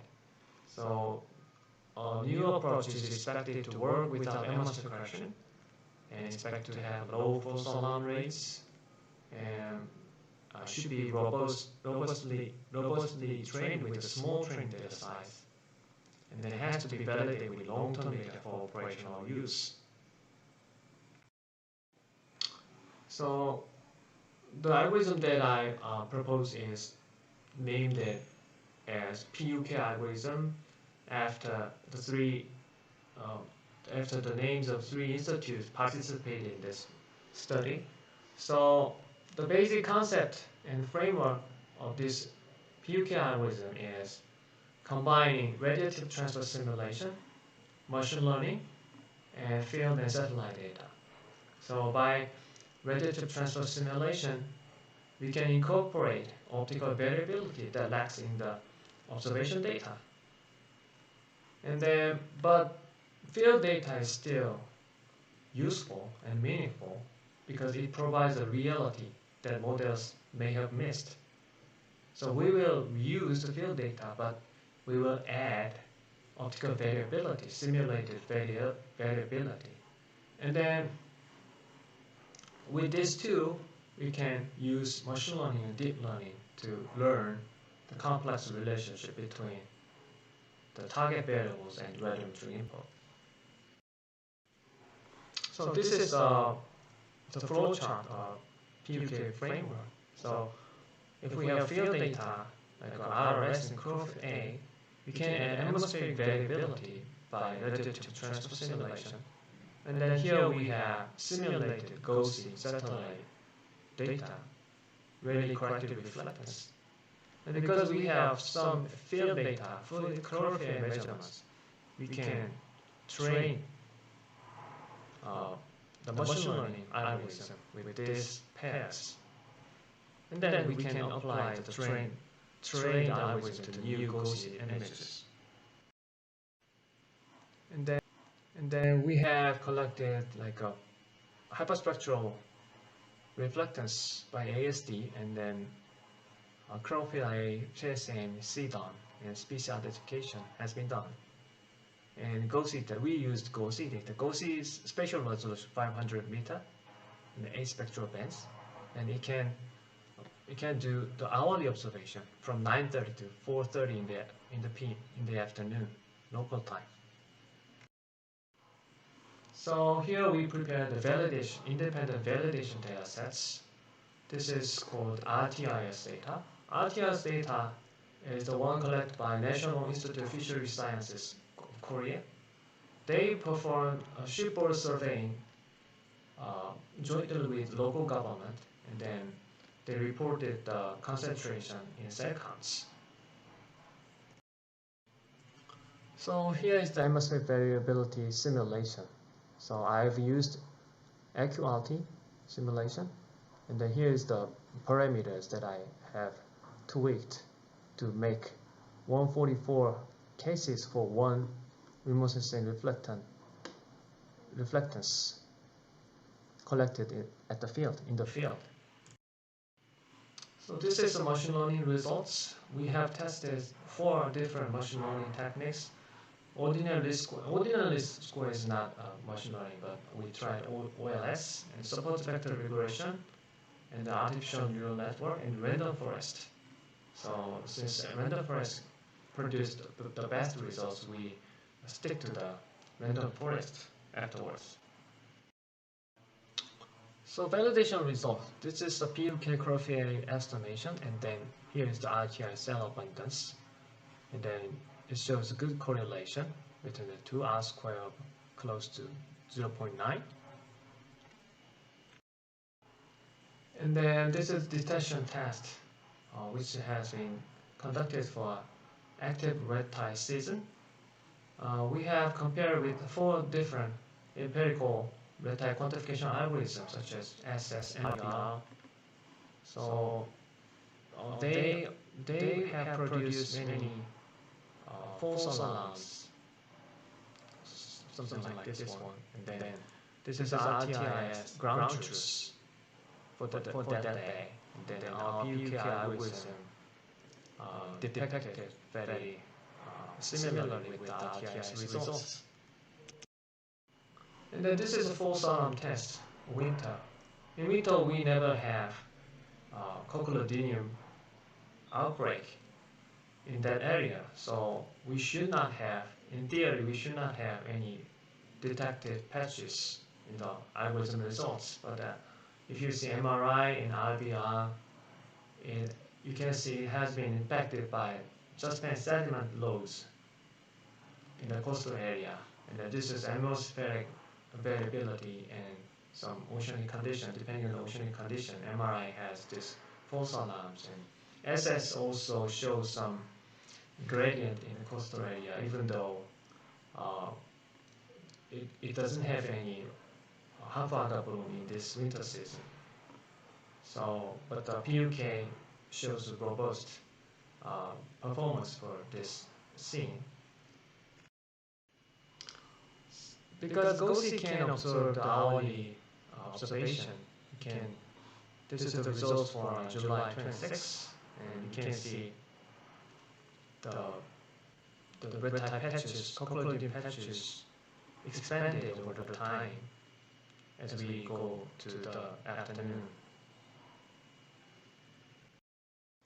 So this is the day-by-day comparison between RTIS daily reports and PUK algorithm proposed. So this is July 21st, 23rd, and 26th, and then this is RTI results. And then you can see PUK algorithm in most cases covers the RTS blobs. And then 27th, 30th, 31st, and you can see this PUK results can detect broader red tide areas than the RTIS, because in RTIS they primarily use the ships, so they don't usually go out to the outer sea. So August 3rd, August 5th, and August 13th. This is termination of the red tide period. So the PUK results also shows some the clear termination as reported in the daily reports. Then if you see the August 5th images, you can see the patches, huge patches that is floating in the outer sea area. So this is a time series of the red tide abundance in the cell counts. So blue curve is from the RTIS result daily reports, and the PUK algorithm is in orange color. You can see the initiation and the peak period and the termination. The timings are very consistent between the two. There are still limitations, so species differentiation may be very difficult because differences in absorption, scattering are very small, particularly not detectable by multispectral sensors. So differentiation between different species may be very challenging. And then the eutrophic depths varies by red tide concentration. So we don't know exactly up to which depth the satellite detects and then estimate the concentration for. And then another issue is that our field data for curve A is sampled from the surface layer. So we cannot consider the vertical profile of red tide concentration. So conclusion will be the combining red tide radiative transfer and machine learning field data has great potential to increase the performance, estimation performance, and robustness of red tide quantification. So it can be used to suppress the false alarms. And then good thing about this framework is that it can be applied to any other ocean color sensors. So what we have to do is train the data and field data pairs for different sensors. So future work includes incorporation of optical variation by other water constituents. I haven't tried the suspended sediments and CDOM impacts. We only incorporate the atmospheric variability by the AQRT simulation, but AQRT can also be used for simulating the variation in water constituents. And maybe more precise simulation has to be done by tweaking some viewing solar geometry and BRDF effect, simulating BRDF effects. Then Geodesy 2 sensor is available now available since 2020 October. So it has greater spatial resolution. So this framework can be tried to the GOSI-2 sensor. This study is under review in immersive cell environment. Thank you.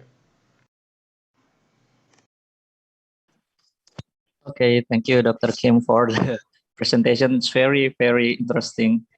I actually learned a lot from this presentation, but maybe from the participant, is there any question to Dr. Kim? So while we waiting for the question, maybe I will ask something, maybe not really advanced question, maybe just a really simple question, Doctor. You mentioned that coastal area or transitional water is very difficult to work with. So you come up with this algorithm because the general algorithm for OpenSea cannot be applied. With this new algorithm, we can monitor the red tide in near land area, if I'm not wrong. So, in your opinion, do you think in the near future this algorithm can be applied to another part of the world too? Maybe in another country that don't really have a lot of field data, because you said that we have to train the algorithm with the machine learning with field data, but do you think maybe we can train it in one part of the world that have field data and apply it in another area that don't have field data? What do you think? Yeah, thank you for a very nice question. Yes, you're right. So I think if the satellite sensor is the same, I think it can be directly applied to other region of the world. But for example, the Cochleodinium species, they are very dominant species in Korean. But recently, from the literature, we saw it expanded to Southern Asia and also to Pakistan coast, the same species, Cochleodinium polycricoides. So it's also problematic in Philippines.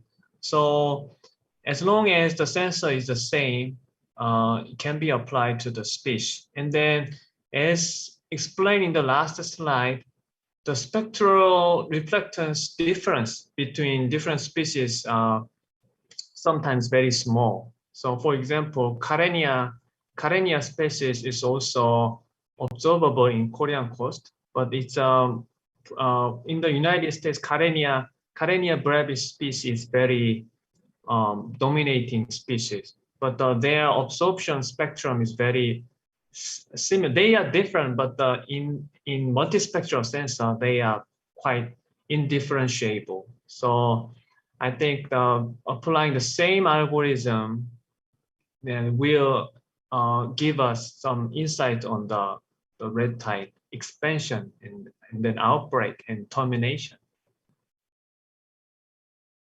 Thank you. Okay, thank you very much, Doctor, for the answer. Yeah, I can understand very clear. Okay, so is there any question from other participant? Because we only have another 3 minutes for the discussion. Maybe 2 minutes. Question, please. Oh, thanks. Yeah, please, Bu Ratu. Ya, silakan, Bu. Yeah. First of all, thank you for the presentation of Dr. Kim. It's very, it's quite interesting, but yeah, maybe my lack of understanding about remote sensing, how do you call that, reduce my knowledge also. And actually in the first slide of your slide, you mentioned about if the existing atmospheric correction algorithm does not work, so it better to not to, how do you call that, to try to correct it, right? But better to overcome atmospheric variability. Maybe you explained it somehow in your presentation, yeah, but like I said before, that my knowledge in remote sensing is quite limited. So maybe can you re-explain again in what way you overcome this atmospheric variability? What does it mean? Yeah. Yeah, thank you for the question. That's the actually central part of my proposed algorithm, so that's very important. So typically, the way people use ocean color data is first applying atmospheric correction. So by applying atmospheric correction, we can transform the data at the space to the data at the ocean surface. So that's atmospheric correction, but it's very difficult. The concept is good, but the practical.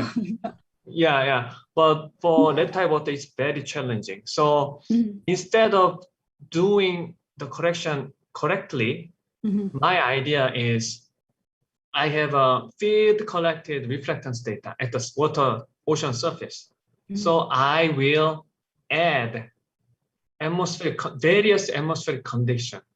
So for example, in my study, I simulated 144 cases of atmospheric contribution. Then our one field data will be 144 satellite data, right? So, but the satellite data have actually one ocean condition, but 144 different atmospheric condition. Okay, you create scenario in this case. Yeah, so by having the different parameter of atmospheric, right? Right. So maybe controlling the dust concentration or water vapor concentration, we can simulate different situations. Then I will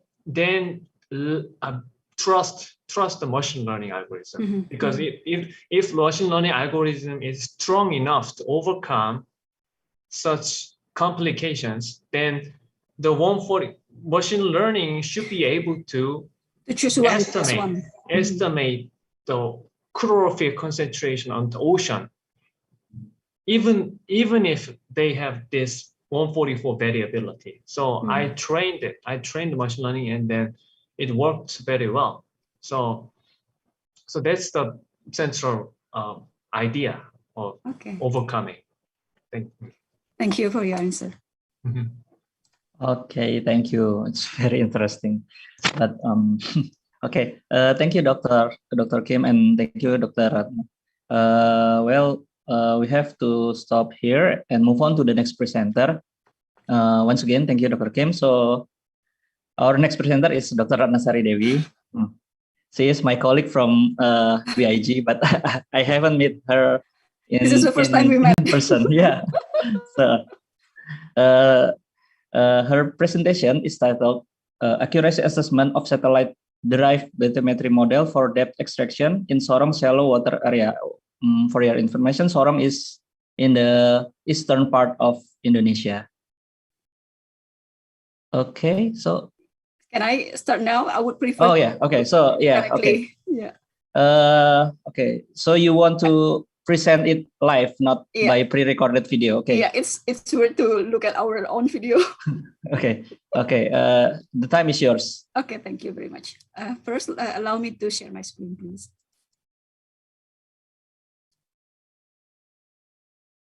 Okay, I think you can see my slide, right? Yes. Okay. Okay. Okay. Good afternoon, everyone. Like what moderator said, my name is Ratnasari Dewi. I'm from Indonesia Geospatial Information Agency. This afternoon, I would like to present our research with the title Accuracy Assessment of Satellite-Derived Bathymetry Model for Depth Extraction in Sorong Shallow Water Area. Actually, if we compare with the previous presentation from Dr. Kim, so what we do here is actually quite traditional. So I'm quite ashamed to present this in front of Dr. Kim.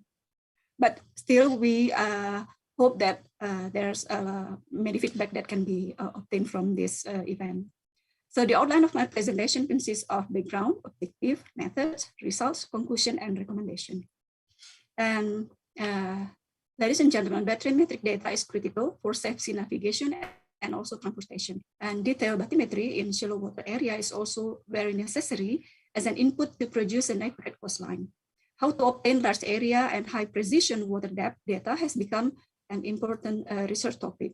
However, there are limited budget and time for obtaining field measurement data including water attenuation data, like has been mentioned by moderator in the previous question, right? What happened if we don't have field measurement data? So is it possible to derive bathymetry data by using other method? So here also we have another problem. There is difficulty in assessing hazardous locations such as shallow water area with coral reef. As we know that Indonesia has quite a large country with most of them consist of water. So in this case, bathymetry data is very important.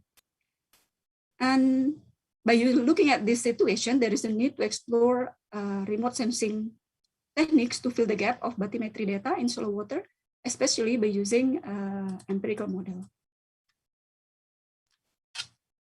So my research objective is to compare the accuracy of satellite derived bathymetry by using single band and band ratio to extract the water depth. The second objective is to evaluate the influence of sunblend correction to the results and estimate the accuracy of the model. The study area is in small island located at the bay of Sorong City in Papua province in the western New Guinea. The island have a relatively clear water and surrounded by reef formation. As the input data that used in this research, there are two data. The first one we use Sentinel-2A. I use 4 band, red, green, blue, and near infrared band, recorded in October 2018. And for the second data, we use a single beam echo sounder measurement data collected in October 2018. The data has undergone tidal correction to eliminate the effect of tide, and the data was used to build and validate a model. In this case, training and testing data were set to 80% to 20% ratio respectively. Before we perform the SDB algorithm, we need to conduct image pre-processing.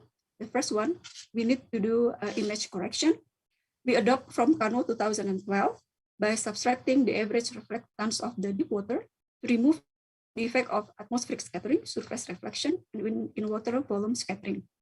And then for sunblend correction, we adopted Hadley 2005. In this case, we use actually one tool in the SNAP software by performing regression between near band and the visible band using set of pixel.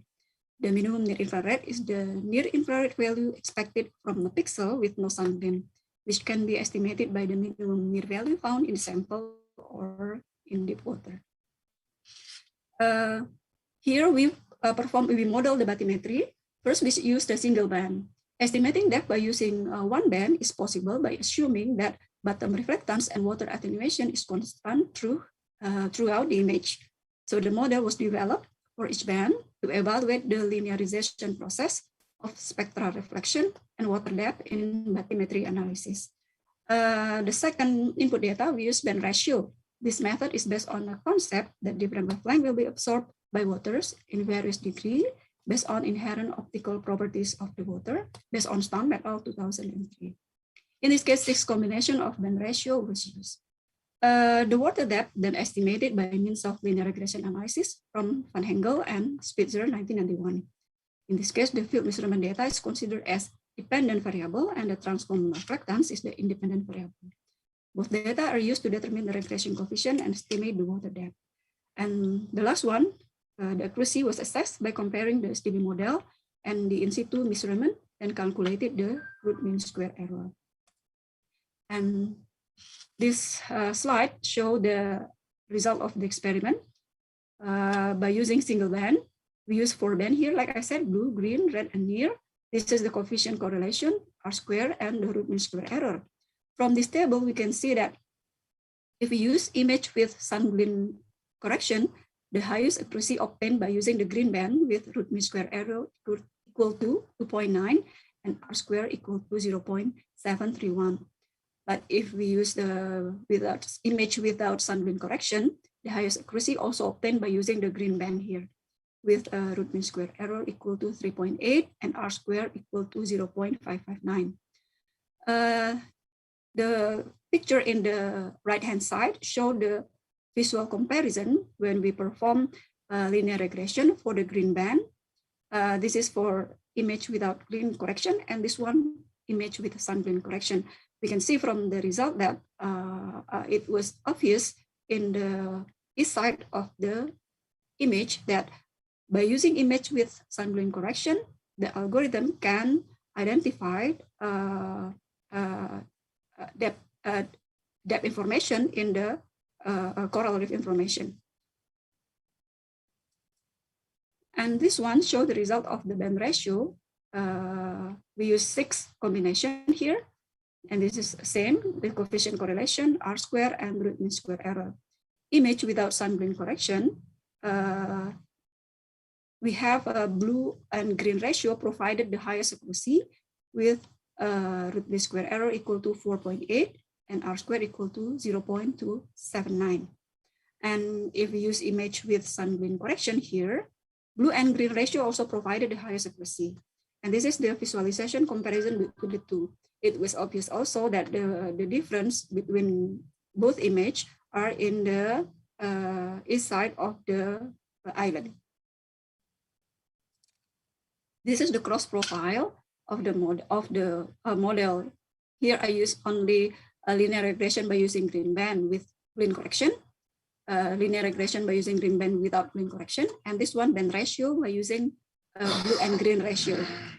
From this cross profile, we can see that ESDB models with sunblend correction were able to represent deeper area better than other model with good accuracy. You can see the blue and the green line. The green band demonstrated the best accuracy in deeper area up to 15 meters. See the blue line here. And the use of the green model outperformed all models. And as a conclusion, I say that the use of sunblend correction increased the accuracy by 28% of the SDB model with green band and 35% of the SDB model with band ratio. In this case, we use blue and green band. The use of band ratio as input for SDB model apparently not obtained the highest accuracy. The highest accuracy provided by using the green band equal to 2.9, while by using the band ratio model, we obtain 3.6. Challenges for future study include an extending the experiment with other area to check the consistency of the SDB model. Like I mentioned before, that in this research, the using of single band, in this case green band, provided the best result. In other study, actually the band, not actually, the previous study obtained that the band ratio provided the best accuracy. So in this case, I think we need to check the consistency of this model. And the second option for the future study is to using machine learning based algorithm to obtain better accuracy. Actually, for this one, quite recently, we have compared the linear regression by using the random forest model. And like what has been mentioned by Dr. Kim, random forest model also in this case obtain the best accuracy. So here we can obtain root mean square error about half meter. So the use of this model to extend method in obtaining bathymetry data is quite promising as more images become available free of charge and in various resolution. Okay, this is the end of my presentation. Thank you very much for listening. Feedback, comment, and suggestion are welcome. Thank you. Thank you, Dr. Ratna. Okay, so any question from the participant? Okay. So actually we have about 3 to 5 minutes for discussion. While we waiting for. Oh yeah. Halo, Bu Dewi. Oh yes. Silakan Mas Lutfi. Okay, thank you for the. Oh yeah, I know you. We met once, right? Yes. But I forgot. I'm in school now. Lagi tugas belajar, Bu. Okay. Okay. Your paper is very much about the SDB. I think there is 2 or 3 paper about the SDB. I think I read from your publication. Okay. I'm not ask question. Maybe a recommendation. Maybe I want to. You give the recommendation to our institution. Maybe it's possible to SDB include in the partners. Maybe if possible, what the challenge or the recommendation do you have for the partners in with SDB? I think that is okay. So actually, yeah. Thank you, Lutfi, for the question. Yeah, actually, this research is part of a larger research. Yeah, you're right. What is it? BATNAS actually consists of many data, right? It combines like radar, LiDAR, multispectral image, etc., etc. Actually, in my side, actually each remote sensing data like LiDAR, radar, and also multispectral image has its own specification. I mean, it cannot be applied to all depth. Like radar, what we found that it is not suitable for very shallow area. For very shallow area, you need LiDAR data. But then LiDAR cannot be applied if you have area like, I don't know, deeper area than 10 meters, 20 meters or so. But also SDB cannot be applied more than 20 meters or so, or 30 meters. It depends on the situation of the water area, right? It's quite clear, then you can reach like 20 meters. But it's quite difficult in Indonesia, as you know that Indonesia has a very variability, right? In the west side, we have very turbid water. So in that case, you cannot apply, I don't know, remote sensing maybe. So in order to improve the BATNAS, actually, yeah, in our research, we tried so many data to improve this BATNAS. So the goal is to actually to obtain quite dense elevation data, bathymetry data, so that we can develop a coastline, right? That's our goal actually. So yeah, even though that remote sensing data has limitation, very it depend on the quality of the water area, but still it would be useful to how do you call that, to improve the quality of the BATNAS. Oh yes. So integration is needed in this case. So the keyword is integration of all the data. Okay. Yeah. Mas Lufti, sorry. The committee has told me that the time is over. I'm sorry. I'm very sorry. Okay. Maybe we can discuss it again in the office. Or, yeah. Okay. So, Mas, go. Yeah. Sama-sama. Thank you very much for Mas Lufti and Bu Ratna. We should move on to the next presenter. We have Dr. Dina from Geodesy Research Group, ITB, with her research studying dynamic ocean topography in Indonesia Sea based on satellite altimetry. Yeah, I'm here. Oh, okay. Sorry for my network. Sometimes it's not quite well, so please forgive me if my network rather. Yes. Okay. It's okay. I think that you already provide the pre-recorded video, right? Yes. So I will ask the committee to play the video. Thank you very much. Thank you very much. The committee, can we view the video now? Can we watch the video?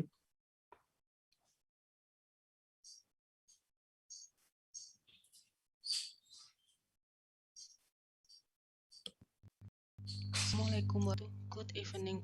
Still mute. The audio is still. A research team consists of myself, Dina, Sarula, Dudi, Dota, and Heri will present a research entitled Studying Dynamic Ocean Topography in Indonesian Sea based on satellite altimetry at this symposium. As introduction, the Indonesian archipelago have many characteristics. More than 17,000 islands and then 81,000 kilometer coastline. More than 60% area are sea, located between Pacific and Indian Ocean, and then consists of 12 seas and population more than 270.2 million based on BPS 2020 that mostly living in the coastal area. Its geographical setting will affect variabilities on deviation between instantaneous sea surface height or HSH with respect to ellipsoid reference surface and sea surface topography SST with respect to geoid reference surface. That's why Indonesia can be a vulnerable country due to sea surface variation. And then we need to do continuous sea surface monitoring because this urgency. Sea level variation can be measured by several methods, In here, we use satellite altimetry to monitor the sea surface variability. Since the last decade, altimetry measurements have been used to derive several types of sea surface quantification with promising accuracy. Duration of the distributed data already reached more than one full period, or 18.6 years, of the longest tidal wavelength, which means that one can get more precise interpretation of the full tidal characteristic in any area of ocean, especially an open and deep sea. The agency who handles satellite altimetry data consists of NOAA, AFISO, SMAT, and Geodesy. The basic principle of this satellite is the satellite emits radar pulse into the sea surface and then return back again.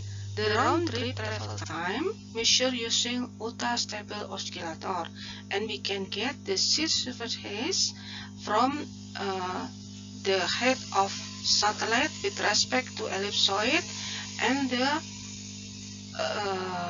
round-trip travel time distance.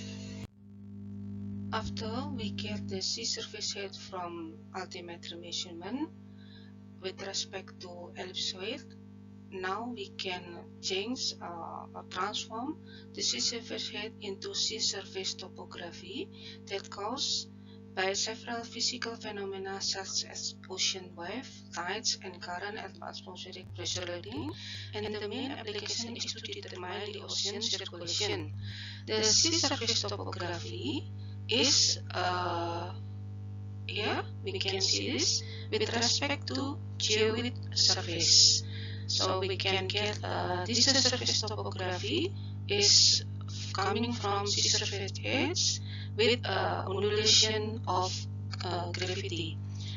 And then the sea surface topography is described into two types: the dynamic ocean topography or DOT as a time-dependent component, for example caused by the current, wind, wave, and tidal, and dynamic topography as a time-independent component. Since there has no conducted yet until now about the DOT in Indonesia region using clean long-term or full period based on altimetry multi-mission satellite data, that's why in here we study variability of DOT with respect to static sea level rise or SRR based on 30 years of sea level data from 1985 until 2018 derived from multi-mission of altimetric satellite. Data timeline and method we use in here. We use satellite altimetry, topics Poseidon, JSON 1, JSON 2, JSON 3, and then GFO and VSAT from 1992 until 2018. From RATS database that is developed by Geodesy and NOAA Laboratory for Satellite Altimetry. And the method we apply in here after the database extraction is purely a geometric geodetic strategy estimated for the SSA and SST at its footprint of multi-mission satellite, including its crossover point, and then interpolated into other positions that have no footprint. This is the research coverage of this study. We use JSON, TOPEX, VSAT, and GFO, which varied from 1992 to 2080. From region -15 south until 90 degree east to 15 degree north until 15 degree east. And this table describe about the correction and model we use or we choose at satellite altimetry processing data at RATS. This is the result. The first step, we get the dynamic ocean topography. So from sea surface height from RATS, and then we calculate the geoid undulation from EGM 2008 long wavelength. We choose 360 degree for the model, and after subtraction we can get the sea surface topography. And then we split the sea-surface topography into dynamic ocean topography. And for dynamic topography, since the value is very small compared to DOT, so we can ignore it, and we can get the dynamic ocean topography from January until December. We analyzing this one, and we have variation from 0 meters to 2.5 meters. Monthly DOT value were obtained for all part Indonesia, which are generally divided into 3 main parts. The low one, we can see the blue one. The blue one is between 0 until 1 meters, is in Indian Ocean open sea area in western Indonesia. And then high, we can see the red one in here. The red one is about 1.25 meter in the South China Sea, Karimata Strait, and northern part of Pacific Ocean. Meanwhile, the other one is fluctuation zone that move in the range of low DOT, medium DOT to high DOT from 0 to 2.5 meters. The next result, we try to compare the DOT versus sea level rise. In here, we choose static sea level rise, that is the variation of ocean volume due to density change and expansion and contraction of water mass through ocean salinity, allostatic, and ocean temperature thermostatic variation. So after we can calculate this sea surface height and the mean sea surface height, we can get the sea level anomaly. From sea level anomaly, we can, in here we choose at each point observation, we can get the linear turn of SLR, we call it static SLR value. So after comparing with DOT, we in profile 95 degree of east, and then 107 degree of east, 170 degree of east, and 130 degree of east, we can analyze DOT with respect to static sea level in the next slide.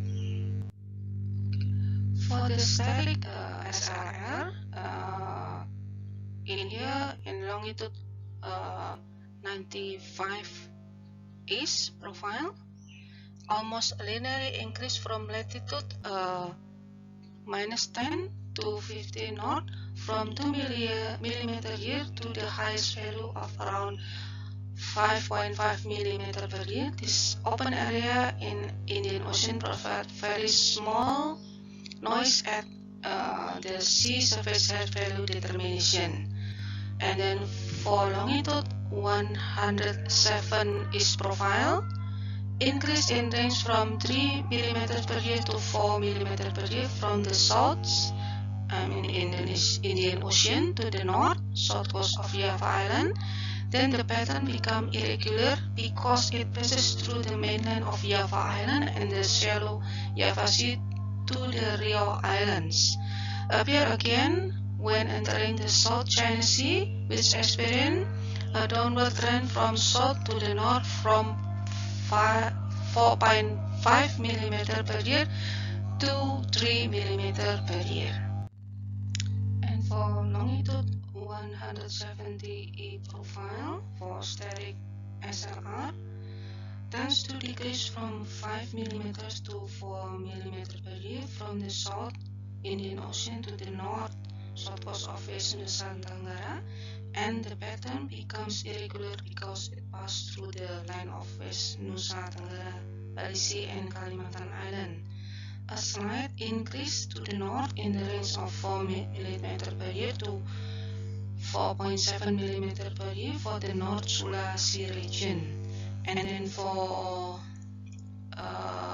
longitude 130 profile, the pattern has only been seen clear after Australian mainland at the latitude -10 to the north. It has increased for the Banda Sea area for 4 millimeter per year in the southern part to the 6 millimeter per year in the northern part. Not detected when passing through Papua and the pattern was seen again from latitude 2 at north to the north, which experienced an increased value ranging from 5 mm per year to 6 mm per year and decreased to 3 mm per year since latitude 12 north up to latitude 15 north. After we get the characteristic of static sea level rise, now we can compare the dynamic ocean topography with respect to static sea level rise. Again, we try to divide it into 4 profiles. The first profile is 907 profile. The DOT value pattern at longitude 107 profile has a negative correlation in the southern part of Java Island, where the static SLR value has increased 3 mm per year to 584 mm per year. That is in January, the DOT value has decreased slightly from 1 meter to 0.9 meter. For 105 meters to 0.9 meters in April, and from 1.1 meter to 0.4 meter in July, and from 1.05 meters to 0.8 meters in October. This negative correlation is thought to be due to marine high-frequency physical phenomena in this area, considering the zone of open ocean area.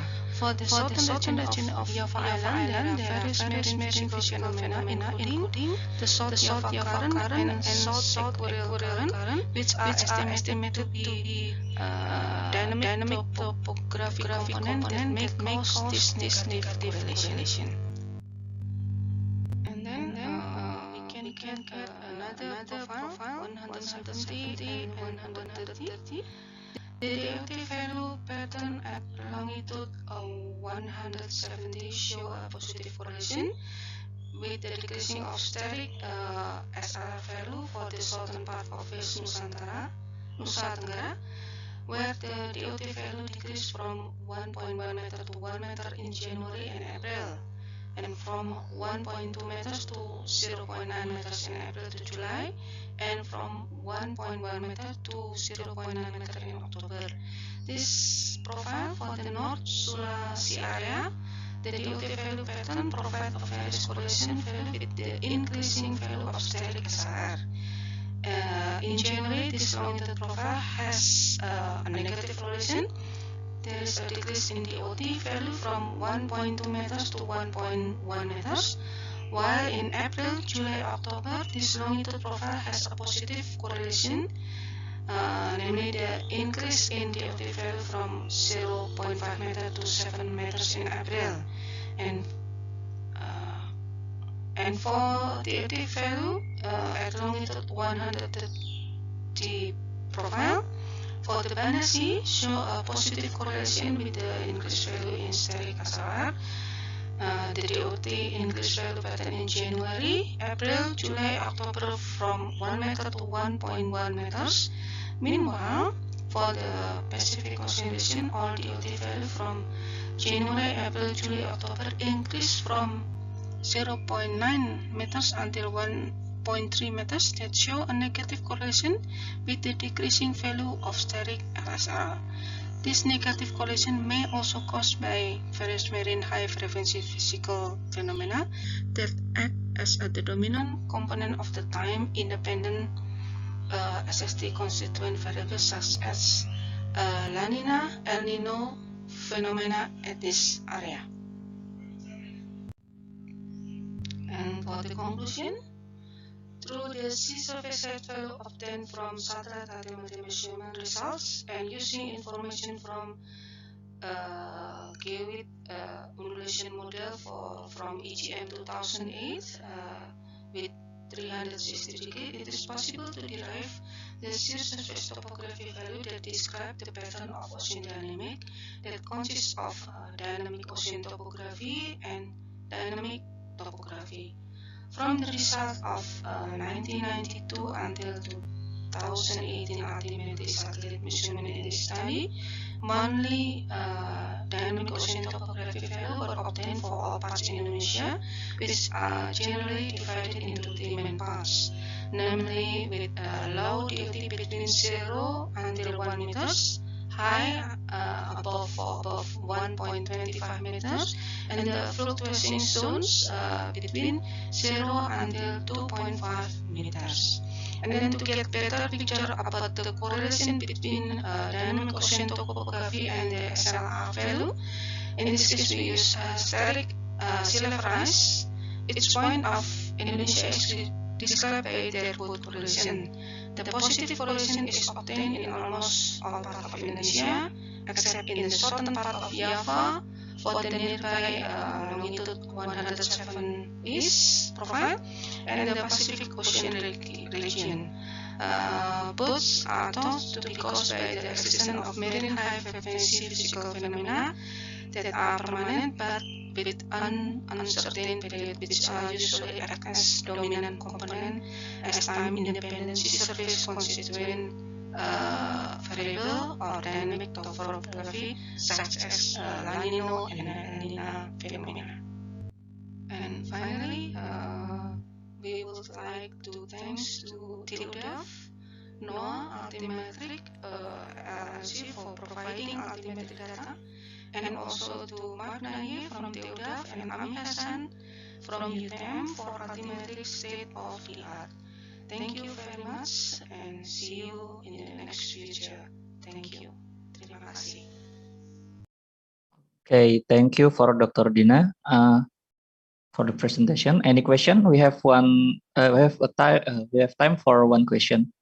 If anyone want to ask question, you can unmute your microphone and ask directly to Dr. Dina.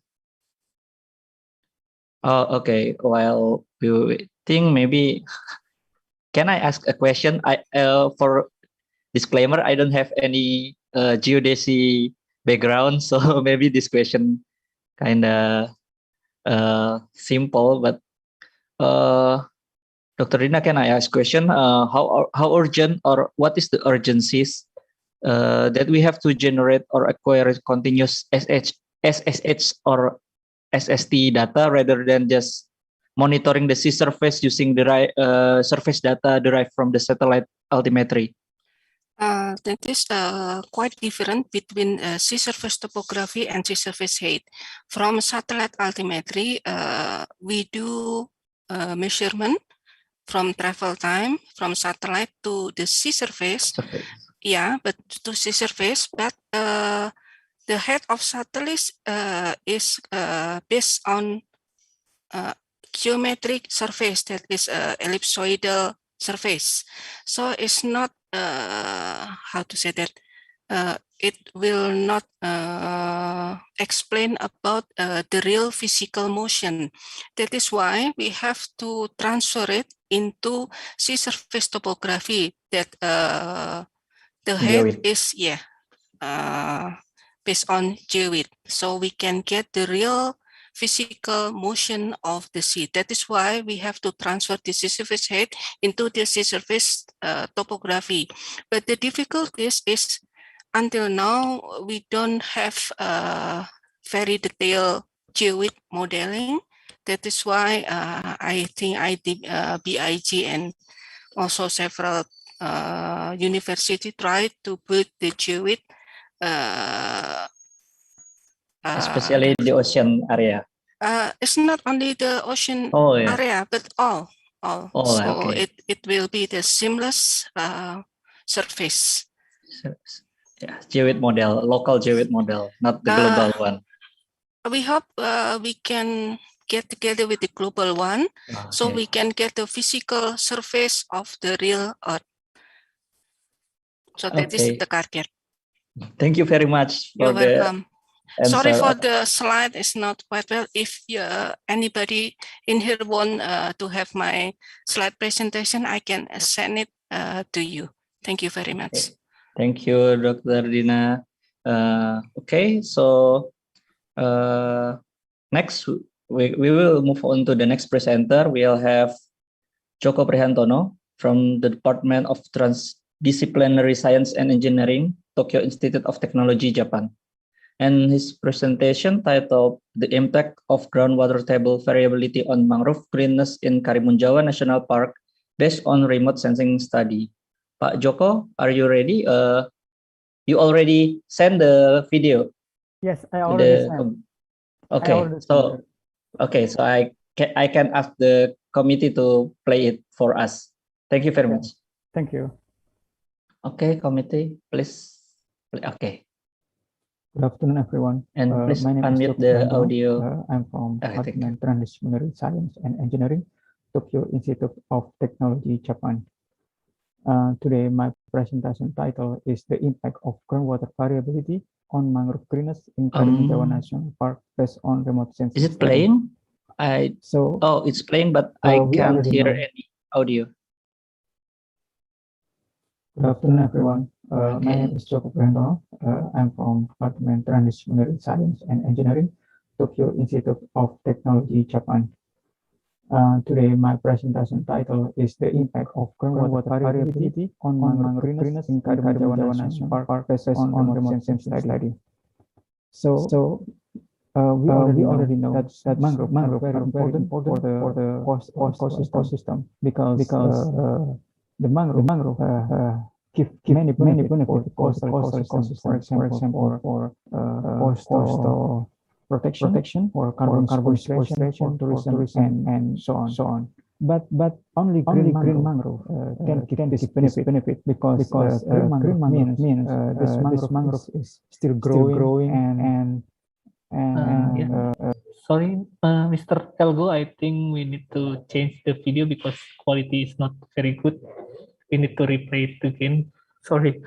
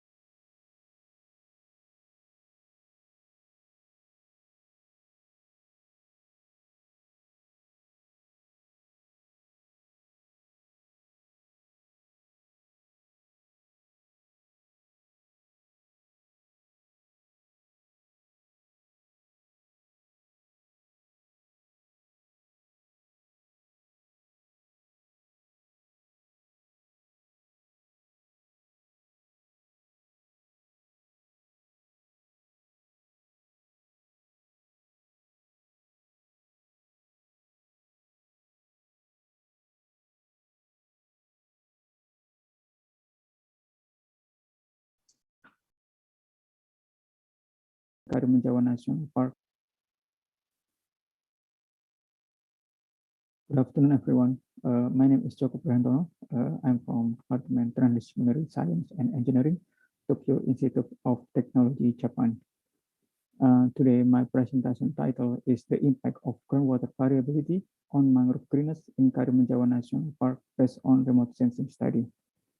So, we already know that mangrove are very important for the coastal ecosystem because the mangrove give many benefits for the coastal ecosystem. For example, for coastal protection, for carbon sequestration, for tourism, and so on.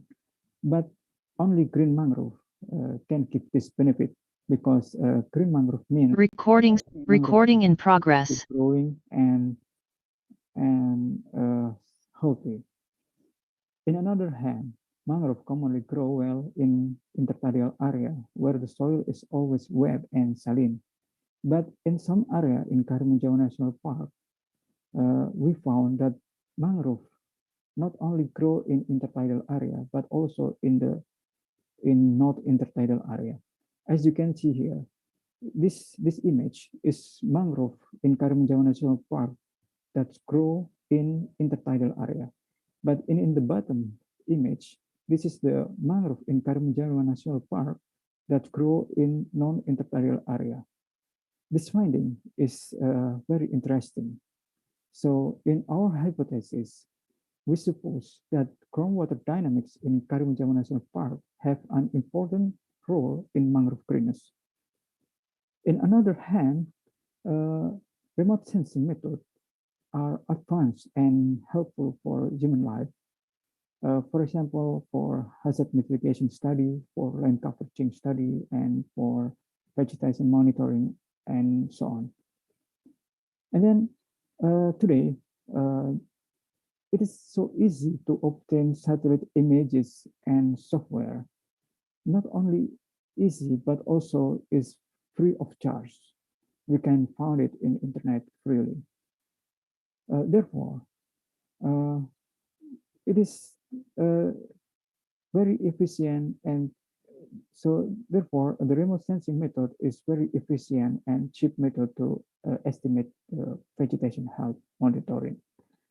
The objective of this study is to analyze the relationship of water table change to soil moisture and mangrove greenness using remote sensing methods combined with groundwater table observation data in Karimun Jawa National Park during the wet and dry season. This is the map of study area in Karimun Jawa National Park.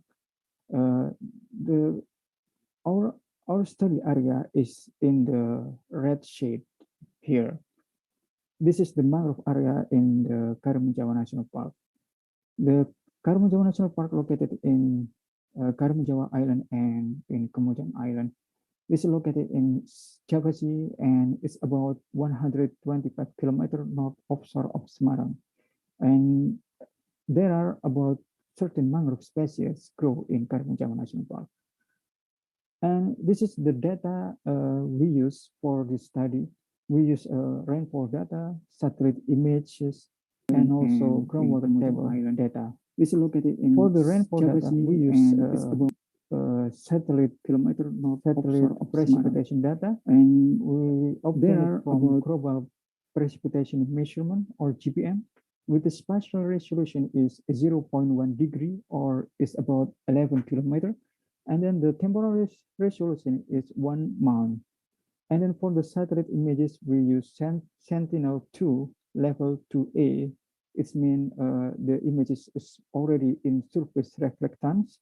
And the spatial resolution is 10 meters for the visible band and for near infrared. But for the short wave infrared is about 20 meters. For the temporal resolution is 5 days. For the groundwater table, we deploy water pressure logger in Karimun Jawa National Park with the location is in this point.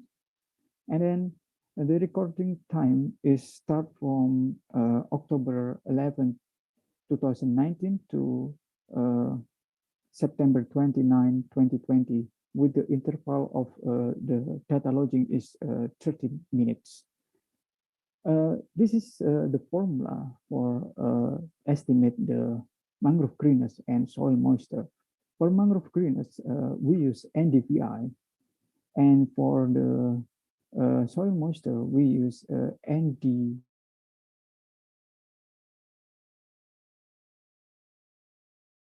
The formula from GAO 1996. This is the result of the mangrove greenness or NDVI.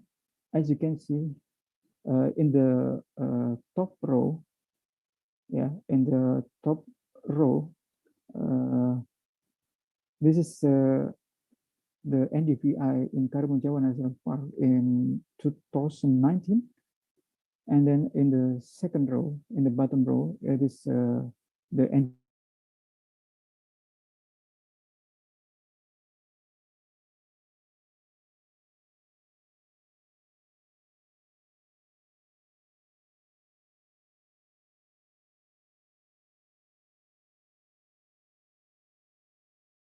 Recording In in September, progress. the MTCRC was opened at the Itebe Cirebon campus.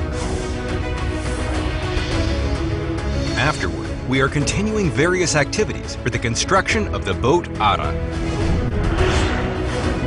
supporting the accident of Sriwijaya Air Flight, and planning for the installation of a marine chemical analysis lab.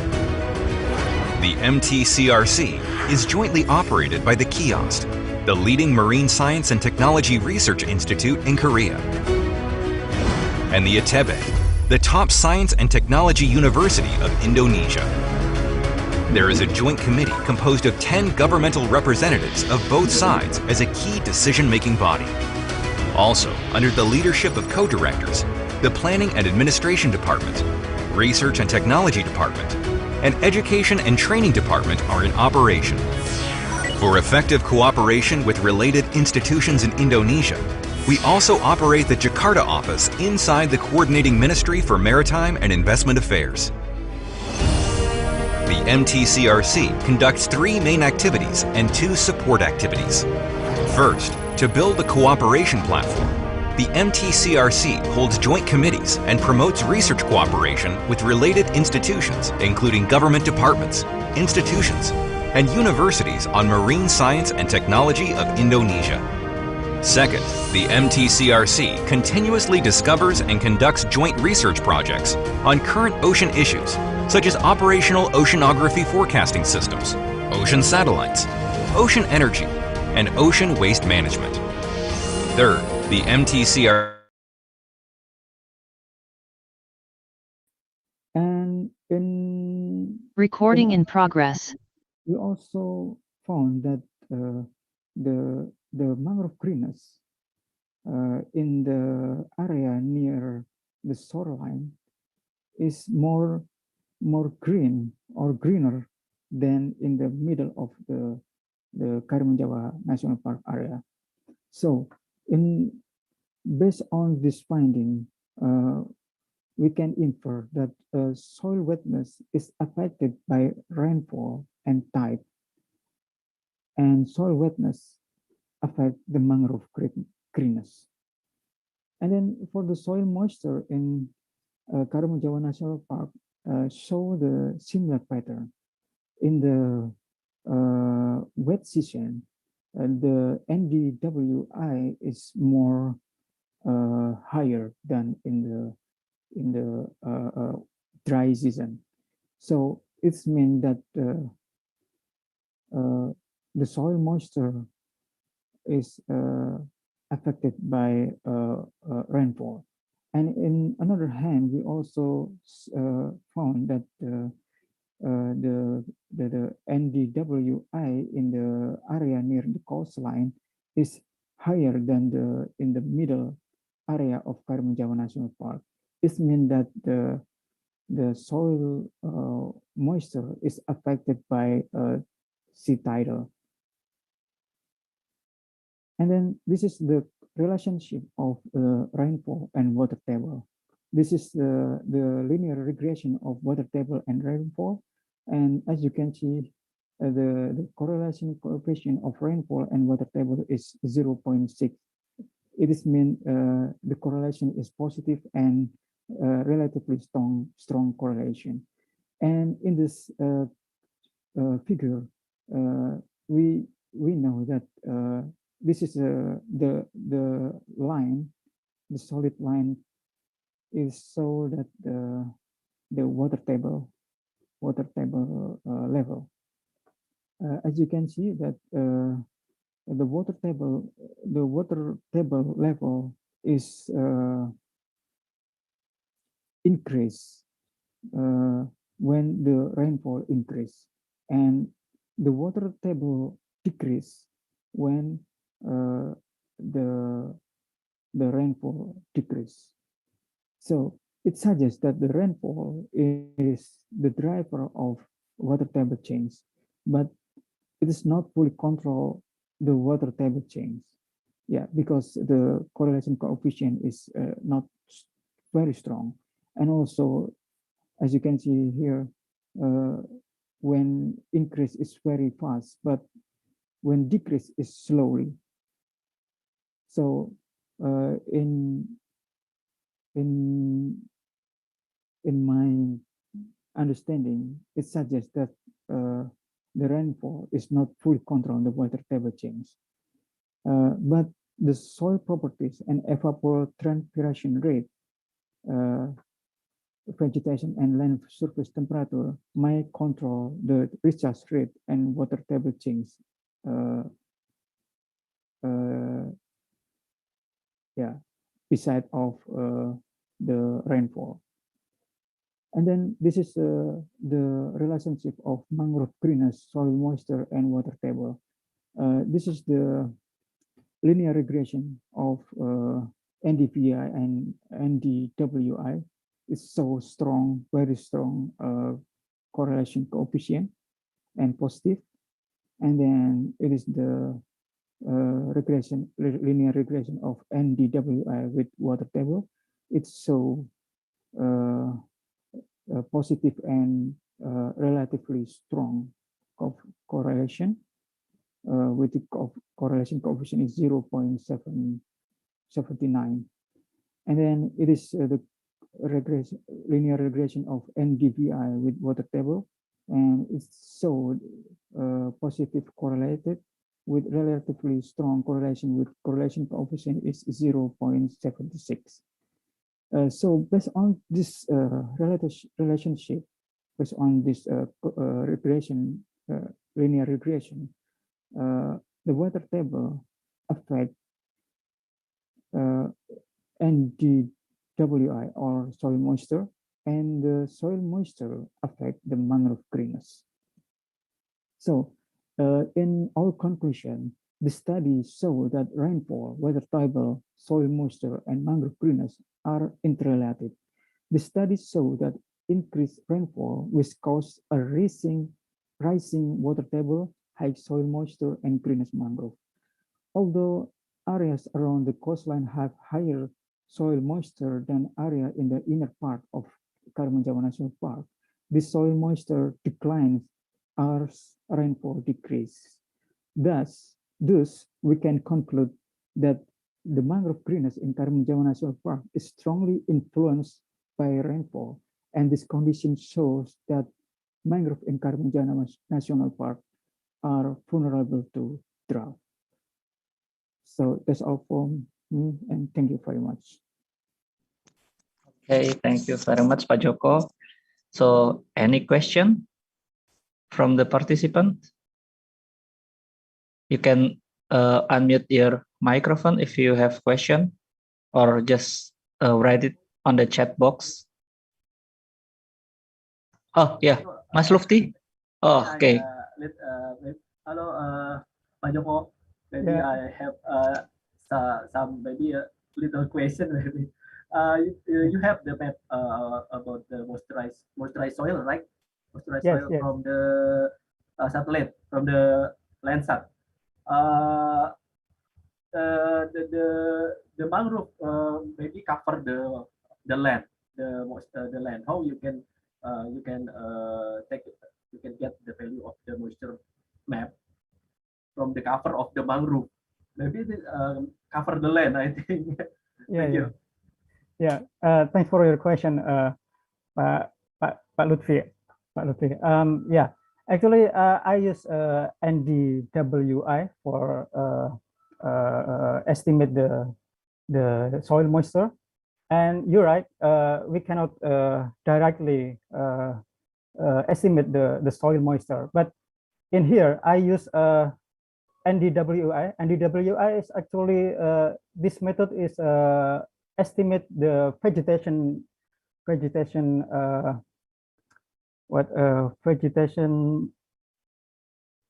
wetness, like that. Yeah. So that's why I assume if the vegetation is high moisture, so the soil is also high moisture. Yeah, that's why I use this method, NDWI. Oh, you get from the tree, from the mangrove tree. Yes, correct. I use the tree for the proxy. Yeah. Thank you. Yes. Thank you, Pak Lutfi.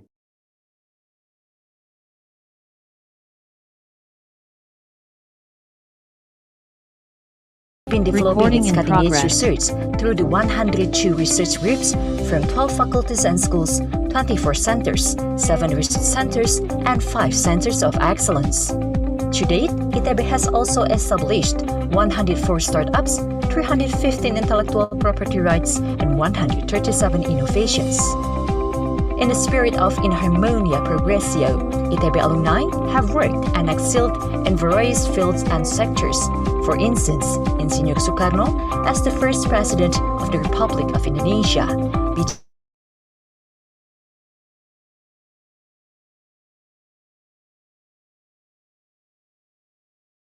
Recording in progress. Sorry, Mr. Elgo, for the. It's okay. It's okay. That's again. I think someone is closing the breakout room. It's okay. Don't worry. Yeah, we are lucky because the discussion already ended before we go back to the main room. Okay. Thank you very much to Pak Joko and Mas Lufti. And then we move on to the next presenter.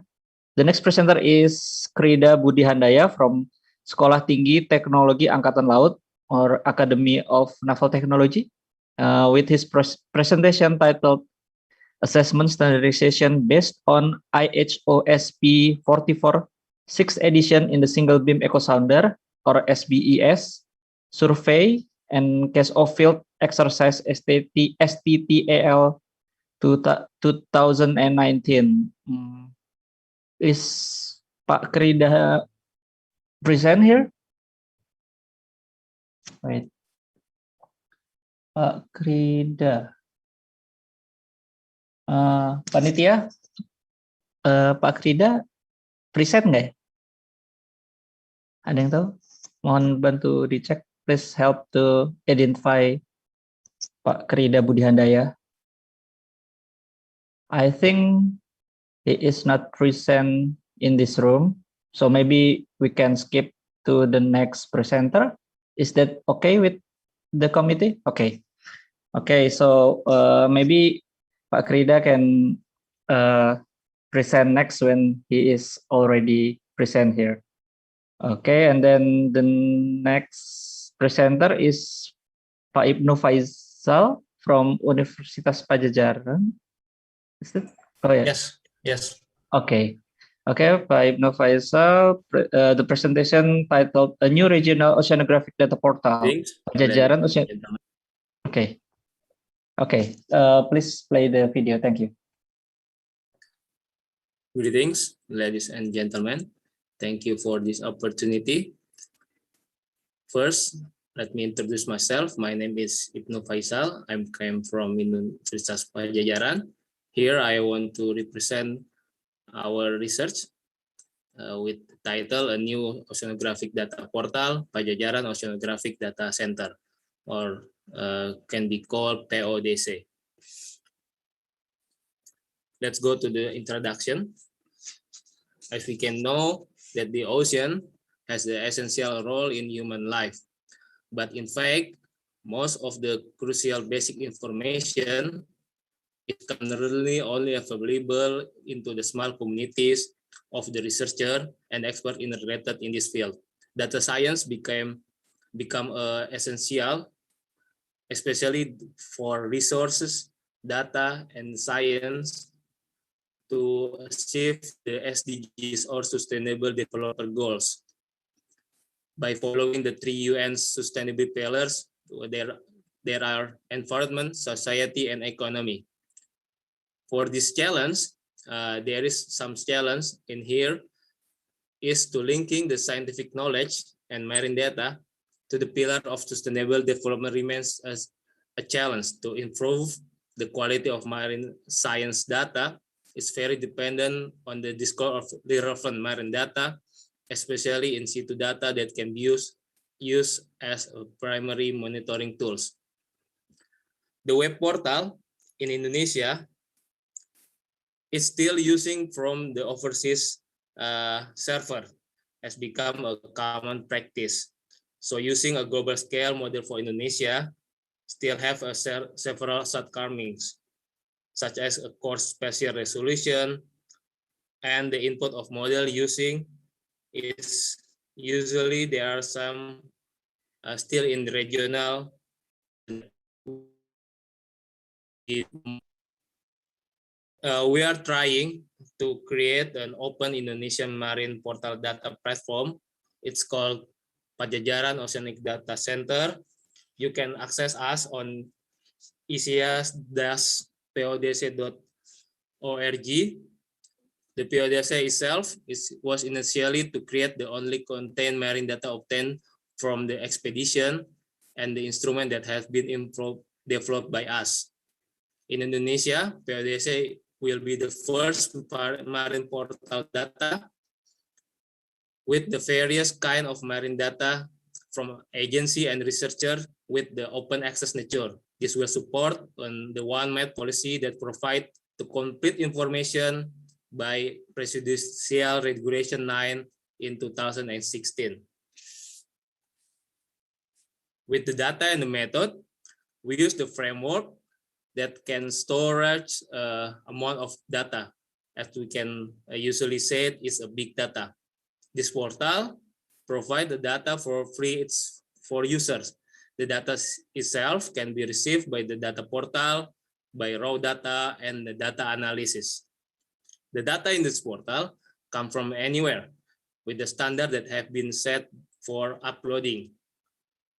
For the frameworks, we divided by 3 parts: front end, back end, and the database. For front end, we use the HTML and JS or JavaScript supported by CSS. For the back end, we use the hypertext preprocessor, or usually we call PHP. And the last, for the data backup, we use the system from MySQL. They are the workflow in the developing of this website. There are 4 stages. One is we concept and the framework, the development. And number 2, we conduct the data collection. We use initially from our institution first, from the undergraduate report, or maybe from the several expedition or research. And then we, in the next step, we use help from the developer of the website. And the last, we use the data usage for the simulation. The data collection from data came from various source, which later be entered into the data portal. And then the user can have the experience by user interface, UI, and the user experience, UE. And the PODC itself divided by 2 types of display, the static page and the interactive page. For the data process, this data was intended to accommodate internal data result from our instrument. It's called REA, but it can be added from another contributor. So the process is divided by 2. The first is where the data, the raw data came from our instrument directly displayed on the website. As we can later to explain, is the real-time measurement. And the second is where the raw data come from the contributor. It will be through the screening process by regional expert team. We have already have the relation from the Philippines and from other POGO alumni. And screening or inspection is carried out to ensure the data that the user will access are ready to use and ensure the convenience from user side. The next is the user interface and the user experience. There are 2 parts in this display. The first is data access. The data access on the PODC website. have a simple interface. You can use as what you need for the data is divided by the data source and the parameters, the date, or maybe you can set the spatial subset. Also, the user can create the user specify or area of interest (AOI), so the data access can follow the user research area. As we can see from the display, there is the example of the AOI that user can be used. The next is the data submission. It's require the two-step. The first step is the map info. It provides the basic information of data provider, such as coordinate name, location, activity, station, date, and others. And the second one is the details data. The Geodesy itself provides for about 27 parameters that cover physical, biology, and chemistry parameters in the ocean. But if there's not provided in our display, the user can edit by itself the parameter that will be added and display in our website. This approach was made to make sure all the typical data can be accommodated in our websites. And then this one is the real-time measurement. As I mentioned before, we initially have this website is for display our instrument results. It's called area. The area itself can be deployed in several places, especially in shallow area, or we have limited of the bathymetry. It can be released near in the beach or the coastal. So in this menu, the user can see the real-time position and observation of the area instrument. So it will be a real-time. As soon as the area instrument deployed in the field, you can see directly in our website. The location of the area can be seen, such as map, and represent in the red dot. User can also view the measurement result with the area itself. It covers that parameter like temperature, depth, turbidity, conductivity, pH, acidity, dissolved oxygen, and other atmosphere parameter for the area itself. And the future of this website, we know we still have much shortcomings, but it's still on the development pace. By this year, it's to guarantee that every single piece of data that came from us or maybe from the other contribution have the digital or the object identifier. This one is important as we, as the scientists, need recognition of our data to be sit or maybe to be referenced by other science researcher. The second one is the user interface. We give the form to our user if they have the feedback regarding our interface or maybe other sector that can be good feedback for us. And then the third one is the RWD, or the responsive web design. Is still under development, so the user will have the similar experience using the different operating system and platforms such as Windows, OS for Mac, and the last one is for Linux if possible. And the last one is mobile app. It's still in considerable if the user want and have the demand to list the data into the efficiency and the accessibility. The conclusion of this research, as we can declare that PODC or Pajajaran Ocean Data Center is a central data responsibility to support open regional oceanography, especially in archipelagic countries. PODC itself will support the national government and agency in taking policy regarding the ocean management. Data in this portal are achieved with quality control process according to the Indonesia National Data Policy. And the last one, PODC through its data management activity will play a vital role in many ocean studies such as climate change, illegal fishing, and marine dynamics.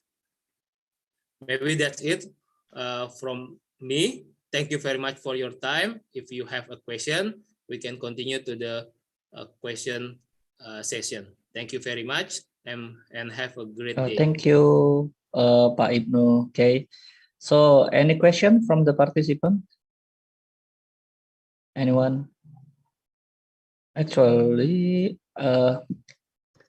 Panitia, can we still have time? I think we kind of late. We are 10 minutes behind the schedule, actually. Is that okay? Okay. So, any question? Actually, Pak Ibnu, I have a little bit question. This is really good effort from you to make a portal like this to make easy for researcher and student and everyone to access the data.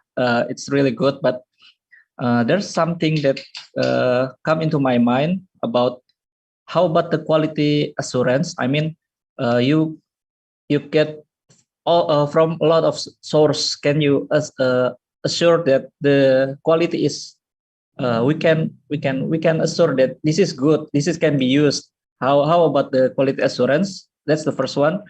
And how open the data is, because you said that you only share the data that have open nature, right? But you know, in Indonesia sometimes let's say someone get a data, let's say BIG data from your portal, and then the data is not accurate. Who will responsible? Is it BIG as the producer, or you, where they get the data is from? Because it's really tricky. I mean, do you think it will be a problem in the future? Thank you very much. Okay, thank you very much for the questions. We'll try to answer it. The first one is about the quality of the data. As we mentioned before, that there will be two types of data: the raw data and then the spatial data, or maybe data set data that will screening by our expert. That one is can be accessed by the user for the raw data, such as coming from our instrument. The user can only see the graph or maybe the data in our website. So the most important one, that the data set that we provide from other source, it screening first by our expert. As I mentioned before, like we have a relation from the Philippines and other alumni of AWI, that Mr. Noyer Purba, one of our team, have the relation of that. And then for the second question, yes, it is tricky, especially in Indonesia. We faced with the several regulation, and then about the quality of the data. If mistake, who's to blame, it's also became our consideration. But we already have what I said about communication with LIPI, the national data. We communicate about this problem, and yes, it's still on the process. And then what we can assure that we try to support the national regulation, and then of course the other institution have on regulation, but we focus on the data that have open access nature first. But for the following years, we hope that we can have a more contributor, and we guaranteed them with the DOI, so maybe it can be quite interest for potential contributor to join with us. Maybe it's hope that answer your question. Okay, thank you very much. Yes, you're welcome. Thank you, Pak Ibnu. So we have another. Actually, we have two other presenter, but is Aulia Triatmojo present here? Okay, I think Pak Aulia Triatmojo is not present. So we move to the next presenter, the last presenter, Pak Lufti Rangga. Mas Lufti? Oh, okay. Okay, so here's Lufti Rangga from ITB with the presentation titled Identification of Seabed Cover Using Airborne LiDAR Bathymetry. Okay, the time is yours. I'm sorry, is it pre-recorded video or just pre-recorded video? Okay, committee, please play the video.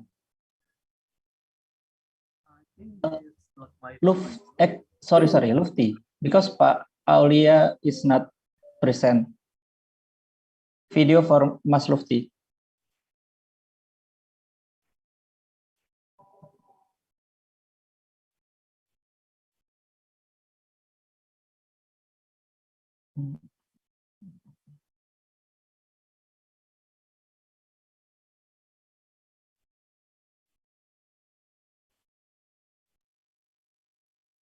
Okay. Assalamualaikum warahmatullahi wabarakatuh. Hello everybody and welcome to my presentation. My name is Lufti and I'm a student at Earth Science Master Program ITB.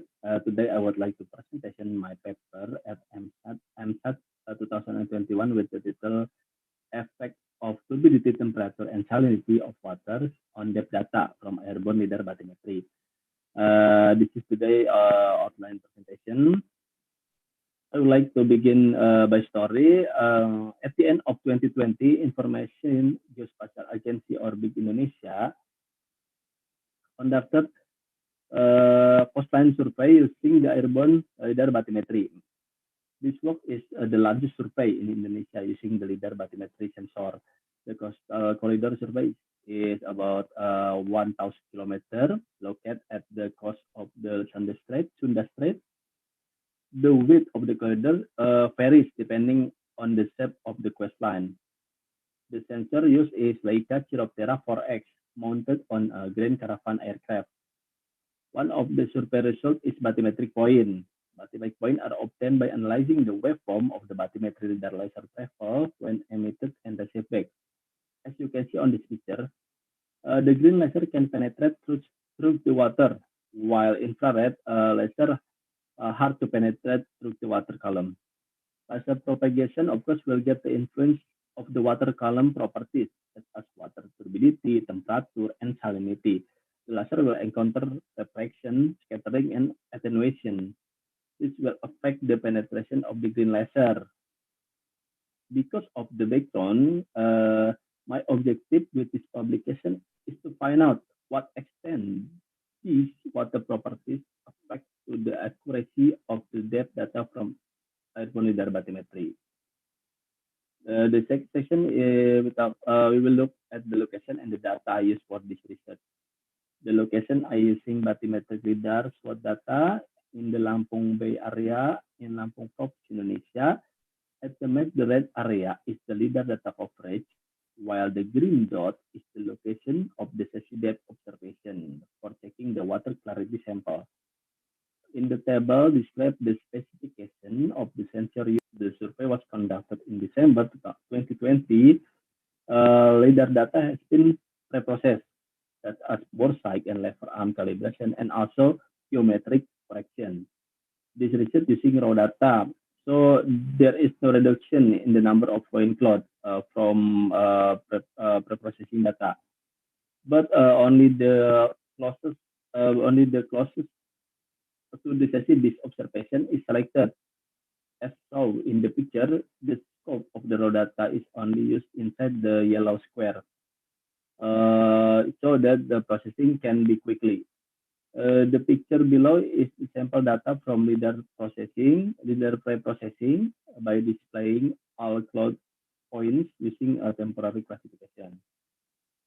To determine the turbidity of the water, we use SCDs for observation. We can get the SCD depth. SCD depth is the average between the depth when the dish is visible again and the depth when the dish is starting to become invisible.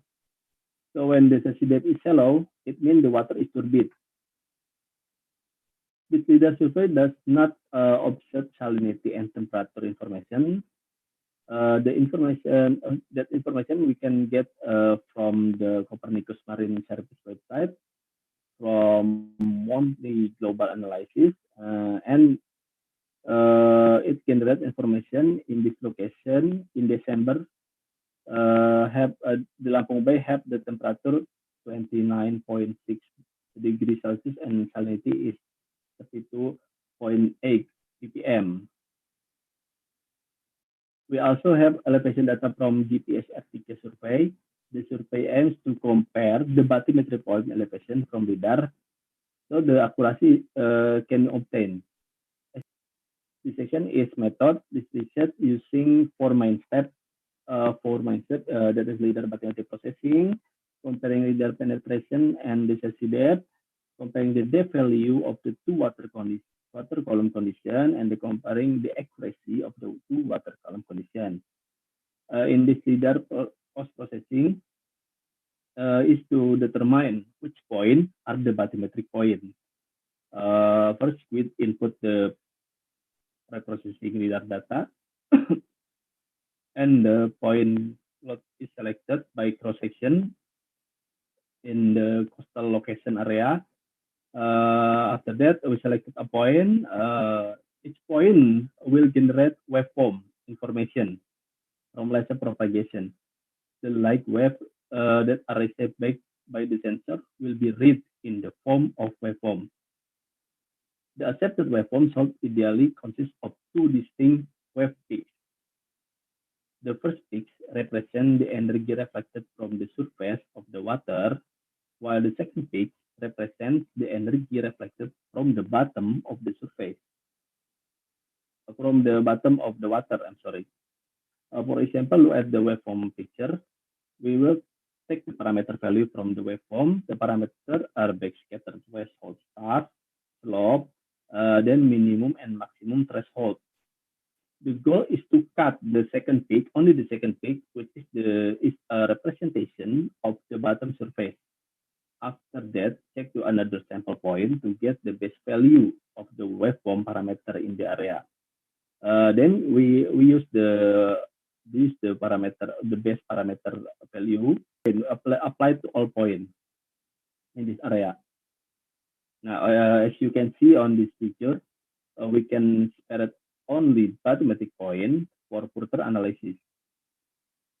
To see the penetration ability of lidar against water turbidity condition, we measure the last depth data, the last depth that lidar can reach.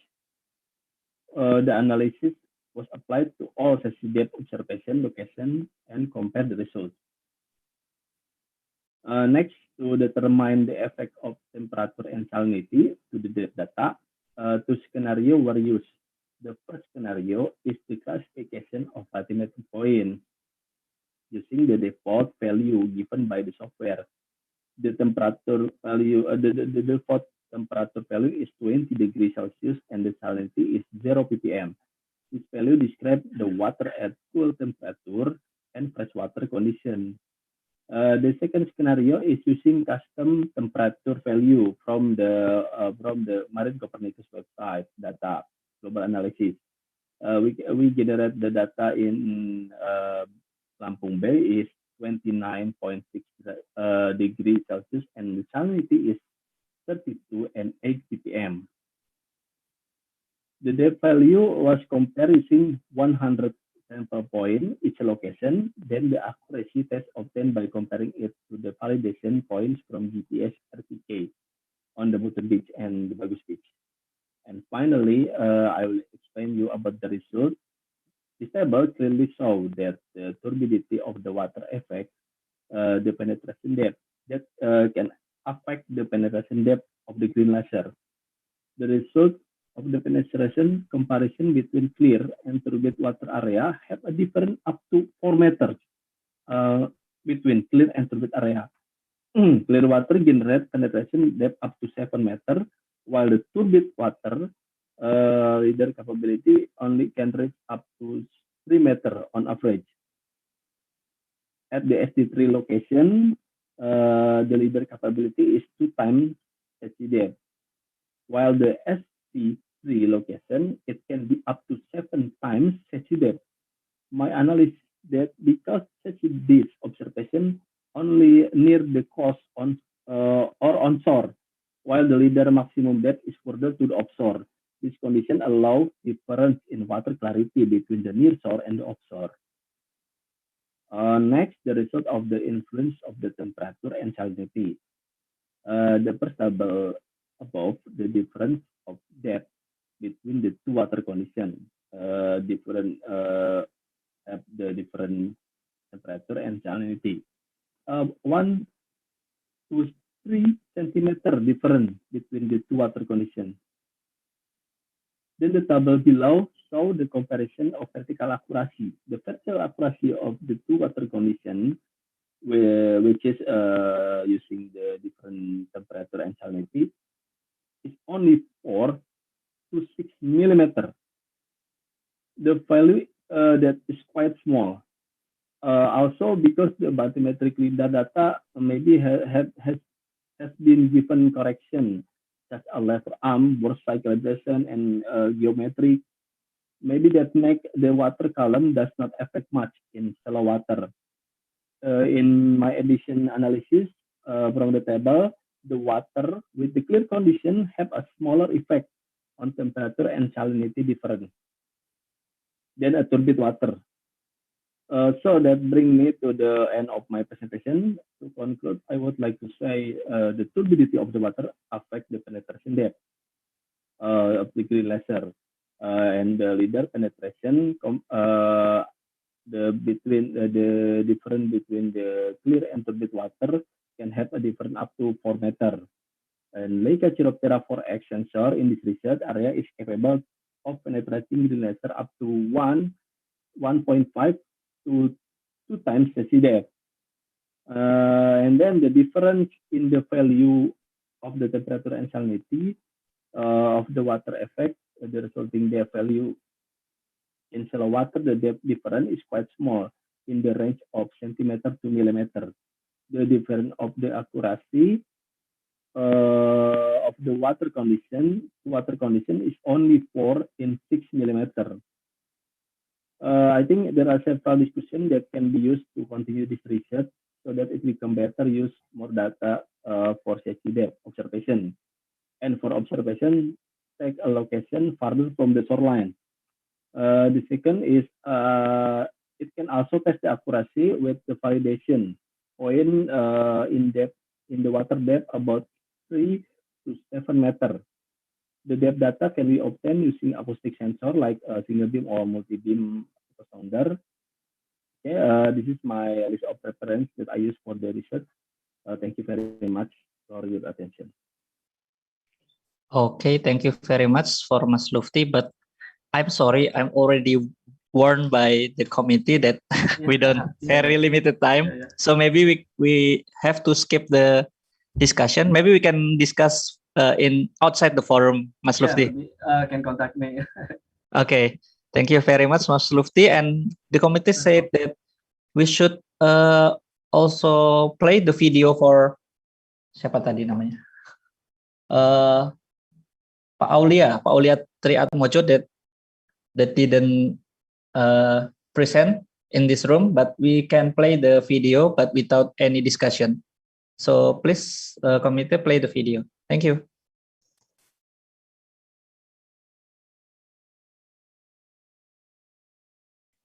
And okay, so this is the video. Thank you. Good afternoon. I am Aldarat Mojo, a lecturer Geomatics Engineering Study Program in Institute of Technology of Sumatra, and my concentration in hydrography. Today, I will give the presentation about my research. My research title is Seasonal and Interannual Variability of Satellite derived chlorophyll A from 2003 until 2019 in Lampung waters and its surrounding area. My research was collaborated with Mr. Iwan from Oceanography Institute Technology Bandung, Mr. Irdam and Mr. Aliframan from Geomatics Engineering Institute Technology of Sumatra.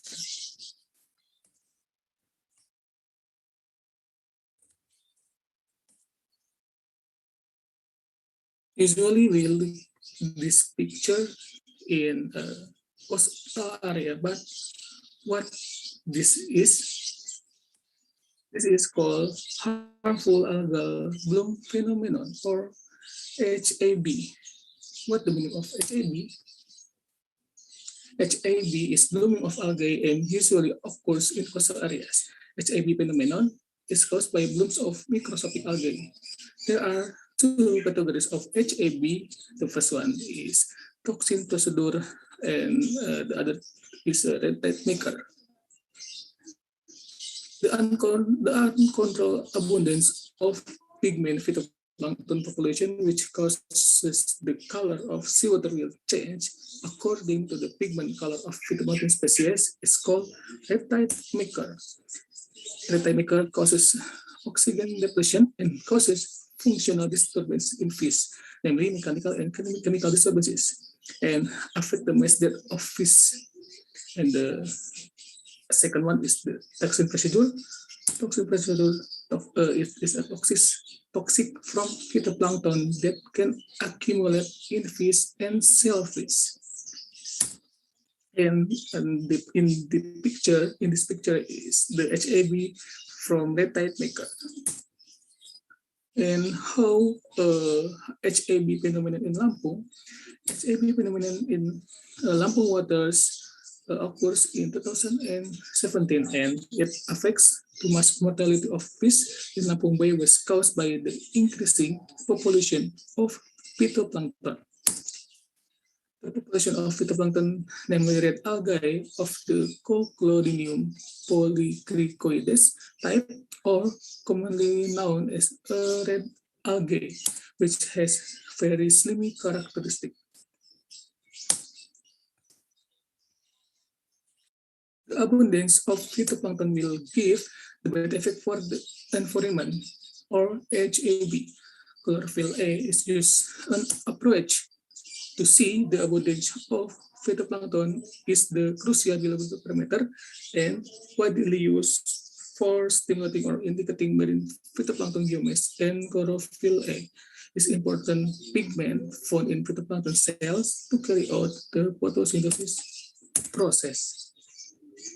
Thus, the purpose of this research is analyzing the abundance of phytoplankton by using chlorophyll A concentration in seawaters and examining the variability of chlorophyll A seasonal and interannual from 2003 until 2019 based on spatial and temporal.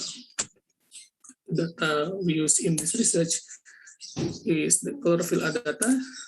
This research analysis chlorophyll A patterns and variability were obtained using only chlorophyll A data from the average values from 2003 until 2019. And the second is the sea surface temperature data. And then the precipitation data, and the last one is the people mode index method. CLA from ocean color supply data derived using the algorithm by Hussey, Lizzie, and French. And then we process using the MATLAB 2004, and we plotting Adobe script by Paulois.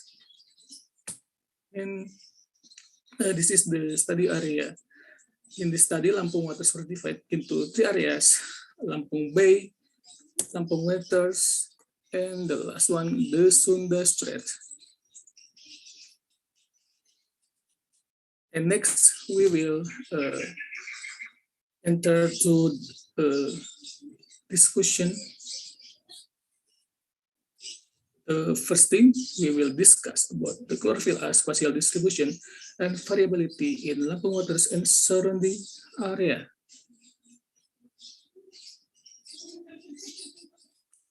In general, chlorophyll A in Lampung waters show a higher concentration of chlorophyll A in coastal areas and decreases gradually from the coast to the middle of the sea. We can look at it in figure number 2. The spatial patterns show that the value on the east coast is higher than Lampung Bay and Sunda Strait with till up to 7 mg per meter cubic, while the concentration of chlorophyll A values in the other 2 places tend to be small. The seasonal or spatial dynamics of chlorophyll A in Lampung waters result in growth process from October to March, and the plate from April to September were significantly higher, up to 7 mg per meter cubic compared to the dry season, and the highest value was in the range of 3 until 4 mg per meter cubic.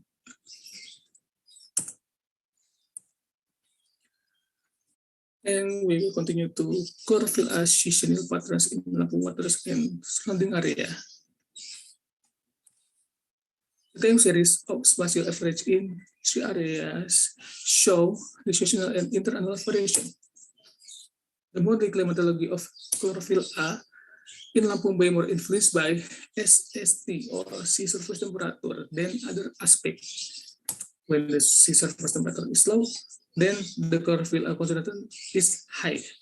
In September and October, when the temperature reach 2018 0.16 and 2018 63 Celsius, the chlorophyll A values reach 0.79 and 0.87 mg per meter cubic, while the East Coast area and Sunda Strait fit with the monthly rainfall pattern in the Lampung mainland. During the dry season, especially in Lampung Bay, the concentration of chlorophyll A decreased, and vice versa. During the rainy season, the value increased. February is one of the rainy season peaks. The maximum value in February with chlorophyll A abundance is 2.49 and 0.96 mg per meter cubic. The chlorophyll A values fluctuated, and the lowest value was in November, namely 0.96 and 0.49 mg per meter cubic. And next, we continue to discuss about the chlorophyll A interannual variation in Lampung waters and surrounding area. The interannual variability in the area show, you can see it in figure 4, that the Lampung Bay is more influenced by Indian Ocean dipole than the East Coast and Sunda Strait. And the cross correlation between chlorophyll A concentration and dipole mode index in East Coast area, Lampung Bay, and Sunda Strait are minus 0.2, 0.5, and 0.1 respectively, with significant level of 95%. And the Lampung Bay has strong influence by Indian Ocean phenomena such as IOD, and the East Coast of Lampung Bay and Sunda Strait didn't strong correlation to Indian Ocean dipole. It caused this area has a strong influence by local forcing. And this is the last part of my presentation, and this is the conclusion. I have 5 conclusions from this research. The first one, spatial pattern of chlorophyll A abundance respectively to 7 mg per meter cubic, 2 and 3 in S coast of Lampung Waters, Sunda Strait, and Lampung Bay. And one climatological mean of chlorophyll A in the S coast of Lampung Waters and Sunda Strait have similar pattern. It fits with the moderate rainfall pattern in Lampung mainland. And in the other things, the monthly climatological mean of chlorophyll A in Lampung Bay has similar versa pattern with sea surface temperature in Lampung Waters. Seasonal pattern of chlorophyll A in Lampung Waters is influenced by rainfall and sea surface temperature, and interannual pattern of chlorophyll A in Lampung Bay fits with the MI. It has correlation 0.5 with a significant level of 95%. It indicates that Lampung Bay was strongly influenced by intra-annual variability in Indian Ocean. And this is our acknowledgement. And thank you for your attention. Okay, thank you for thank you for the presentation, even though the presenter is not come. I think the committee still give us a little bit time if someone want to discuss with Mas Lufti about the LiDAR. What was that, Mas Lufti? I forgot the title of your presentation. If anyone want to ask question to Mas Lufti about airborne LiDAR bathymetry, we still have a little bit time. Oh, Pak Hanif, ya, silakan.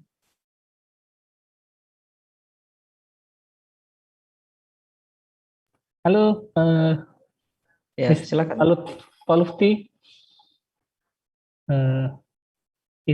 Is he here, Pak? Pak Lufti. Okay. I think Pak Lufti is not present. Okay, yeah, no problem. Okay, so maybe we can close the session. Pak Hanif, gimana? Yeah, okay, but maybe we can close because the last presenter doesn't send the video. Okay, thank you for the information. So everyone, the participant, the mini session for the Marine Geodesy Satellite and Operational Oceanography is over for today. Now we can all move back to the main room because there's some announcement there that will be announced by the committee. Thank you very much. I will close the session. Good afternoon. Assalamualaikum warahmatullahi wabarakatuh. Waalaikumsalam.